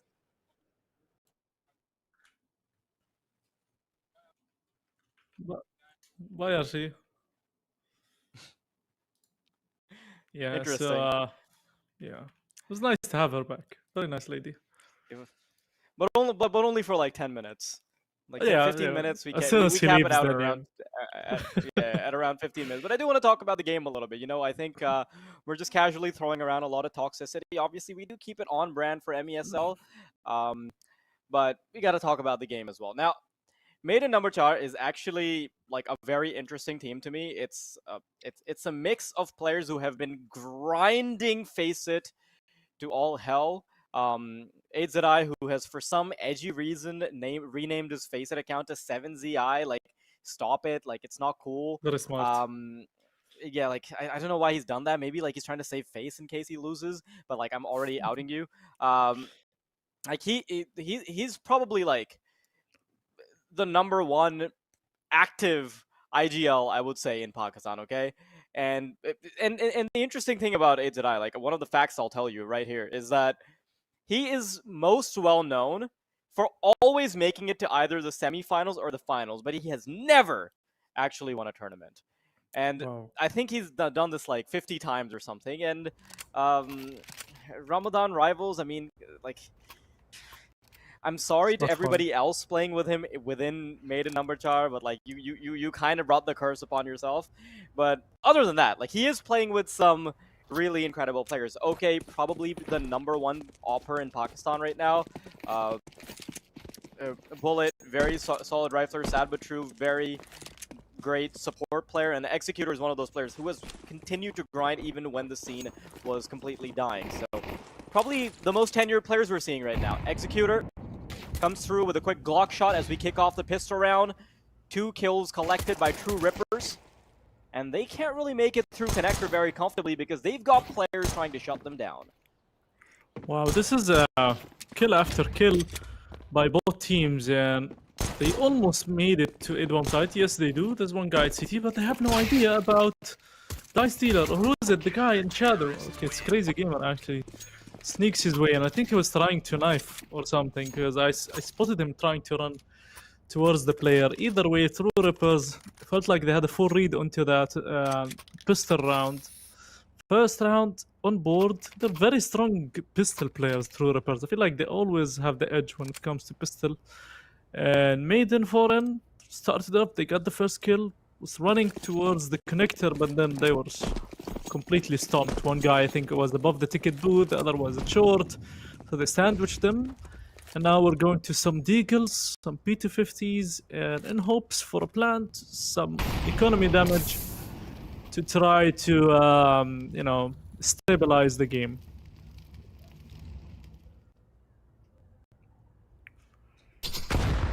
Oh my goodness, ouch. That went through Executor's pocket. Well, he does have a hole in his pocket because he's been burning a hole in it, courtesy of all the MESL subscriptions he's been buying. Sorry, Talks, I can't help myself. Just, like, taking pot shots at you. It's okay, I'll find your name.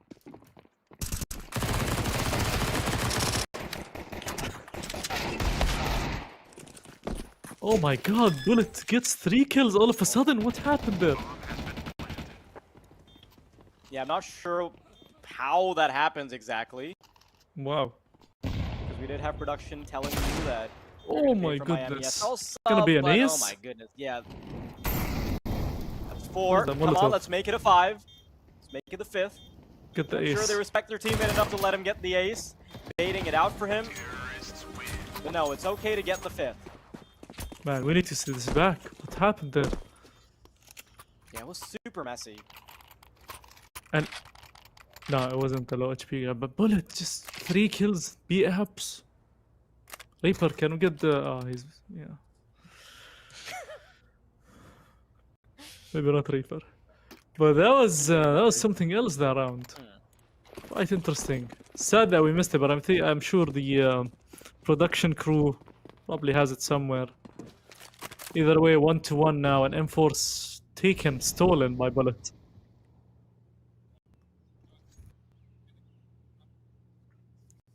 Okay, so it's Reaper's fault because he's celebrating. Got it. Another deagle round, enough. maybe from two Reaper's side. I like a production crew that is willing to take accountability for their mistakes. Speaking of mistakes, no mistakes being made here by Maiden number 4. As they start backing off into B apartments. Comfortable kill onto the underpass player. And honestly, this is a much more fleshed out Mirage we're seeing already. I think the disparity as the game progresses between this team and the one before them is going to be so nuts. And we get to see a 1-to-1 comparison. True Rippers playing against 2 Pakistani teams. Same map, same everything, just playing against a different team.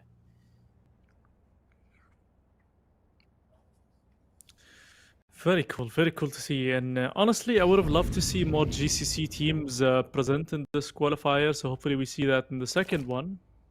Because I'd like to see some of the, you know, the countries, whether it's from our region against the South Asian region, seeing how, you know, the differences in play styles and gameplays. So that would be really cool to see. We had Onyx Ravens, but they couldn't play their semi-final, so, or quarter-final, sorry. So we'll see. Hopefully, maybe second qualifier, we'll see more teams. The more, the better. 1-to-1 looks like it's gonna be the second round for I'll call them 4N. Maiden Char.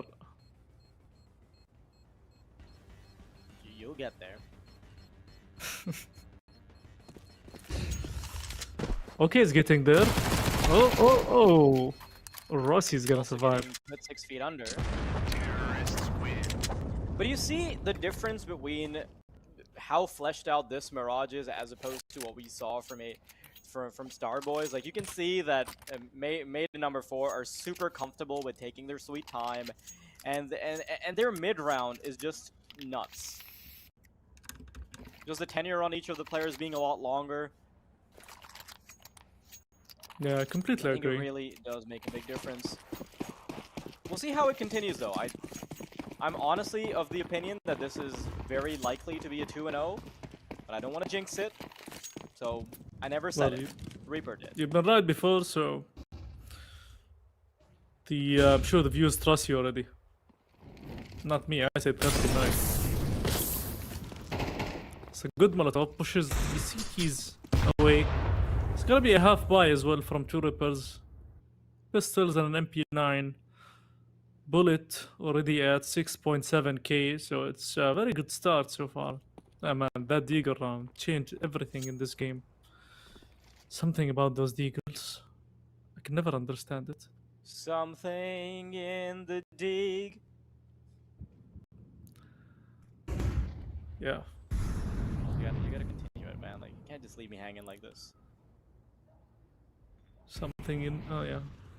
Something in the Deag. Let it go.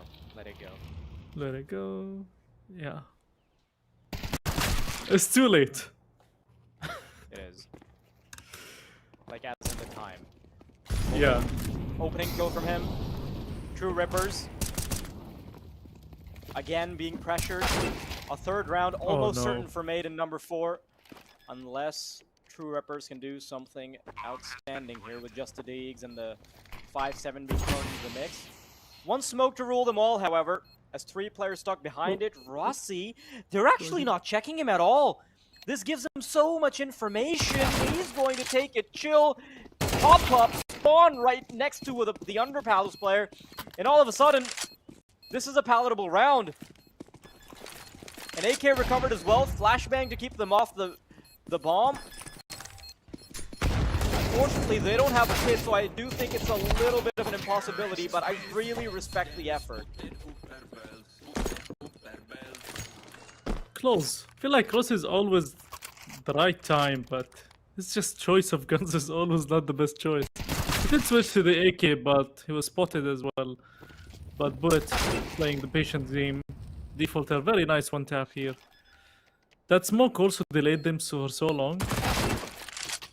Yeah, if he managed to get that kill into jungle, would have changed things.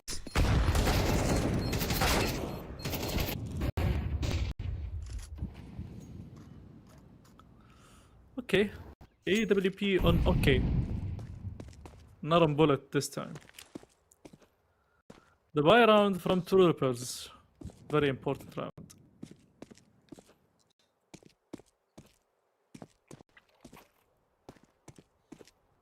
Again, they're not really going for a super informational play, with the exception of Dice Dealer, who's playing up close and personal on ramp. Made in number 4, based on the position of the bomb, you can tell that they're always willing to pivot into another area of the map, always playing a default that is comfortable to pivot from. An attempt at an individual kill by Executor, but he's instantly punished. Good work from Rossi to catch out the lurker, and this kind of pressures the rest of the team to start making moves. You can see presence and connector from Sad but True. Also got to be a little careful about short, because information is lacking. In the meantime, though, they're gonna eventually send the players over towards B, the initial spot where they lost the lurker. So there's still some faith in True Rippers to see the eventual end on the A bomb site. Not sure if True Rippers are gonna be ready for it, but Rossi really good. Oh, Molly out, swings out, and he's punished. He does know where the bomb is now, though, and they should be calling in the rotations flank as well. In the meantime, McGill's trying to keep them at bay. A player's already fallen. Headshot from Bullet, who is very, very quick on the trigger. A second to continue to pile on the damage. Yeah, Bullet is just an incredible aimer. Fun fact, I actually played in a 1v1 LAN tournament against Bullet, and he bodied me. It was a close game, but he did. You tried. Yeah. You know who I played 1v1 against? Oh, against a certain someone who has a birthday today?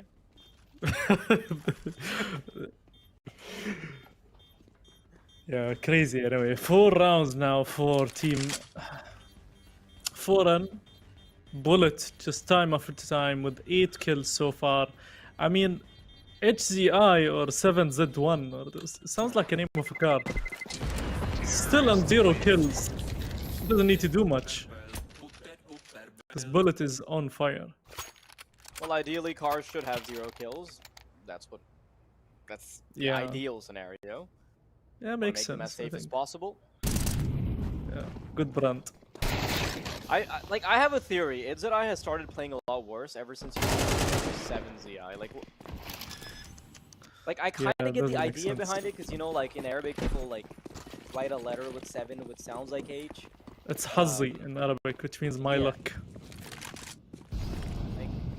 I mean, his luck is pretty bad, so Yeah. I kind of get it. But he doesn't Makes speak sense. Arabic, so. I used to know a guy called HC, but I think his name was Hamad Zubair or something. That's why. Hamad, also a Pakistani guy. Okay, Ooh, here comes the Ninja first Guy kill. Finally getting his opener. I mean, it's like, I know we're sort of dogging on him, but it's not really been long enough for us to do that just yet. Oh, yo. Ooh, short players coming in. Rossi's ready. Oh And no. he just wants to hold down the line. He gets it done. Might even get the third. He's just sad but true remaining in a 1-on-3. And Rossi, he's salivating over the prospect of making this a highlight. But sad but true wants to stop it. Coming around the corner. What a shot from Rossi. A stylish way to secure the second for True Rippers. Those digs, man. Beautiful.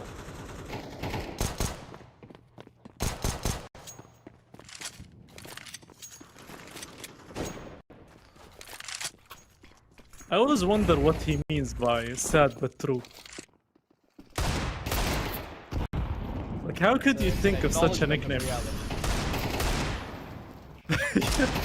It's just very realistic. Yeah. Sad but true. The interesting thing is What that his around? real life name is Todd. So it kind of sounds like Saad, What is but it? true. Sad? It's Saad, like S-A-A-D. Yeah, sad. Hmm. Ah, okay, maybe that's why. But the but true bit. Anyway, it's new generation. I don't understand them. I don't want to. I like old nicknames where it used to be like 3 or 4 letters. Talks at the ripe age of 43 years old. Still got a few years to make it as an esports athlete. Don't worry. Yeah. Inshallah. Come to MESL! Oh my god. He's just getting the kills. It's 1 down. Friendly fire. 3 against 1 all of a sudden. It's down to the man himself. Yeah, it's Hubsy. spotted. And Crazy Gamers is gonna peek into him with like all the disrespect in the world, just going up close and personal. That's default are catching him from ramp. It's kind of weird to see Maiden number 4 go from this like default mid-round style of aggression, where now they're suddenly playing a much sloppier Counter-Strike. I mean, I respect the fact that they do something to keep things fresh, but I think one of the strengths that they have is playing it into the late round, and the more they shy away from it, I do think the more they'll suffer. Yeah, Mirage is one of these maps is don't change until you lose. That's how I used to go by. Like, keep the same style unless you start losing, then you can change. Because if you keep changing a lot, then you confuse yourself actually. Because I don't know how much practice they put into this, but even if you have too much practice, if it's working, then forget the practice. Just stick to what you have. Every game has a different story. But anyway, True Rippers, Crazy Gamer, I think he got 3 kills. So the producer's asking for a printed out quote from me, but that's paid as well. So Yeah, it No, comes with the thanks. premium subscription. yeah, with MESL, nothing is free Now these yours days. for the price of $4.99. It is $4.99, right? Like $6.99. I can't remember. Depends on the type of the subscription. You want me to tell you all about them? In a bit. Hang on. Okay, so Maiden number 4, 5th round. And They I've switch it up honestly now. just been, yeah, I've honestly just been expecting like a pretty comfortable game from them, and I do think that's going to continue to be the case. Unfortunately, the previous team, Starboys, it did feel like they were a little bit out of their depth up against True Rippers. But Maiden number 4 are like, sure, you might argue that, you know, they still don't have an org, they don't have all the support behind them, but remember, these are players that have had orgs before. These are like very experienced, very tenured players. They're just playing in this tournament for fun. Sometimes They've got that's like all all the you need. experience without the price tag.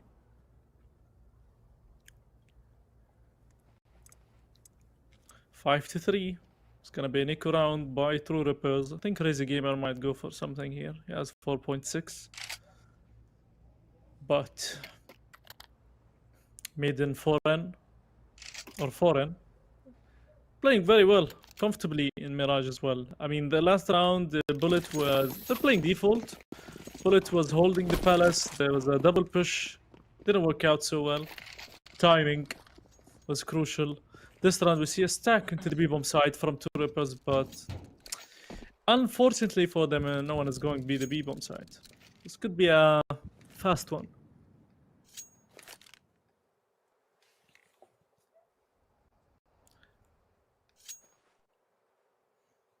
Who's Mr. Scout? The guy that goes in first is gonna give out the info. There you go. They threw the smokes, the molotovs, all clear. They're just playing two different instances of Mirage right now, completely far away from each other. Executes on a ghost down. True Rippers fighting against nothing. Yeah, they could go together, try to get a gun or two from T-spawn. Yep. HZI is gonna be there. Oh, had to make sure he gets the kill. Grenade to stun an AK. Oh no, this is a bad position. Time to farm Oh, the no. stats. No. That's a very bad position to be. Unsure why he jumps up. Like, that was Greedy. pure face it. The greed is good. You know that cheat code? What are you talking about? In Dota Is that 1, like a GTA? if you type minus greed is good, you get instant like 1 million. Dota 1 days. I just realized you were around for the Dota 1 days and like. Yeah, I'm very old. I think your esports career is like it's kind of. I've been around for Half-Life, man. I played Half-Life. Oh, I was around for that too. I was really young. You're not even a lot older than I am. Like it's barely a difference. It's just Dota 1. That's a bit out of my reach. Okay, Crazy Gamer starts off this round with a good AWP kill. Gonna back out. Leaves the A-bomb side. Now it's all down to Foreign to take control. Defaulter, that's a very nice kill. Where's the reaction? Good flash. Bye-bye, Defaulter. It's gonna be Executor. Low HP already.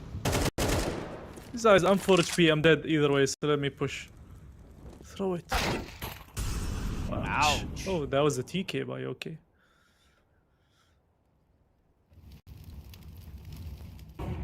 So much utility wasted, but there's no push.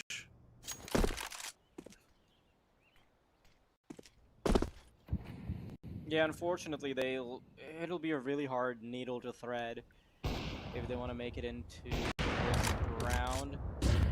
They know there's a couple players stuck in CT. The problem is, the CTs don't know there's already a player in Firebox. So his responsibility is to bait, and he does that beautifully. 8ZI spraying was never one of his strong suits, but does get quite a bit of damage done. Has to swing out. Ooh, what a pre-fire! He's doing all the damage and then some. That's a kill on the stairs player. And OK, surprisingly missed the op shot. Now trying to cross over. That is 2 missed op shots for a round that 8ZI had basically handed to him on a silver platter. Wow. It's gonna hurt him mentally to miss those 2 easy shots. The CT guy didn't even know. Rossi had no idea. Look at this, the first one. Oh no.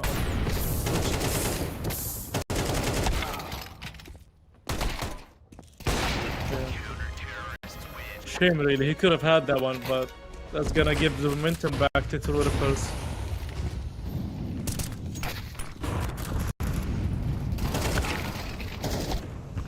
Oh. Those are some really nice kills. Even if he does get traded out, that's okay. He's done all the damage and then some. Back to a 2-on-4. And you know, True Rippers, they've been struggling against maybe number 4, but it's not the end of the world. They've consistently put up enough of a fight to stay in the game, and as I say that, it all of a sudden turns back into a palatable situation for Maiden number 4 now. Aidzedai, who's been responsible for a lot of the madness ensuing, he is going to have the bomb, and he's got a 1-on-2 on his plate, waiting for the market player to aggress. Now maybe getting a spidey sense, tingly feeling that he's going to get flanked. He needs to start making moves now, though. Molotov to give him space.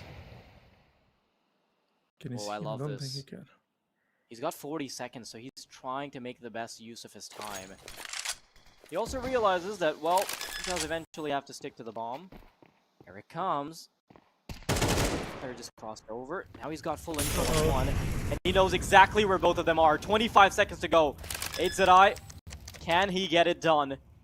Bomb starts to go down. Defaulter knows exactly where he is. He's right in position. Aidzedai knows where the final player is. He's got a flick, but Dice Dealer is dealing MP9 bullets. True Rippers, a 5th round, but man, what a valiant effort from Aidzedai. Indeed, I mean, that was very close. I mean, these clutches could have changed a lot for 4N if they won them. But my kills would be 2 kills in the beginning of the round. Very crucial.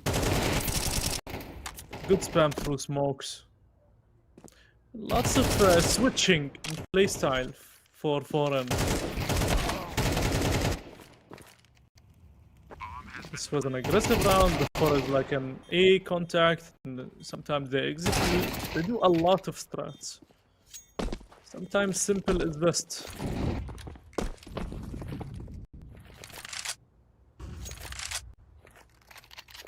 What did you think of Simple's loan to Falcon? I have 0 thoughts about it. Literally Okay. what my opinion is, but hang on. Oh my goodness. Rossi gets so pressured, but he's still able to thrive. 2 kills. What the And hell is Aidzedai, happening? he's suddenly been so destructive. Back into a 1-on-2. He's been in this position before, but he's got even less HP to work with this time around. Again, Dice Dealer will be the one dealing him his fate. I think I gotta cut it out with the dealing puns. We'll deal with them later. Get it? That was a good My one. brain just imploded a little bit.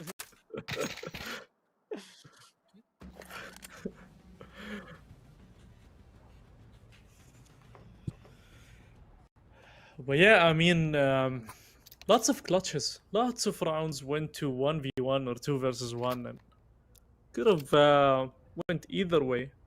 But True Rippers making the best out of them, really. 6-6, very even first half between those two teams. Best round, quite important, yes. Could give you a 9-6 lead. Where is the util usage here? I see... Oh, another cheat code was I see dead people. And Dota 1 that makes you see the whole map. Why are these coming back to me all of a sudden? They say when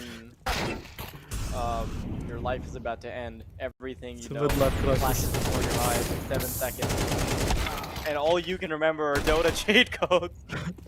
Do you know what's the god mode for Dota? What's the cheat code? It's who's your daddy. I love it. Imagine that being one of your last thoughts as you exit this world. Thank you. I hope I don't remember them. Okay. Honestly, I'm just gonna remember like Instagram brain rot.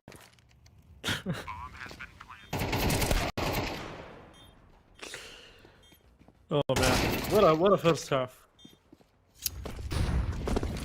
To be honest, I'm very pleasantly surprised with how problematic Aidzedai can be to the enemy team. Like, yes, his clutches haven't really been converting, but like you look at the kill feed for half a second, you glance at it, that's 3 kills from Aidzedai, something along those lines. It's been really good. Bullet as well, his aim's been super sharp. True Rippers now, we're gonna try and get it done on the T side. Made in number 4, they suddenly have the comfort of the CT side in their hands. I mean, Executor has been missing this first half. I think if he, gets back into it, could be very good for the team. Either way, what do we have? We have a smoke, 2 flashes, and a Molotov on True Ripper's side. Where is that heading to? I see Crazy Gamer. Could be a connector smoke. The other side, there is a kit and a smoke on HZI. Okay, seems like they're gonna smoke out connector. Maybe deep jungle as well. Try to split into A. It's a very good round. Very good track in my opinion. True Rippers. Getting ready to pop into the A-bomb site. Bullet, pressured, and dead. Full control of CT spawn as well. And I'm not even sure what Maiden number 4 is supposed to do here. They don't have the smoke in the kit, so if they get some kills, maybe. Just maybe.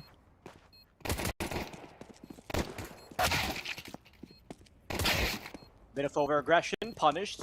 McGill's.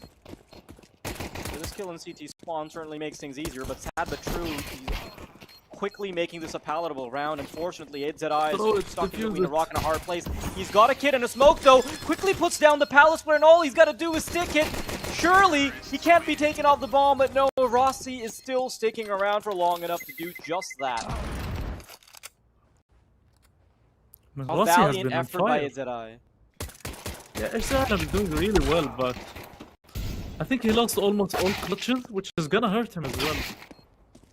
And Rossi, man, from the way he played first game and now going into this final, like the guy evolved so much.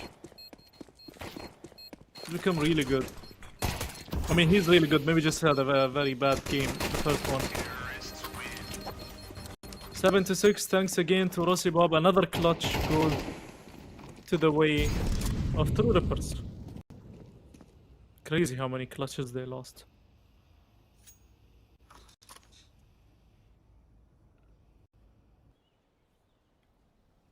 Connector presence from True Rippers. And they're about to run into a stack. USBs all across the board. Very meticulous with clearing out angles. Ooh, nice headshot. Just really let it become more than that. And even though they realize it's a stack, they're just going to keep walking into it. They know that they've already won the case. Only a couple rounds away from double digits now, and True Rippers will now have to finally face the wrath of an actual gun round from Made in number 4. No, okay. I was just about to say no AWP, but yep, it's gonna be okay with a glass cannon. Hasn't done so well with the AWP on the T side. Lost a couple of clutches, missed a couple of shots, which were crucial. But let's see. Maybe he has something for us here hidden on the CT side. 2 guys on A, 2 guys on B.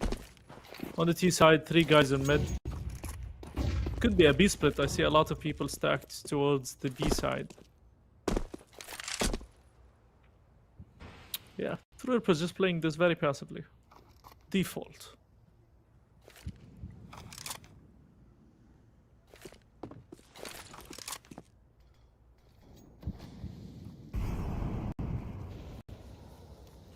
Oh, that's a good boost. So much info.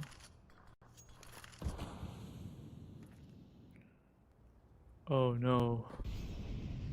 It's gonna be a free kill here for Crazy Gamer. I don't think he spotted the player under the window. Oh my god, he checked everywhere except where the players are. It's crazy. Okay, finally. Oh my god, it's a bit too late. But there we go, Finally Dice see some Dealer. contact being made. But it is, in fact, Dice Dealer who comes out on top. Okay, with a quick pot shot as he runs away. Setting his team up for success for a potential retake. The problem is there's 2 players coming in from apartments, and that can be both a blessing and a curse. If they get spotted early, 1 nade from McGill's could quickly put 2 players out of commission. Okay, waiting for his teammates to start coming through. Defaulter knows that there's two now. They can focus their attention. Defaulter can spot them, but he still cannot win the duel.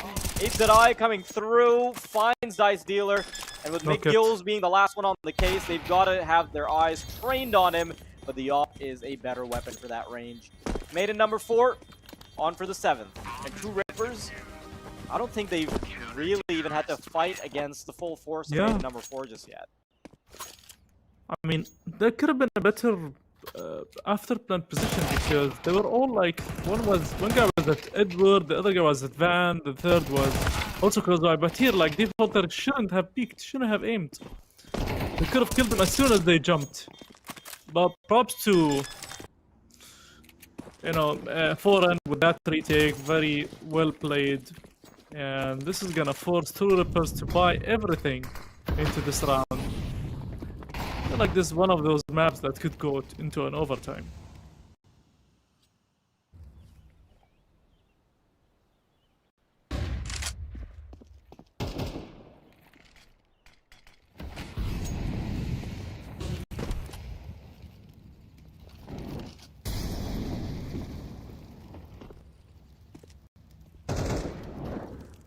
Oh my god, position. Not gonna check for Eye though. He's kept himself scarce for so long that they're gonna walk right into him. He finally reveals, and that's 2 for him. What a nice bait and switch setup from the CT players. Sandwich, a huge oversight. And there's nothing that McGills can do about 4 players helicopter parenting the bomb. Good trigger discipline by HDI as well. Sometimes you just want to go out there and kill, but it's very smart play. Seems like it's gonna go 8th round for Foreign. Yes, I'm all good, Mr. Producer. How are you today?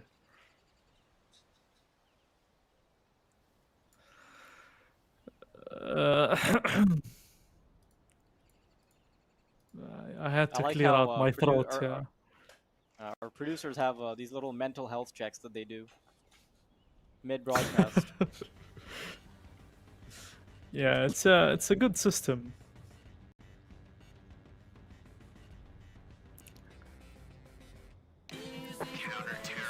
Easy for ends. Okay, 8 to 8. First tournament I'm casting where the music kits are actually enabled.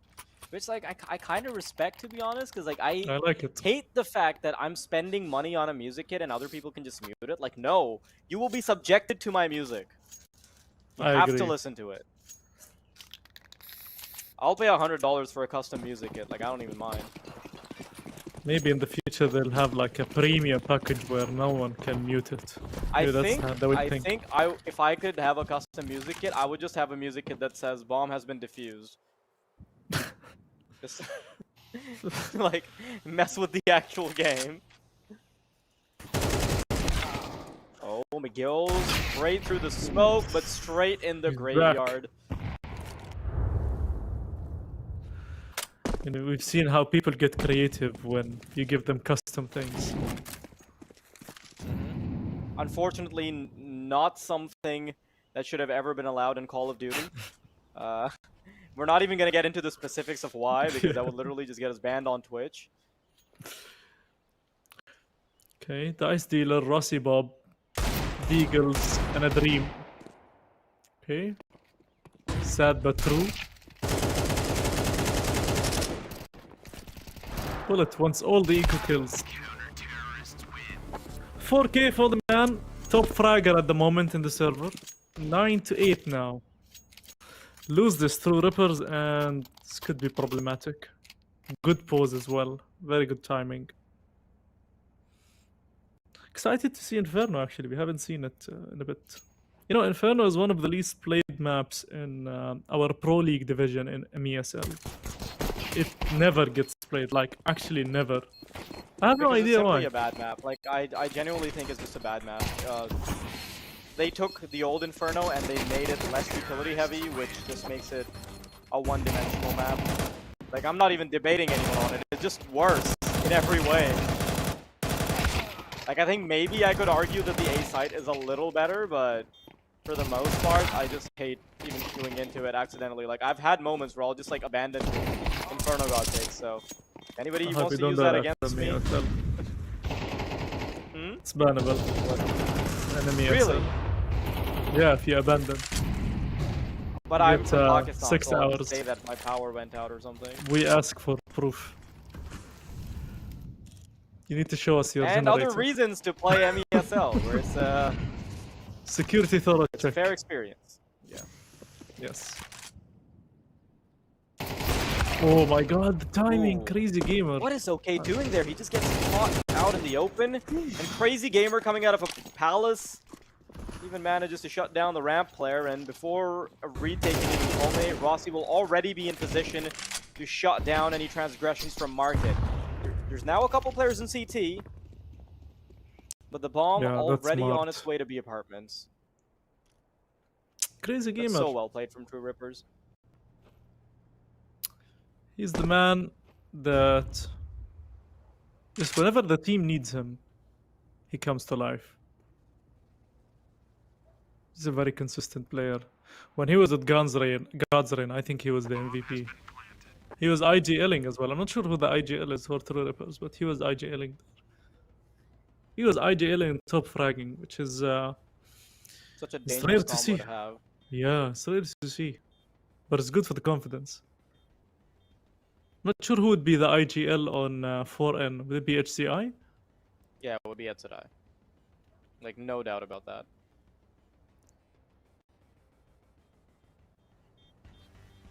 He's also the secondary opper, because like his primary role when he's not IGLing in teams is that he ops, but when he has someone like OK on his team, then there's no reason for him to op, because like, you're not going to try and like find a dedicated opper for the weapon, you know? Yeah. Okay, 9-9.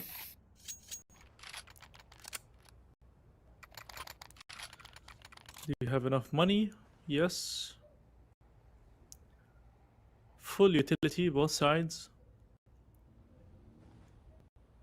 I don't know, you see these equipment value and team money stuff? I don't know if they are really useful in CS to talk about. In general, I don't mean like... Oh, how did he survive that?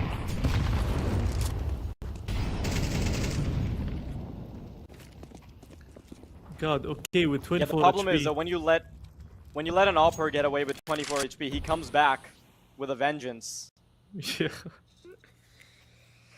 Still a 5-on-5, a minute and 25 seconds on the clock, and True Rippers, they're wanting to make a play towards the A bomb site. Bomb already heading all the way there.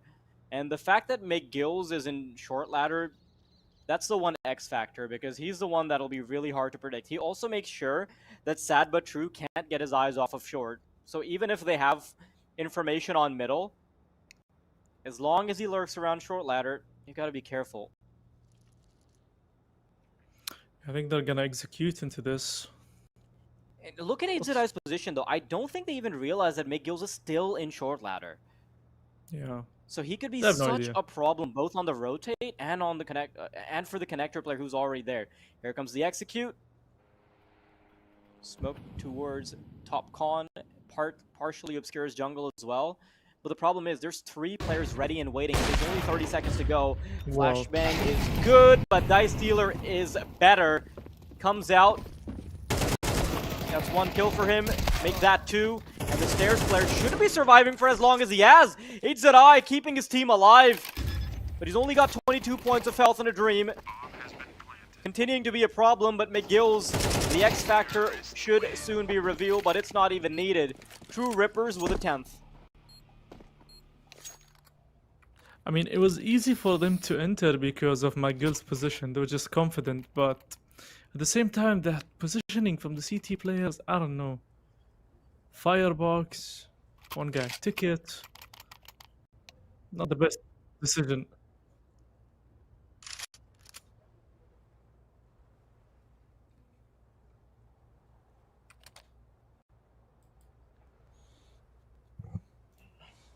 Well, I don't think Maiden number 4 have many chances to come back into Mirage. And bear in mind, this is probably the best chance they have at beating True Rippers. Like, I know that I still slightly favor Maiden number 4 overall as a team, especially after I saw how much True Rippers were struggling against Starboys.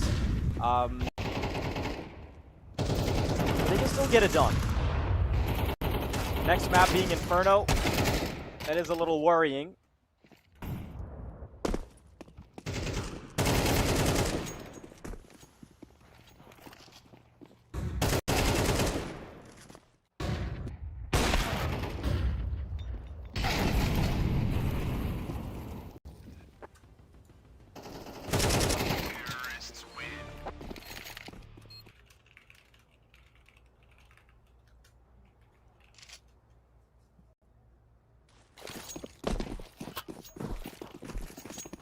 Heading into the 20th round now. Just pistols across the board with the exception of 8ZI, who's been granted an M4. And, you know, he's been playing incredibly well. For the IGL to be on 19 kills, 11 deaths, he's truly done a lot of work. And he continues to do it. Finally gets to that 20 kill mark. It's a nice little boost, but unfortunately, 8ZI misses a little too much at the start of it for it to pay off as many dividends as it could. Still, culminates into a 2v3, which could very well translate into a 10th round for Maiden number 4. The position Have of to wait and Sabah find too. out, though. Deep kitchen in B apps. Yeah. Unfortunately, where Boss is positioned, it'll be really hard to take care of him. Does he expect a second jungle player? He didn't Surely he check. just gets punished here. Okay. Easy pickings for him. That's an AK recovered as well. Khan's being mollied off. And sad but true has full information on Dice Dealer, so this is pretty much as guaranteed of a round as it could possibly be, as long as they can play their timings right. Dice Dealer, if he possibly problem, but okay, we'll stop him right here.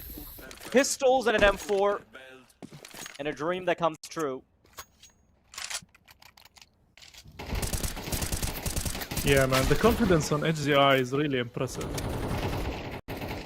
Again, there was a fight that they lost in mid, as well as the timing here, Rossi. He came very close, he almost checked. And I'm not sure, I mean, he checked jungle, he could have taken more control. Could have been better in my opinion. But either way, going well now so far. 10-10.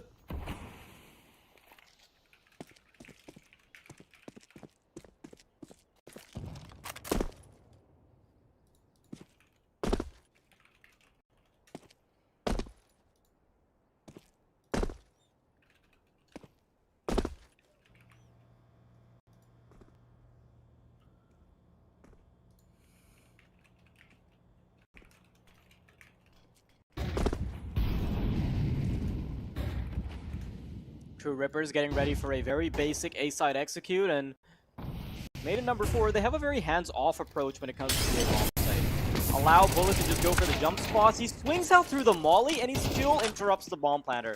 And that is a big chunk of time being given up to allow Maiden number 4 to start repositioning. Molotov, once again, starts knocking them off of positions. And the fortunate thing for Dice Dealer, I was gonna say they don't have enough utility to flush him out, but just one nade brings him to the bitter end. Defaulter now trying to get a bit of a head start on the bomb defusal. Don't want to get surprised. Executor goes straight past the smoke, finds one, and I think he just spotted the player coming through from ramp as well. Waiting for the jump up, misses the shots, that's big. And they're sticking the bomb already, and sad he's going to endure the bullets to stick it out. A disaster for True Rippers. And a miracle for Maiden number 4. Yeah, they rushed into planting that. But good utility usage really by Foreign, and then Executor, he was the man. Very impactful kills, even though he managed to get one, but it was enough to hold down the True Rippers guys, boys. And now we go into the lead of Foreign. So close. What a match. I mean, if Team 4N didn't lose 3 or 4 clutches that they lost, this would have been a game over. from a few rounds ahead or ago. But seeing them still fighting, still trying to win this map is just impressive, honestly.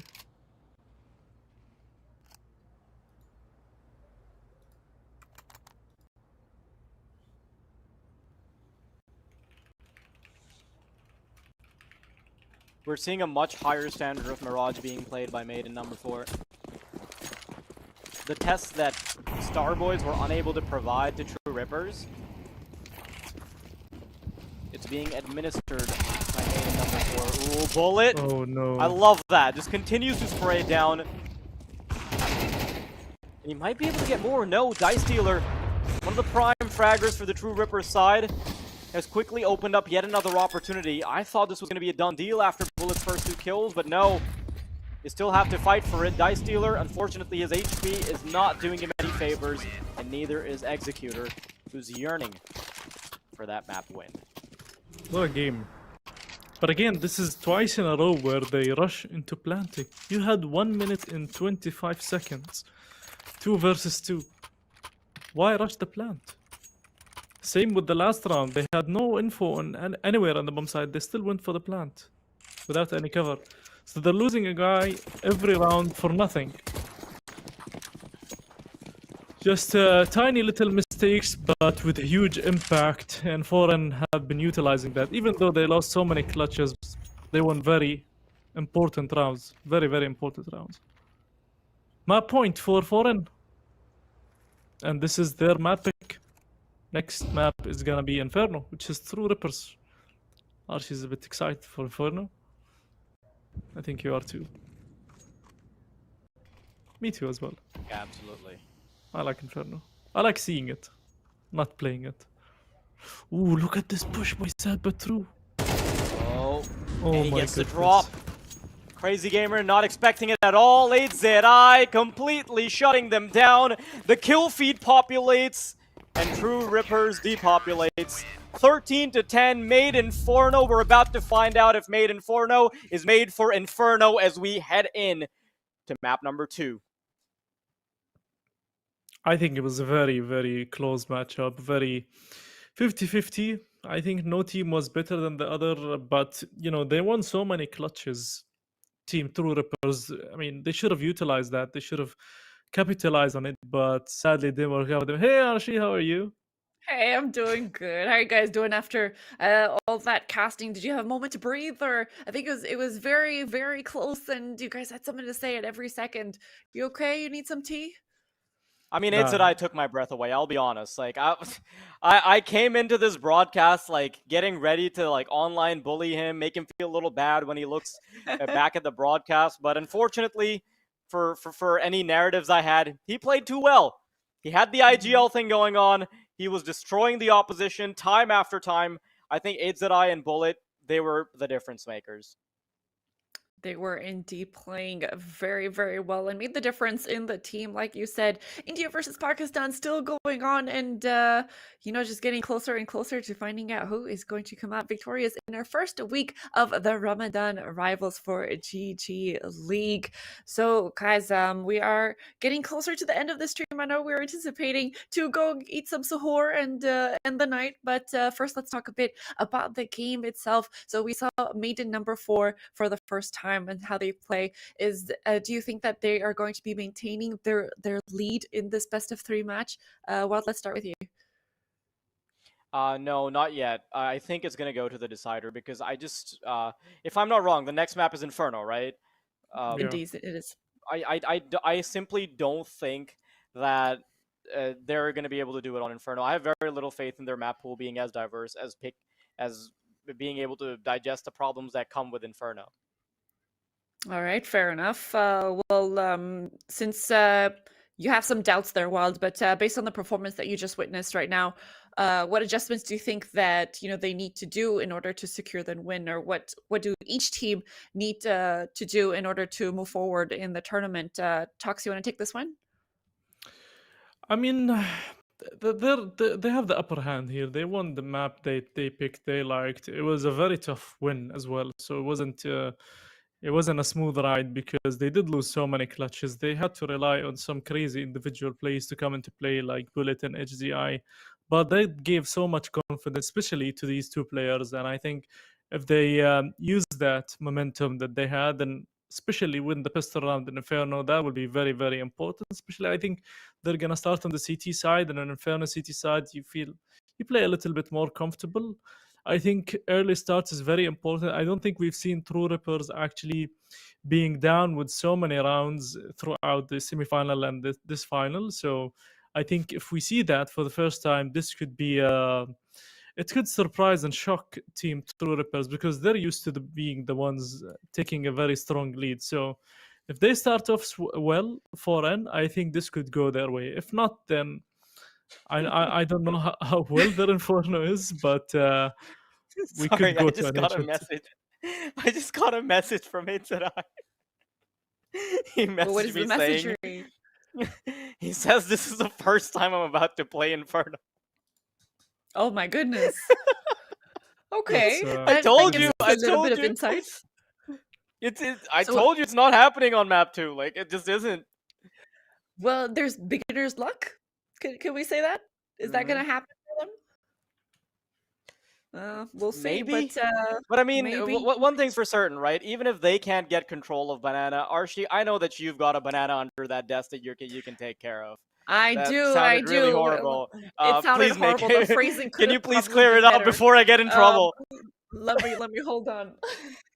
Production is having some issues holding on to his job, but this is what he There meant. we go. This is what he meant. Production is not Producer happy with just the way that phrased that. the producer just said, "I'm gonna get fired if you don't clear that up."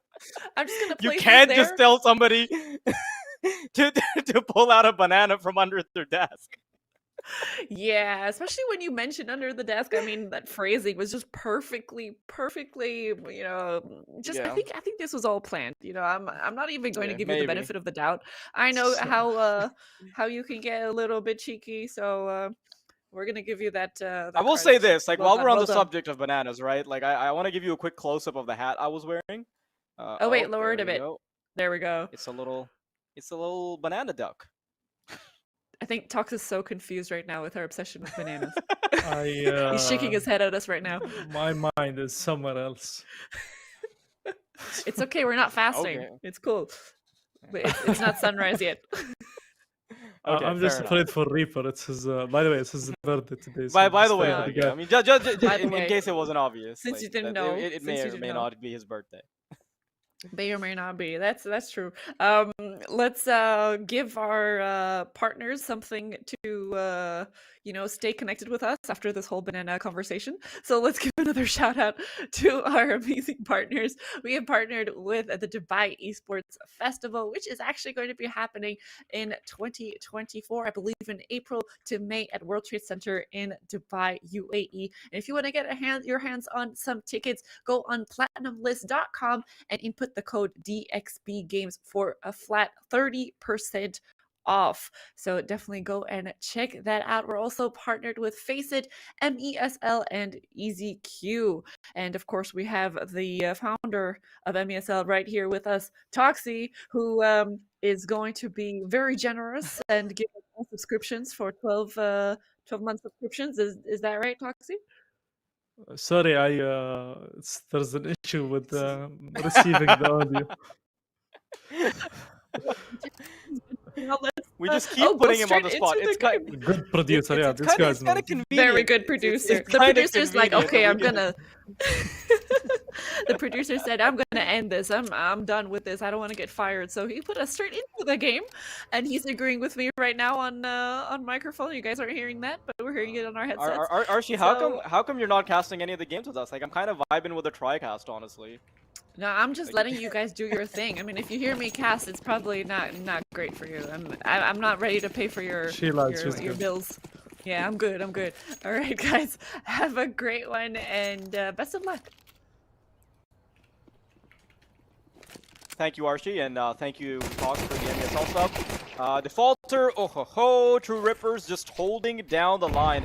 I love this. They completely punish made in number 4 for trying to go for any aggression at all. Now, sad but true is going to reel that back in a little bit, but by the time they catch the second player, the players who are destined to go to A, they've already made it halfway through. Problem is, it's still a 3-on-3. Here we go, 3-on-3. They do have a good afterplan position. I mean, there's a guy in boiler. He could do so much damage. The crossfire heal is everything. Look at the jump push with Dice Dealer. No. Deals the headshots and now it's down to HCI. Can't do much. It's a good push, but maybe overextension of it. Two Rippers are gonna take this one, and it's a much needed pistol because I feel like if Warren got the pistol, could have got dangerous. Momentum would have been crazy for them. Okay, I'm just gonna quickly go back to what AZI said about playing Inferno for the first time ever. Yeah, that's about it. That's all I gotta say. Alright, thank you for the... Can we take another call?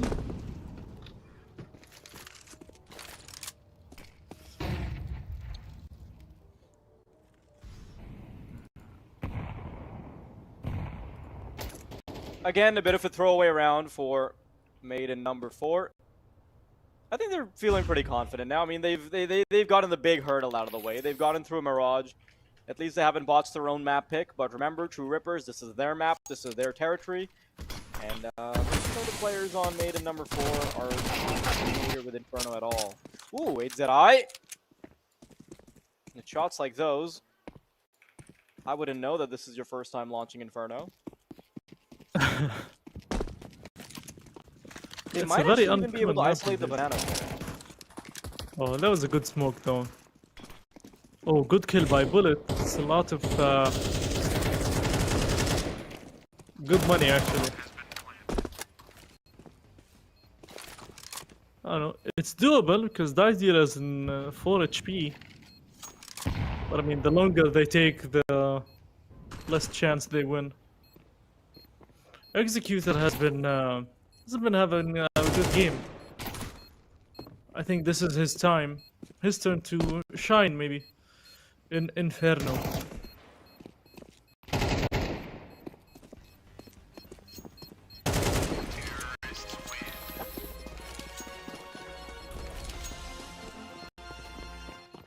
Oh, what is that ending? Ta-da-na. I don't know. I like these. I think they need to add more musical. Music hits. Yeah, music hits. I think they're quite cool. I really Just- liked the new pack. My mom unboxed it for me, unironically. Like the new music kit case. Yeah. I just bought a bunch of them and let my mom unbox it. Oh, that's mom buff. I got the cheapest music kits though, which wasn't great, but we can't say that. We'll take whatever we get. Unfortunately, Never Maiden number complain. 4, they're feeling a little bit out of their depth right now, overpowered. Never mind, Executor stops them from permeating through apartments. Knocked out of position by the Molly, confused between 2 targets, ends up shooting the air. Wouldn't feel great if I was the air. Unfortunately, that's not a valid target. Unfortunately. True Rippers. Third round. Another saved gun by Bullet and HDI. Possibly the best players in the team from the last map. He did mention this could potentially go to a third map. Third map is Ancient. So I'm not quite sure how good Team 4N is in Ancient. True Rippers, they do like that map, but they're lost in it. So I don't know if their relationship is still good. But it's one of these things. I think it's a love-hate relationship.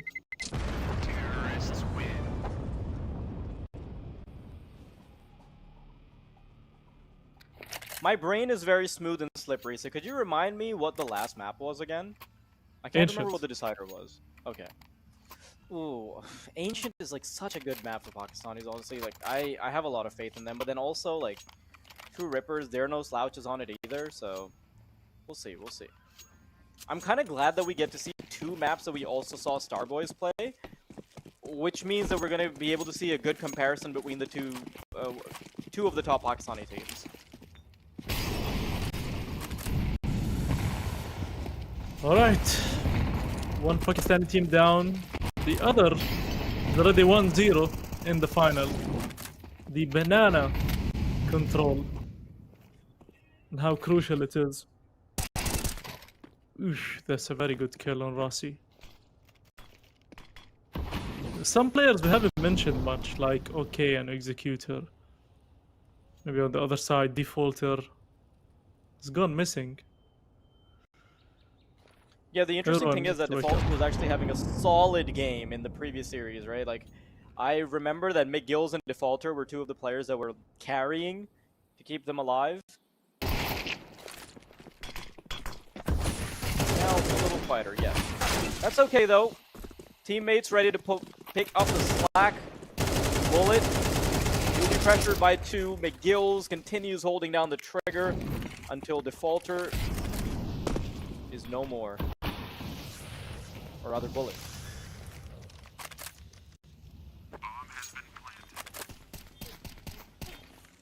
This is certainly doable. I mean, playing through smoke. Oh my goodness, that was a very good push through smoke, but left McGill's all alone, 2 against 1. This is one The of problem those is that rounds. because of the flashbang, it's also obvious that McGill's is either on default or in the back of the site. I'm not sure why they're choosing banana. They follow the trajectory of the flash. OK is able to respond in time, and that does mean that True Rippers will finally give up the first round. Okay, is this the path to comeback? Starting with this beautiful kill by OK. Oof, that dink was so good. Basically, I had no time to react.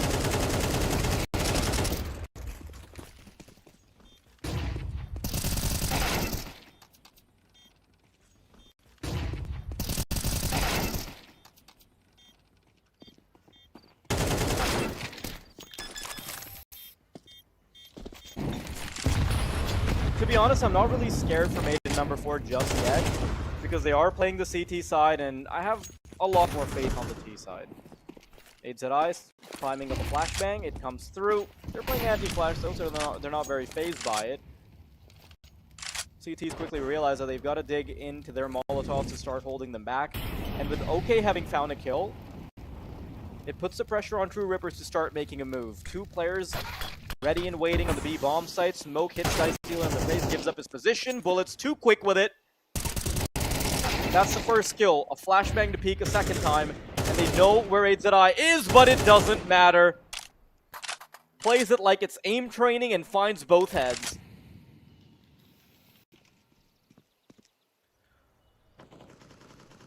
Sad but true. Makes it out alive with the swag 7. Oh my god! One of these 87 and 7 hits. That doesn't kill. That's what happens to me usually with MP7.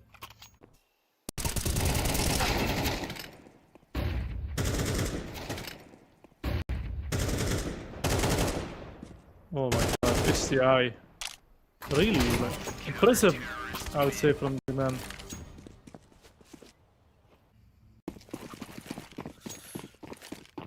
The road to the comeback.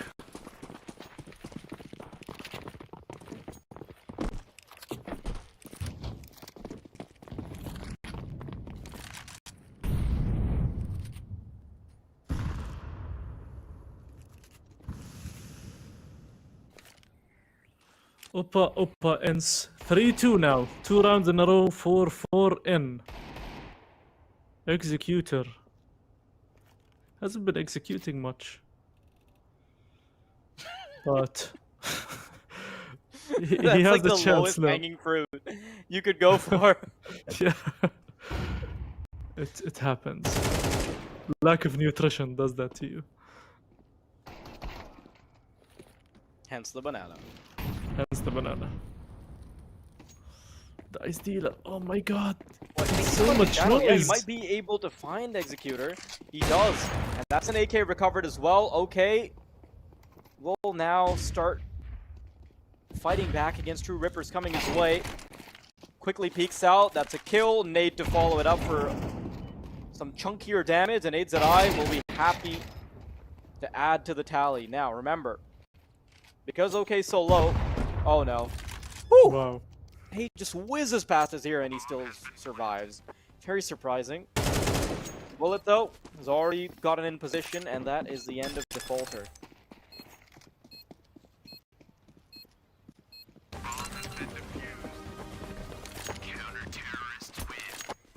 Of course, what you may have not noticed is that it was Reaper's birthday from the production team. It's a little unfortunate that we're a little late to the party because we clearly haven't done it yet. But yeah, happy birthday, man. Happy birthday, Ali. Very nice, man. Where did you guys get him? PSL store. We bought it. We bought him with Faceit points.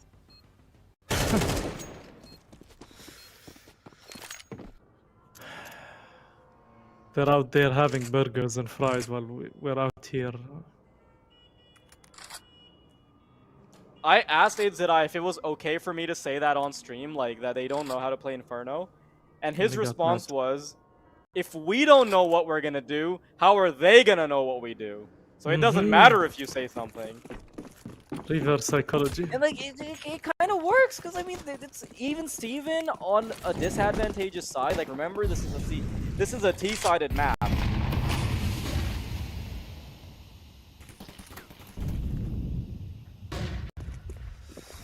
Right, let's try to take banana. Oh, okay. I thought it's gonna throw a good grenade. I threw it through smoke. Okay. With the AWP. God, how is he alive? What is happening?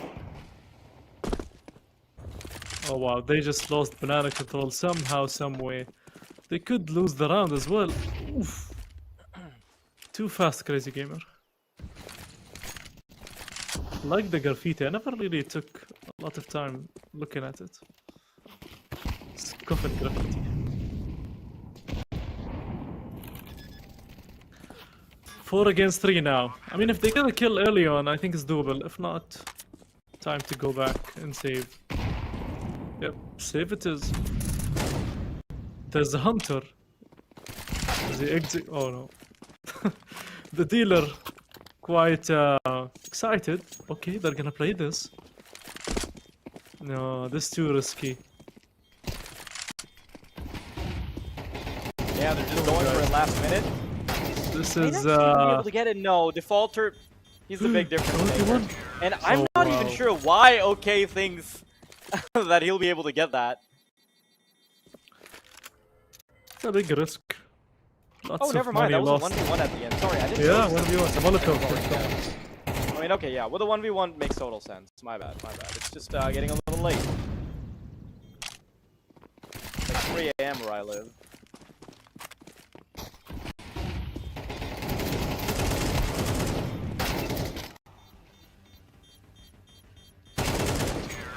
When he was scoped with the AWP. That's the unfortunate thing for OK. But this seems like it's gonna be like another Mirage scenario where it's like round for round. No one is thumping the other. He's trying to run. Stab but true. I'm running. Swag but true. Mag but true. Yeah. Oh my goodness. Fitting names for the man wielding the impossible shotgun. Very Call it important. the impossible kills. shotgun because it's impossible to get kills when it's in my hands. Yeah, same. Telling you, I get like 84 and 17 heads. That's an age thing, in my opinion. But enough about that. Yeah. Let's not talk about that. Yeah. Mm-hmm. Okay, 32. bullet sticking in. Ooh. Where's the follower? Why is my kills all alone? Yeah, no, they just let him hang out to dry. Yeah. Sorry, bro. It's like a you do you, bro. That sounds like an ish you, not an ish me. Sad but true. And then it quickly becomes an ish them. know, like they know where Bullet is. They've already chucked like two Molotovs and a nade at him, but he's unfazed. They just keep missing. They missed everything. Honestly, not terrible from the CTs. Like you heard it straight from the horse's mouth. If they don't know what they're doing, neither does the enemy team. But there's a surprising level of cohesion. Like, I know we're memeing on them, right? But there's a surprising level of cohesion over towards apartments. Like, we've seen how strong Sad But True is in that position. And then we're also seeing, like, a lot of cohesive aggressions as a unit from the CT side. It's working. It's working pretty well. And this time around, it's not even like one or two players are completely dominating, right? And I think on Mirage, they really needed 8ZI and Bullet to step up, but it's evenly distributed now. I feel like Inferno is one of these maps, but it's always evenly distributed. Like, my second hated map after Mirage is Inferno. It's very close. Tight entrances and exits and all of that. I like freedom. Maybe it's a cluster. Maybe it's an age thing.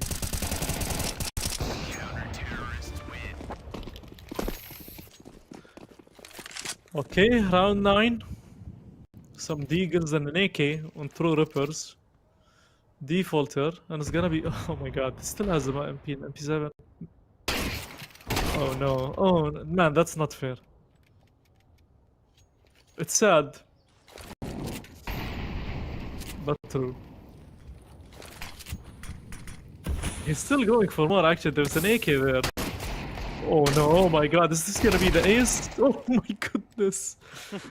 4 kills for Sad But True. Oh my god, the name is just so... It's hurtful. You die from a Mag 7, from Mag 7 called Sad But True. It is sad and it is true. So, very on-brand name. Ironically painful. Boom, boom, boom. 4 bullets, 4 kills. No luck, all killed. Ah, 5 bullets. Never mind. He almost Cut that out. Edit. Reaper is gonna be editing after he celebrates his birthday. Okay, a buy round now, a proper buy round. Actually, not so proper. They don't have too many utilities. Lots of Molotovs. I feel like you can Molotov everywhere in Inferno. Does this guy ever get bored? Sad but true. Round 3, let's go. Another day, another mag. Yeah, that's damage once again. And he's going to continue to put on the pressure. Pushes forward.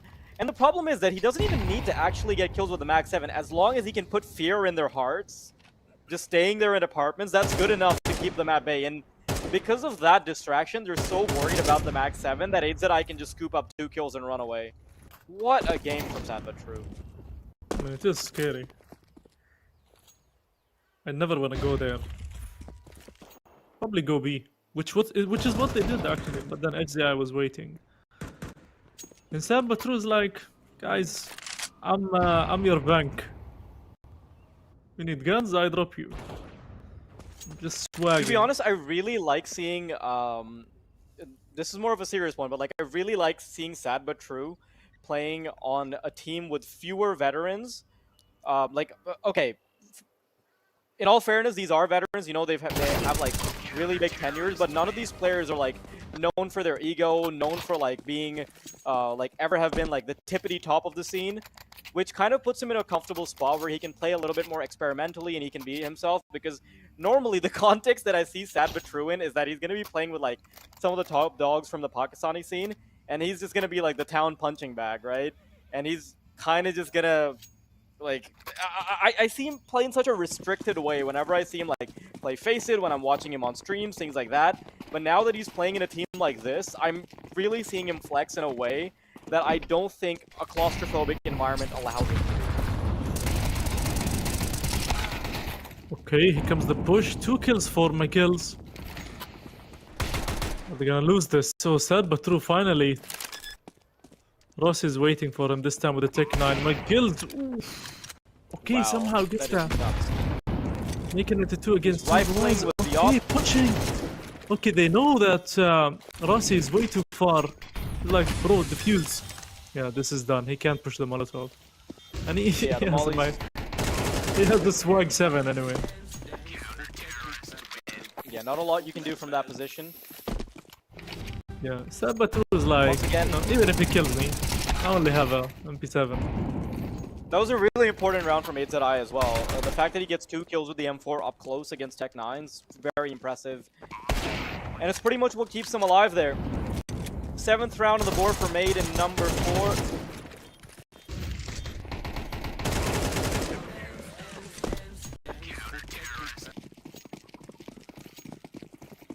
Okay, wow, he still goes for the Max 7.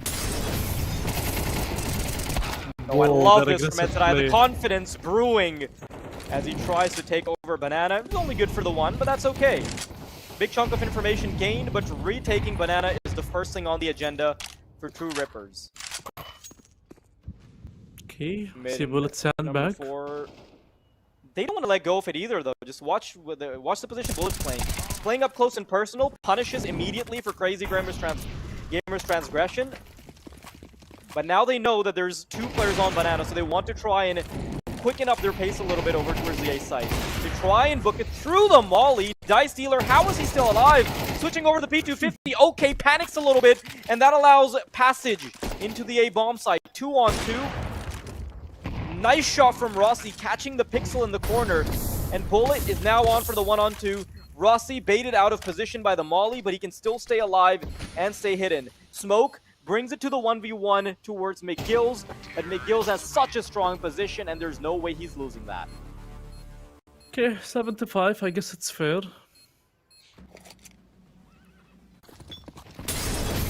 This puts by, yeah, I mean, he pushed alone, that's the unfortunate thing. And okay, did have a 4 against 3 lead, but Ross, that push was everything from apps. Yeah, Executor. I don't know where this guy is, but he's MIA. 75 pistol, not okay, no utility at all from the side of 4N. Seems like it's gonna be a very fast-paced round.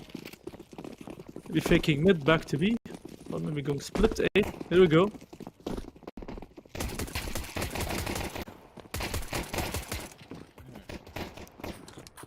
Interesting choice of strat. Yeah, I think pistol rounds have not really been the forte of Made in number 4.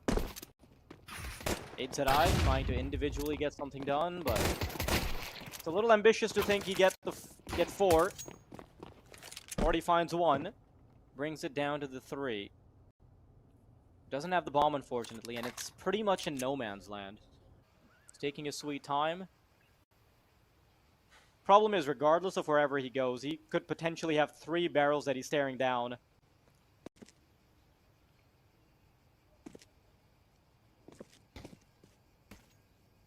Yeah, this is a very tough one.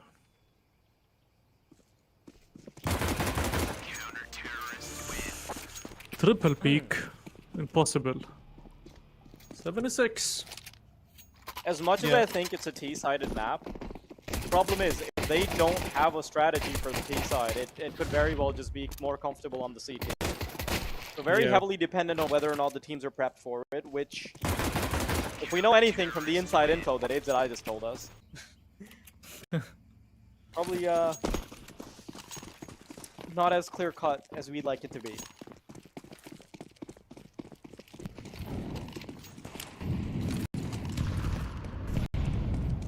Okay, we see the mid control smoke thrown out early in this round.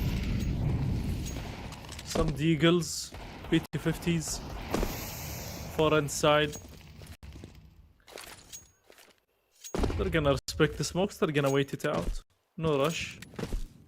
Meanwhile, True Rippers are playing passively in A bomb side. 4 guys stacked in A.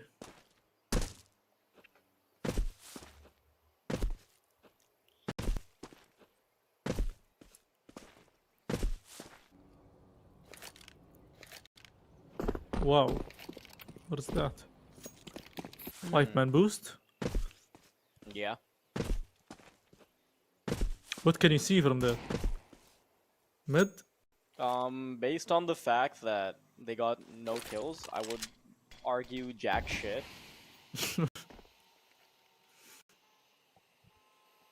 Good effort.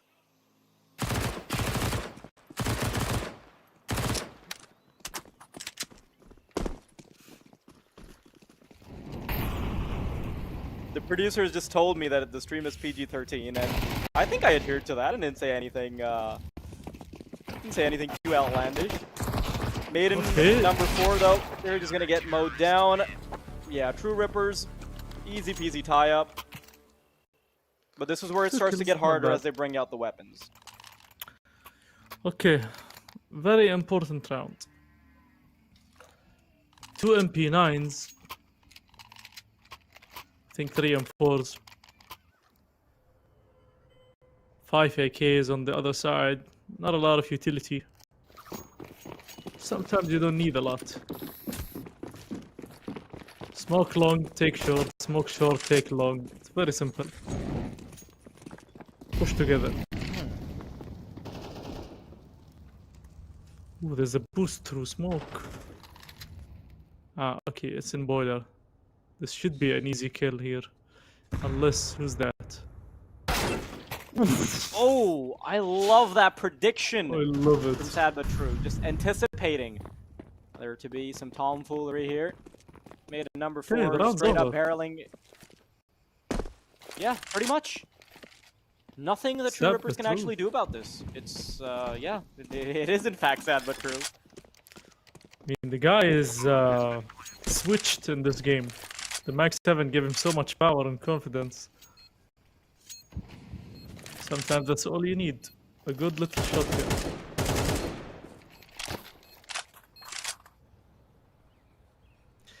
Eight to 7 now. Oh, I think they're gonna go for this. Are they? Maybe they shouldn't. Not a lot of money. It's a risk. But I don't think they're willing to take.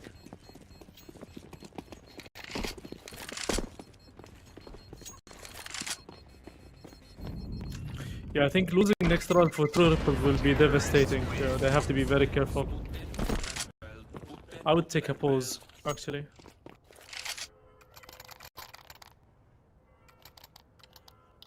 Or not. So what's Yeah, for they're definitely in the Sahur? position now where anything can, like, anything going wrong for long enough is just gonna throw off their game entirely. And remember, they've already lost the first map, so not really many fighting chances here. And it's also big for Maiden number 4 because remember, they're trying to prove themselves as the Pakistani team to beat. It's good for them. You never know where these tournaments lead you to. So, pass bit with whatever you have. Try to make an impact. Okay, here we go. Smoking long, taking control of short and apps, and then doing whatever you want.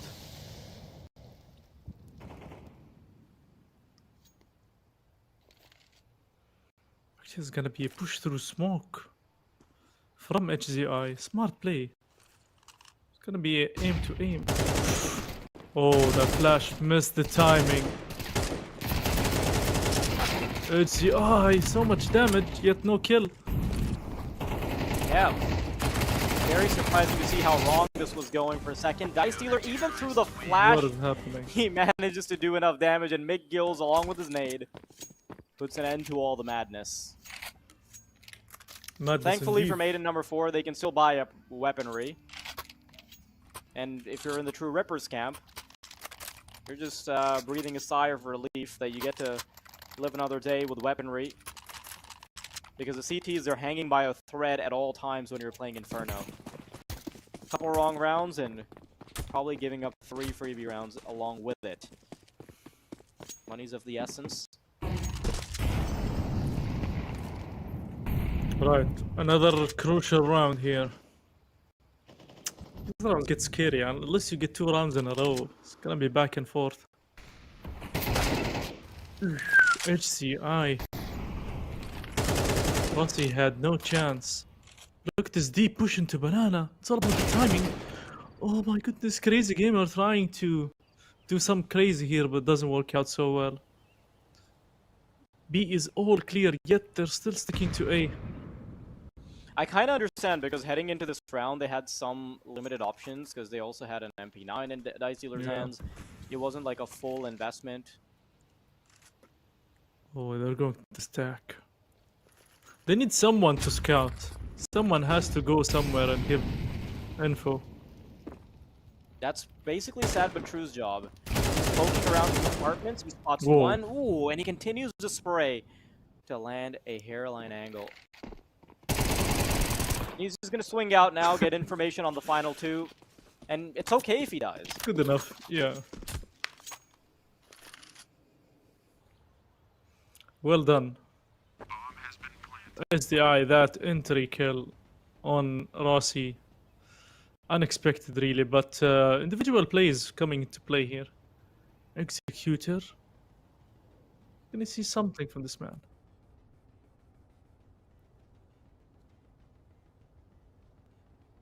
Okay, we'll tell the teams to escalate this.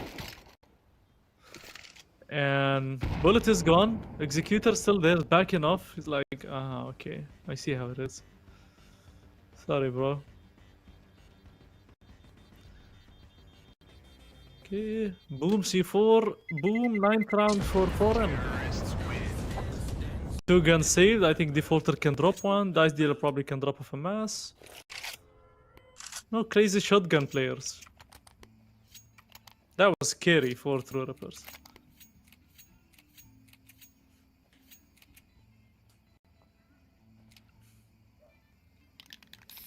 Made in number 4. Now they actually get some breathing room, because, I mean, the CTs are still gonna buy. Well, they're not gonna buy, but they are gonna still have a couple weapons that they can rely on. But it's simply not enough. They want to make sure that by the time Made in number 4 get to double digits, they can fight back with the full force of all weaponry. Ooh, the double like peak. this. Yeah, Very good from unfortunately, both. it does mean that one of their weapons is gone. And any attempt to retrieve the weapon is met with a nade. I'm not sure if the Wow. nade knocks the AK out of position, or rather the M4. It shouldn't matter too much. 3 players waiting on the A site. McGill's, he's got the perfect weapon to deal with any threats from apartments. But look at what's happening to the rest of True Rippers. Rotating towards B, going for the gamble stack. McGill's being the only one. Even if he gets the kill, he will get pressured. He wants to chase him down, but he falls, he slips and trips, and now he is pretty much cooked. Surprisingly enough, still gets a little bit more damage before he's gone, but it's okay. Made in number 4. I mean, HZI said that it's the first time he's playing Inferno in an official. Surprisingly good performance for that, I'll give him that.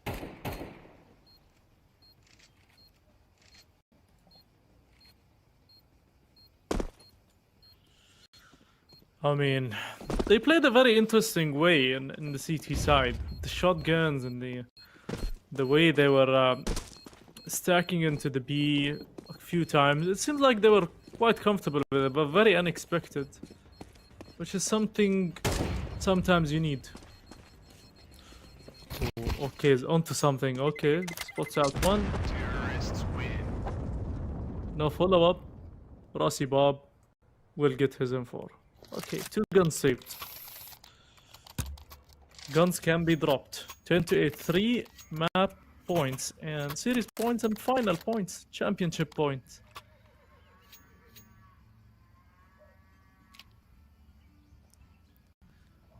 But it still all starts here in this round.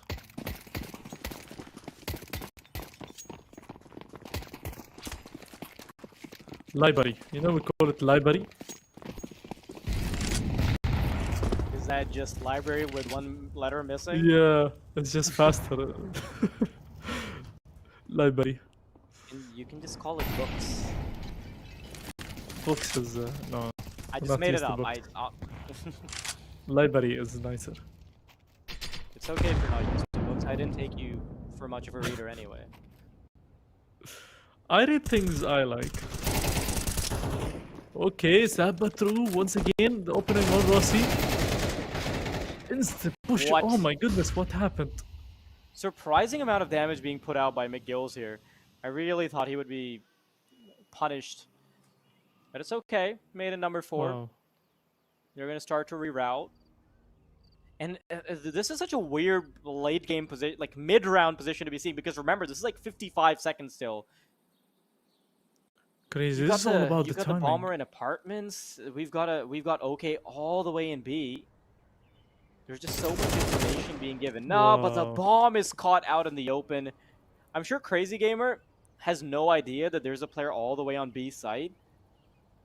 I think just even the idea of somebody being in CT spawn is just unfathomable. Okay, has given up his audio.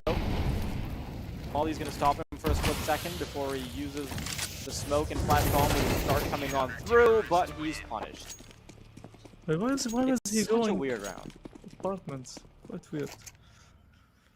B was clear. I think the idea here is that they couldn't clear out banana, and the only... I think the thought process might have been, hey, B's clear because somebody's pushed all the way through banana, so if you try bringing the bomb banana, you're gonna die.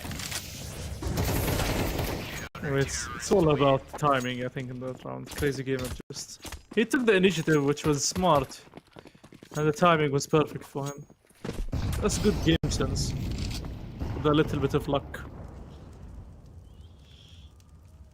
Oh, losing this for 4N. Not good. I mean, for both.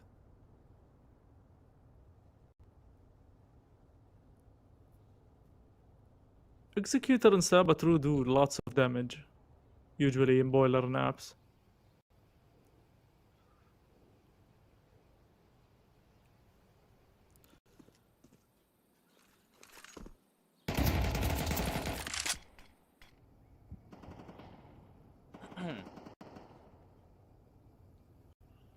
Well, that's a very good position by Sabatru.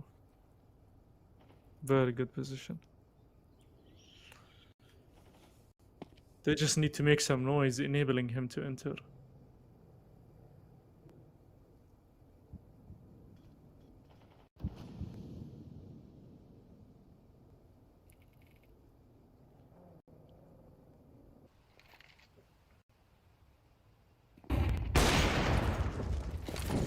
Crazy Gamer fires off a pot shot and backs off. Molotov impedes their progression. And coming out of apartments will be an exercise in futility. They've already made it all the way around Arches. Dice Dealer, the MP9 specialist playing around the smoke, and he's got to worry about 2 angles. Crispy with it, gets 2, and he just continues to pile it on. It's so hard for anybody to wrap their heads around him. 2 kills with the MP9, Defaulter holding down the line. True Rippers are doing a really good job at putting pressure on Maiden number 4. And I think this is where some of the inexperience on Inferno is starting to show. Yeah. What to do when the time is ticking. There was like 14 seconds left. Oh my god, Sometimes they also have nothing to buy into. Yeah. So they have to That's allow True complicated. Rippers to get to 11. Smoke somewhere, push together with pop flash, easy.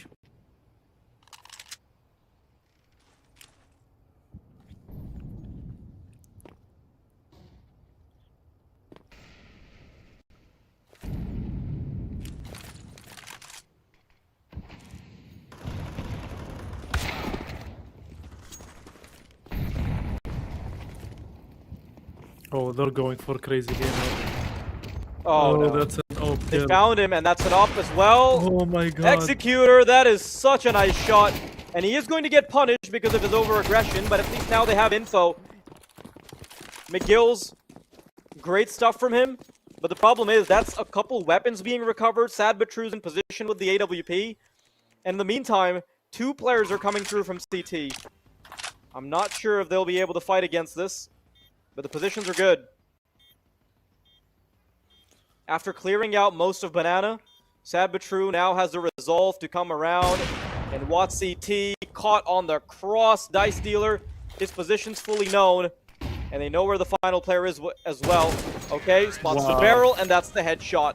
Off of Tech 9s, they have ruined the eco of True Rippers. See, it's very simple. Inferno is very simple. You just Very need the simple, Tech just 9. click on head. But this kill, this kill from Execute. And the second one, actually, I have no idea why. Just ducked and aiming at him.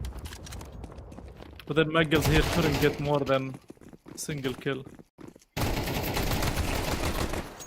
Actually, okay, he got 2, but then Sad but True. For timing as well. What a round.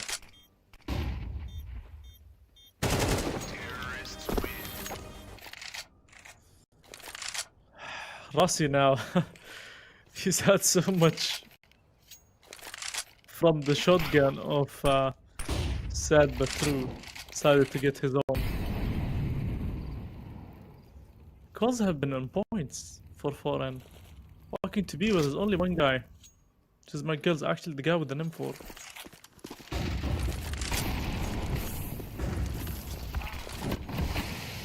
Oh no. McGills is doing so much. It's a good flash. Trying to push through. Oh my god, what is this mess? 1-for-1 trade so far. And they're going to quickly get on the bomb as well. Smoke's deployed. It's a bit of a waiting game for True Rippers. But they've also started to run out of aggressive utility, with the exception of Dice Dealer, who still has a molly. Oh, this is so good. This could actually overwhelm it. Zai, though, doesn't allow it at all. Him and Bullet, good to stop it. And maybe a final hurrah from True Rippers, where they don't have any money remaining, Talks. They just had such a bad buy that they can't retake. They had an MP9 and a Mag 7 and a 5.7. This is very hard to retake. Any bomb site actually with these guns. But what a play, what a call by Team 4N. Just the IGL calls have been on point, honestly. They've always, in these critical rounds, they always decided to go somewhere where it's helpful to them. And now look at this very poor buy from 2 Rippers. 2 MP9s, 3 5.7s. What a game so far.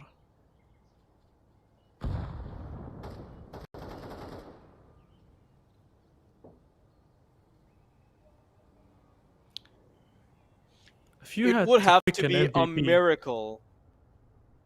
Oh, easy. That's it. Like, for the no doubt about finals. it. Who? Ooh.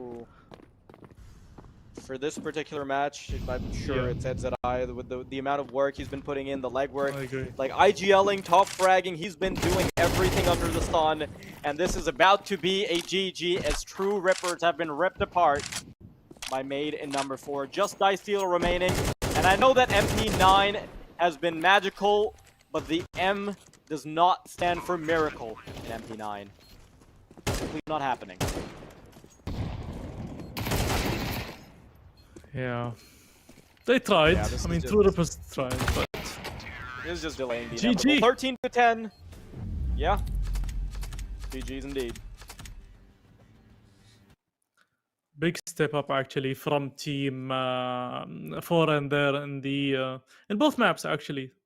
First map they lost so many clutches, yet they crawled back and they won the game. Second game they were also almost losing. I mean, at some point they were gonna lose the game. Then the Tech 9 came out, and the Tech 9s, they just pushed all the way. They got that round, the AWP from Executor, and then the round after that, just insane plays in very critical rounds. So congrats to them, our week 1 winners.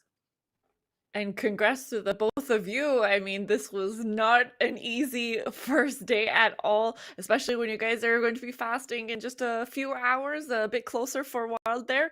But are you already fasting? You still got some time? Get some suhoor in? I've got an hour and a half. and a half An hour to and a go. half. So I'm still good. I can easily load up on some carbs and I'll be good for another day. All right, that sounds great. You guys have been phenomenal, and I don't want to keep too much of your time. We want to get into the scores and get our night's sleep started. I know, Talks, you have an early morning tomorrow, and so do I. I have an alarm clock known as my daughter at 7 a.m. So I'm eager to wrap this up, but what an amazing first week that we have witnessed today. Amazing semifinals followed up by the finals. Both of them happened to be India versus Pakistan, and India won round one, and round two ultimately went to Pakistan with made in number Char going in for the win and winning that first place prize as well of $500, with of course True Rippers going home with $250. So congratulations to the both of you. That was amazing gameplay. I think you guys covered everything in the game. Is there anything you want to add before we end? Talks, you want to go first? Talks, you want to go? No, I keep forgetting to direct the question. yeah, I think it was a very good the matchups we saw from starting with the semis to the final, very close. I enjoyed them. I enjoyed casting this with Wildity. I mean, it's been absolute pleasure as well, Archie, having you here as well. And hard luck to True Rippers. I mean, they're still in the they qualified, so they can relax now and work on their mistakes and come back stronger for the top 8, the final, once we have it in the end of Ramadan. But so far we've seen some great CS. Honestly, I'm very impressed by the level of CS we've been seeing from both Indian and Pakistani teams. Hopefully we see more GCC teams also participating in the next week, because we missed that in this tournament. So hopefully we do.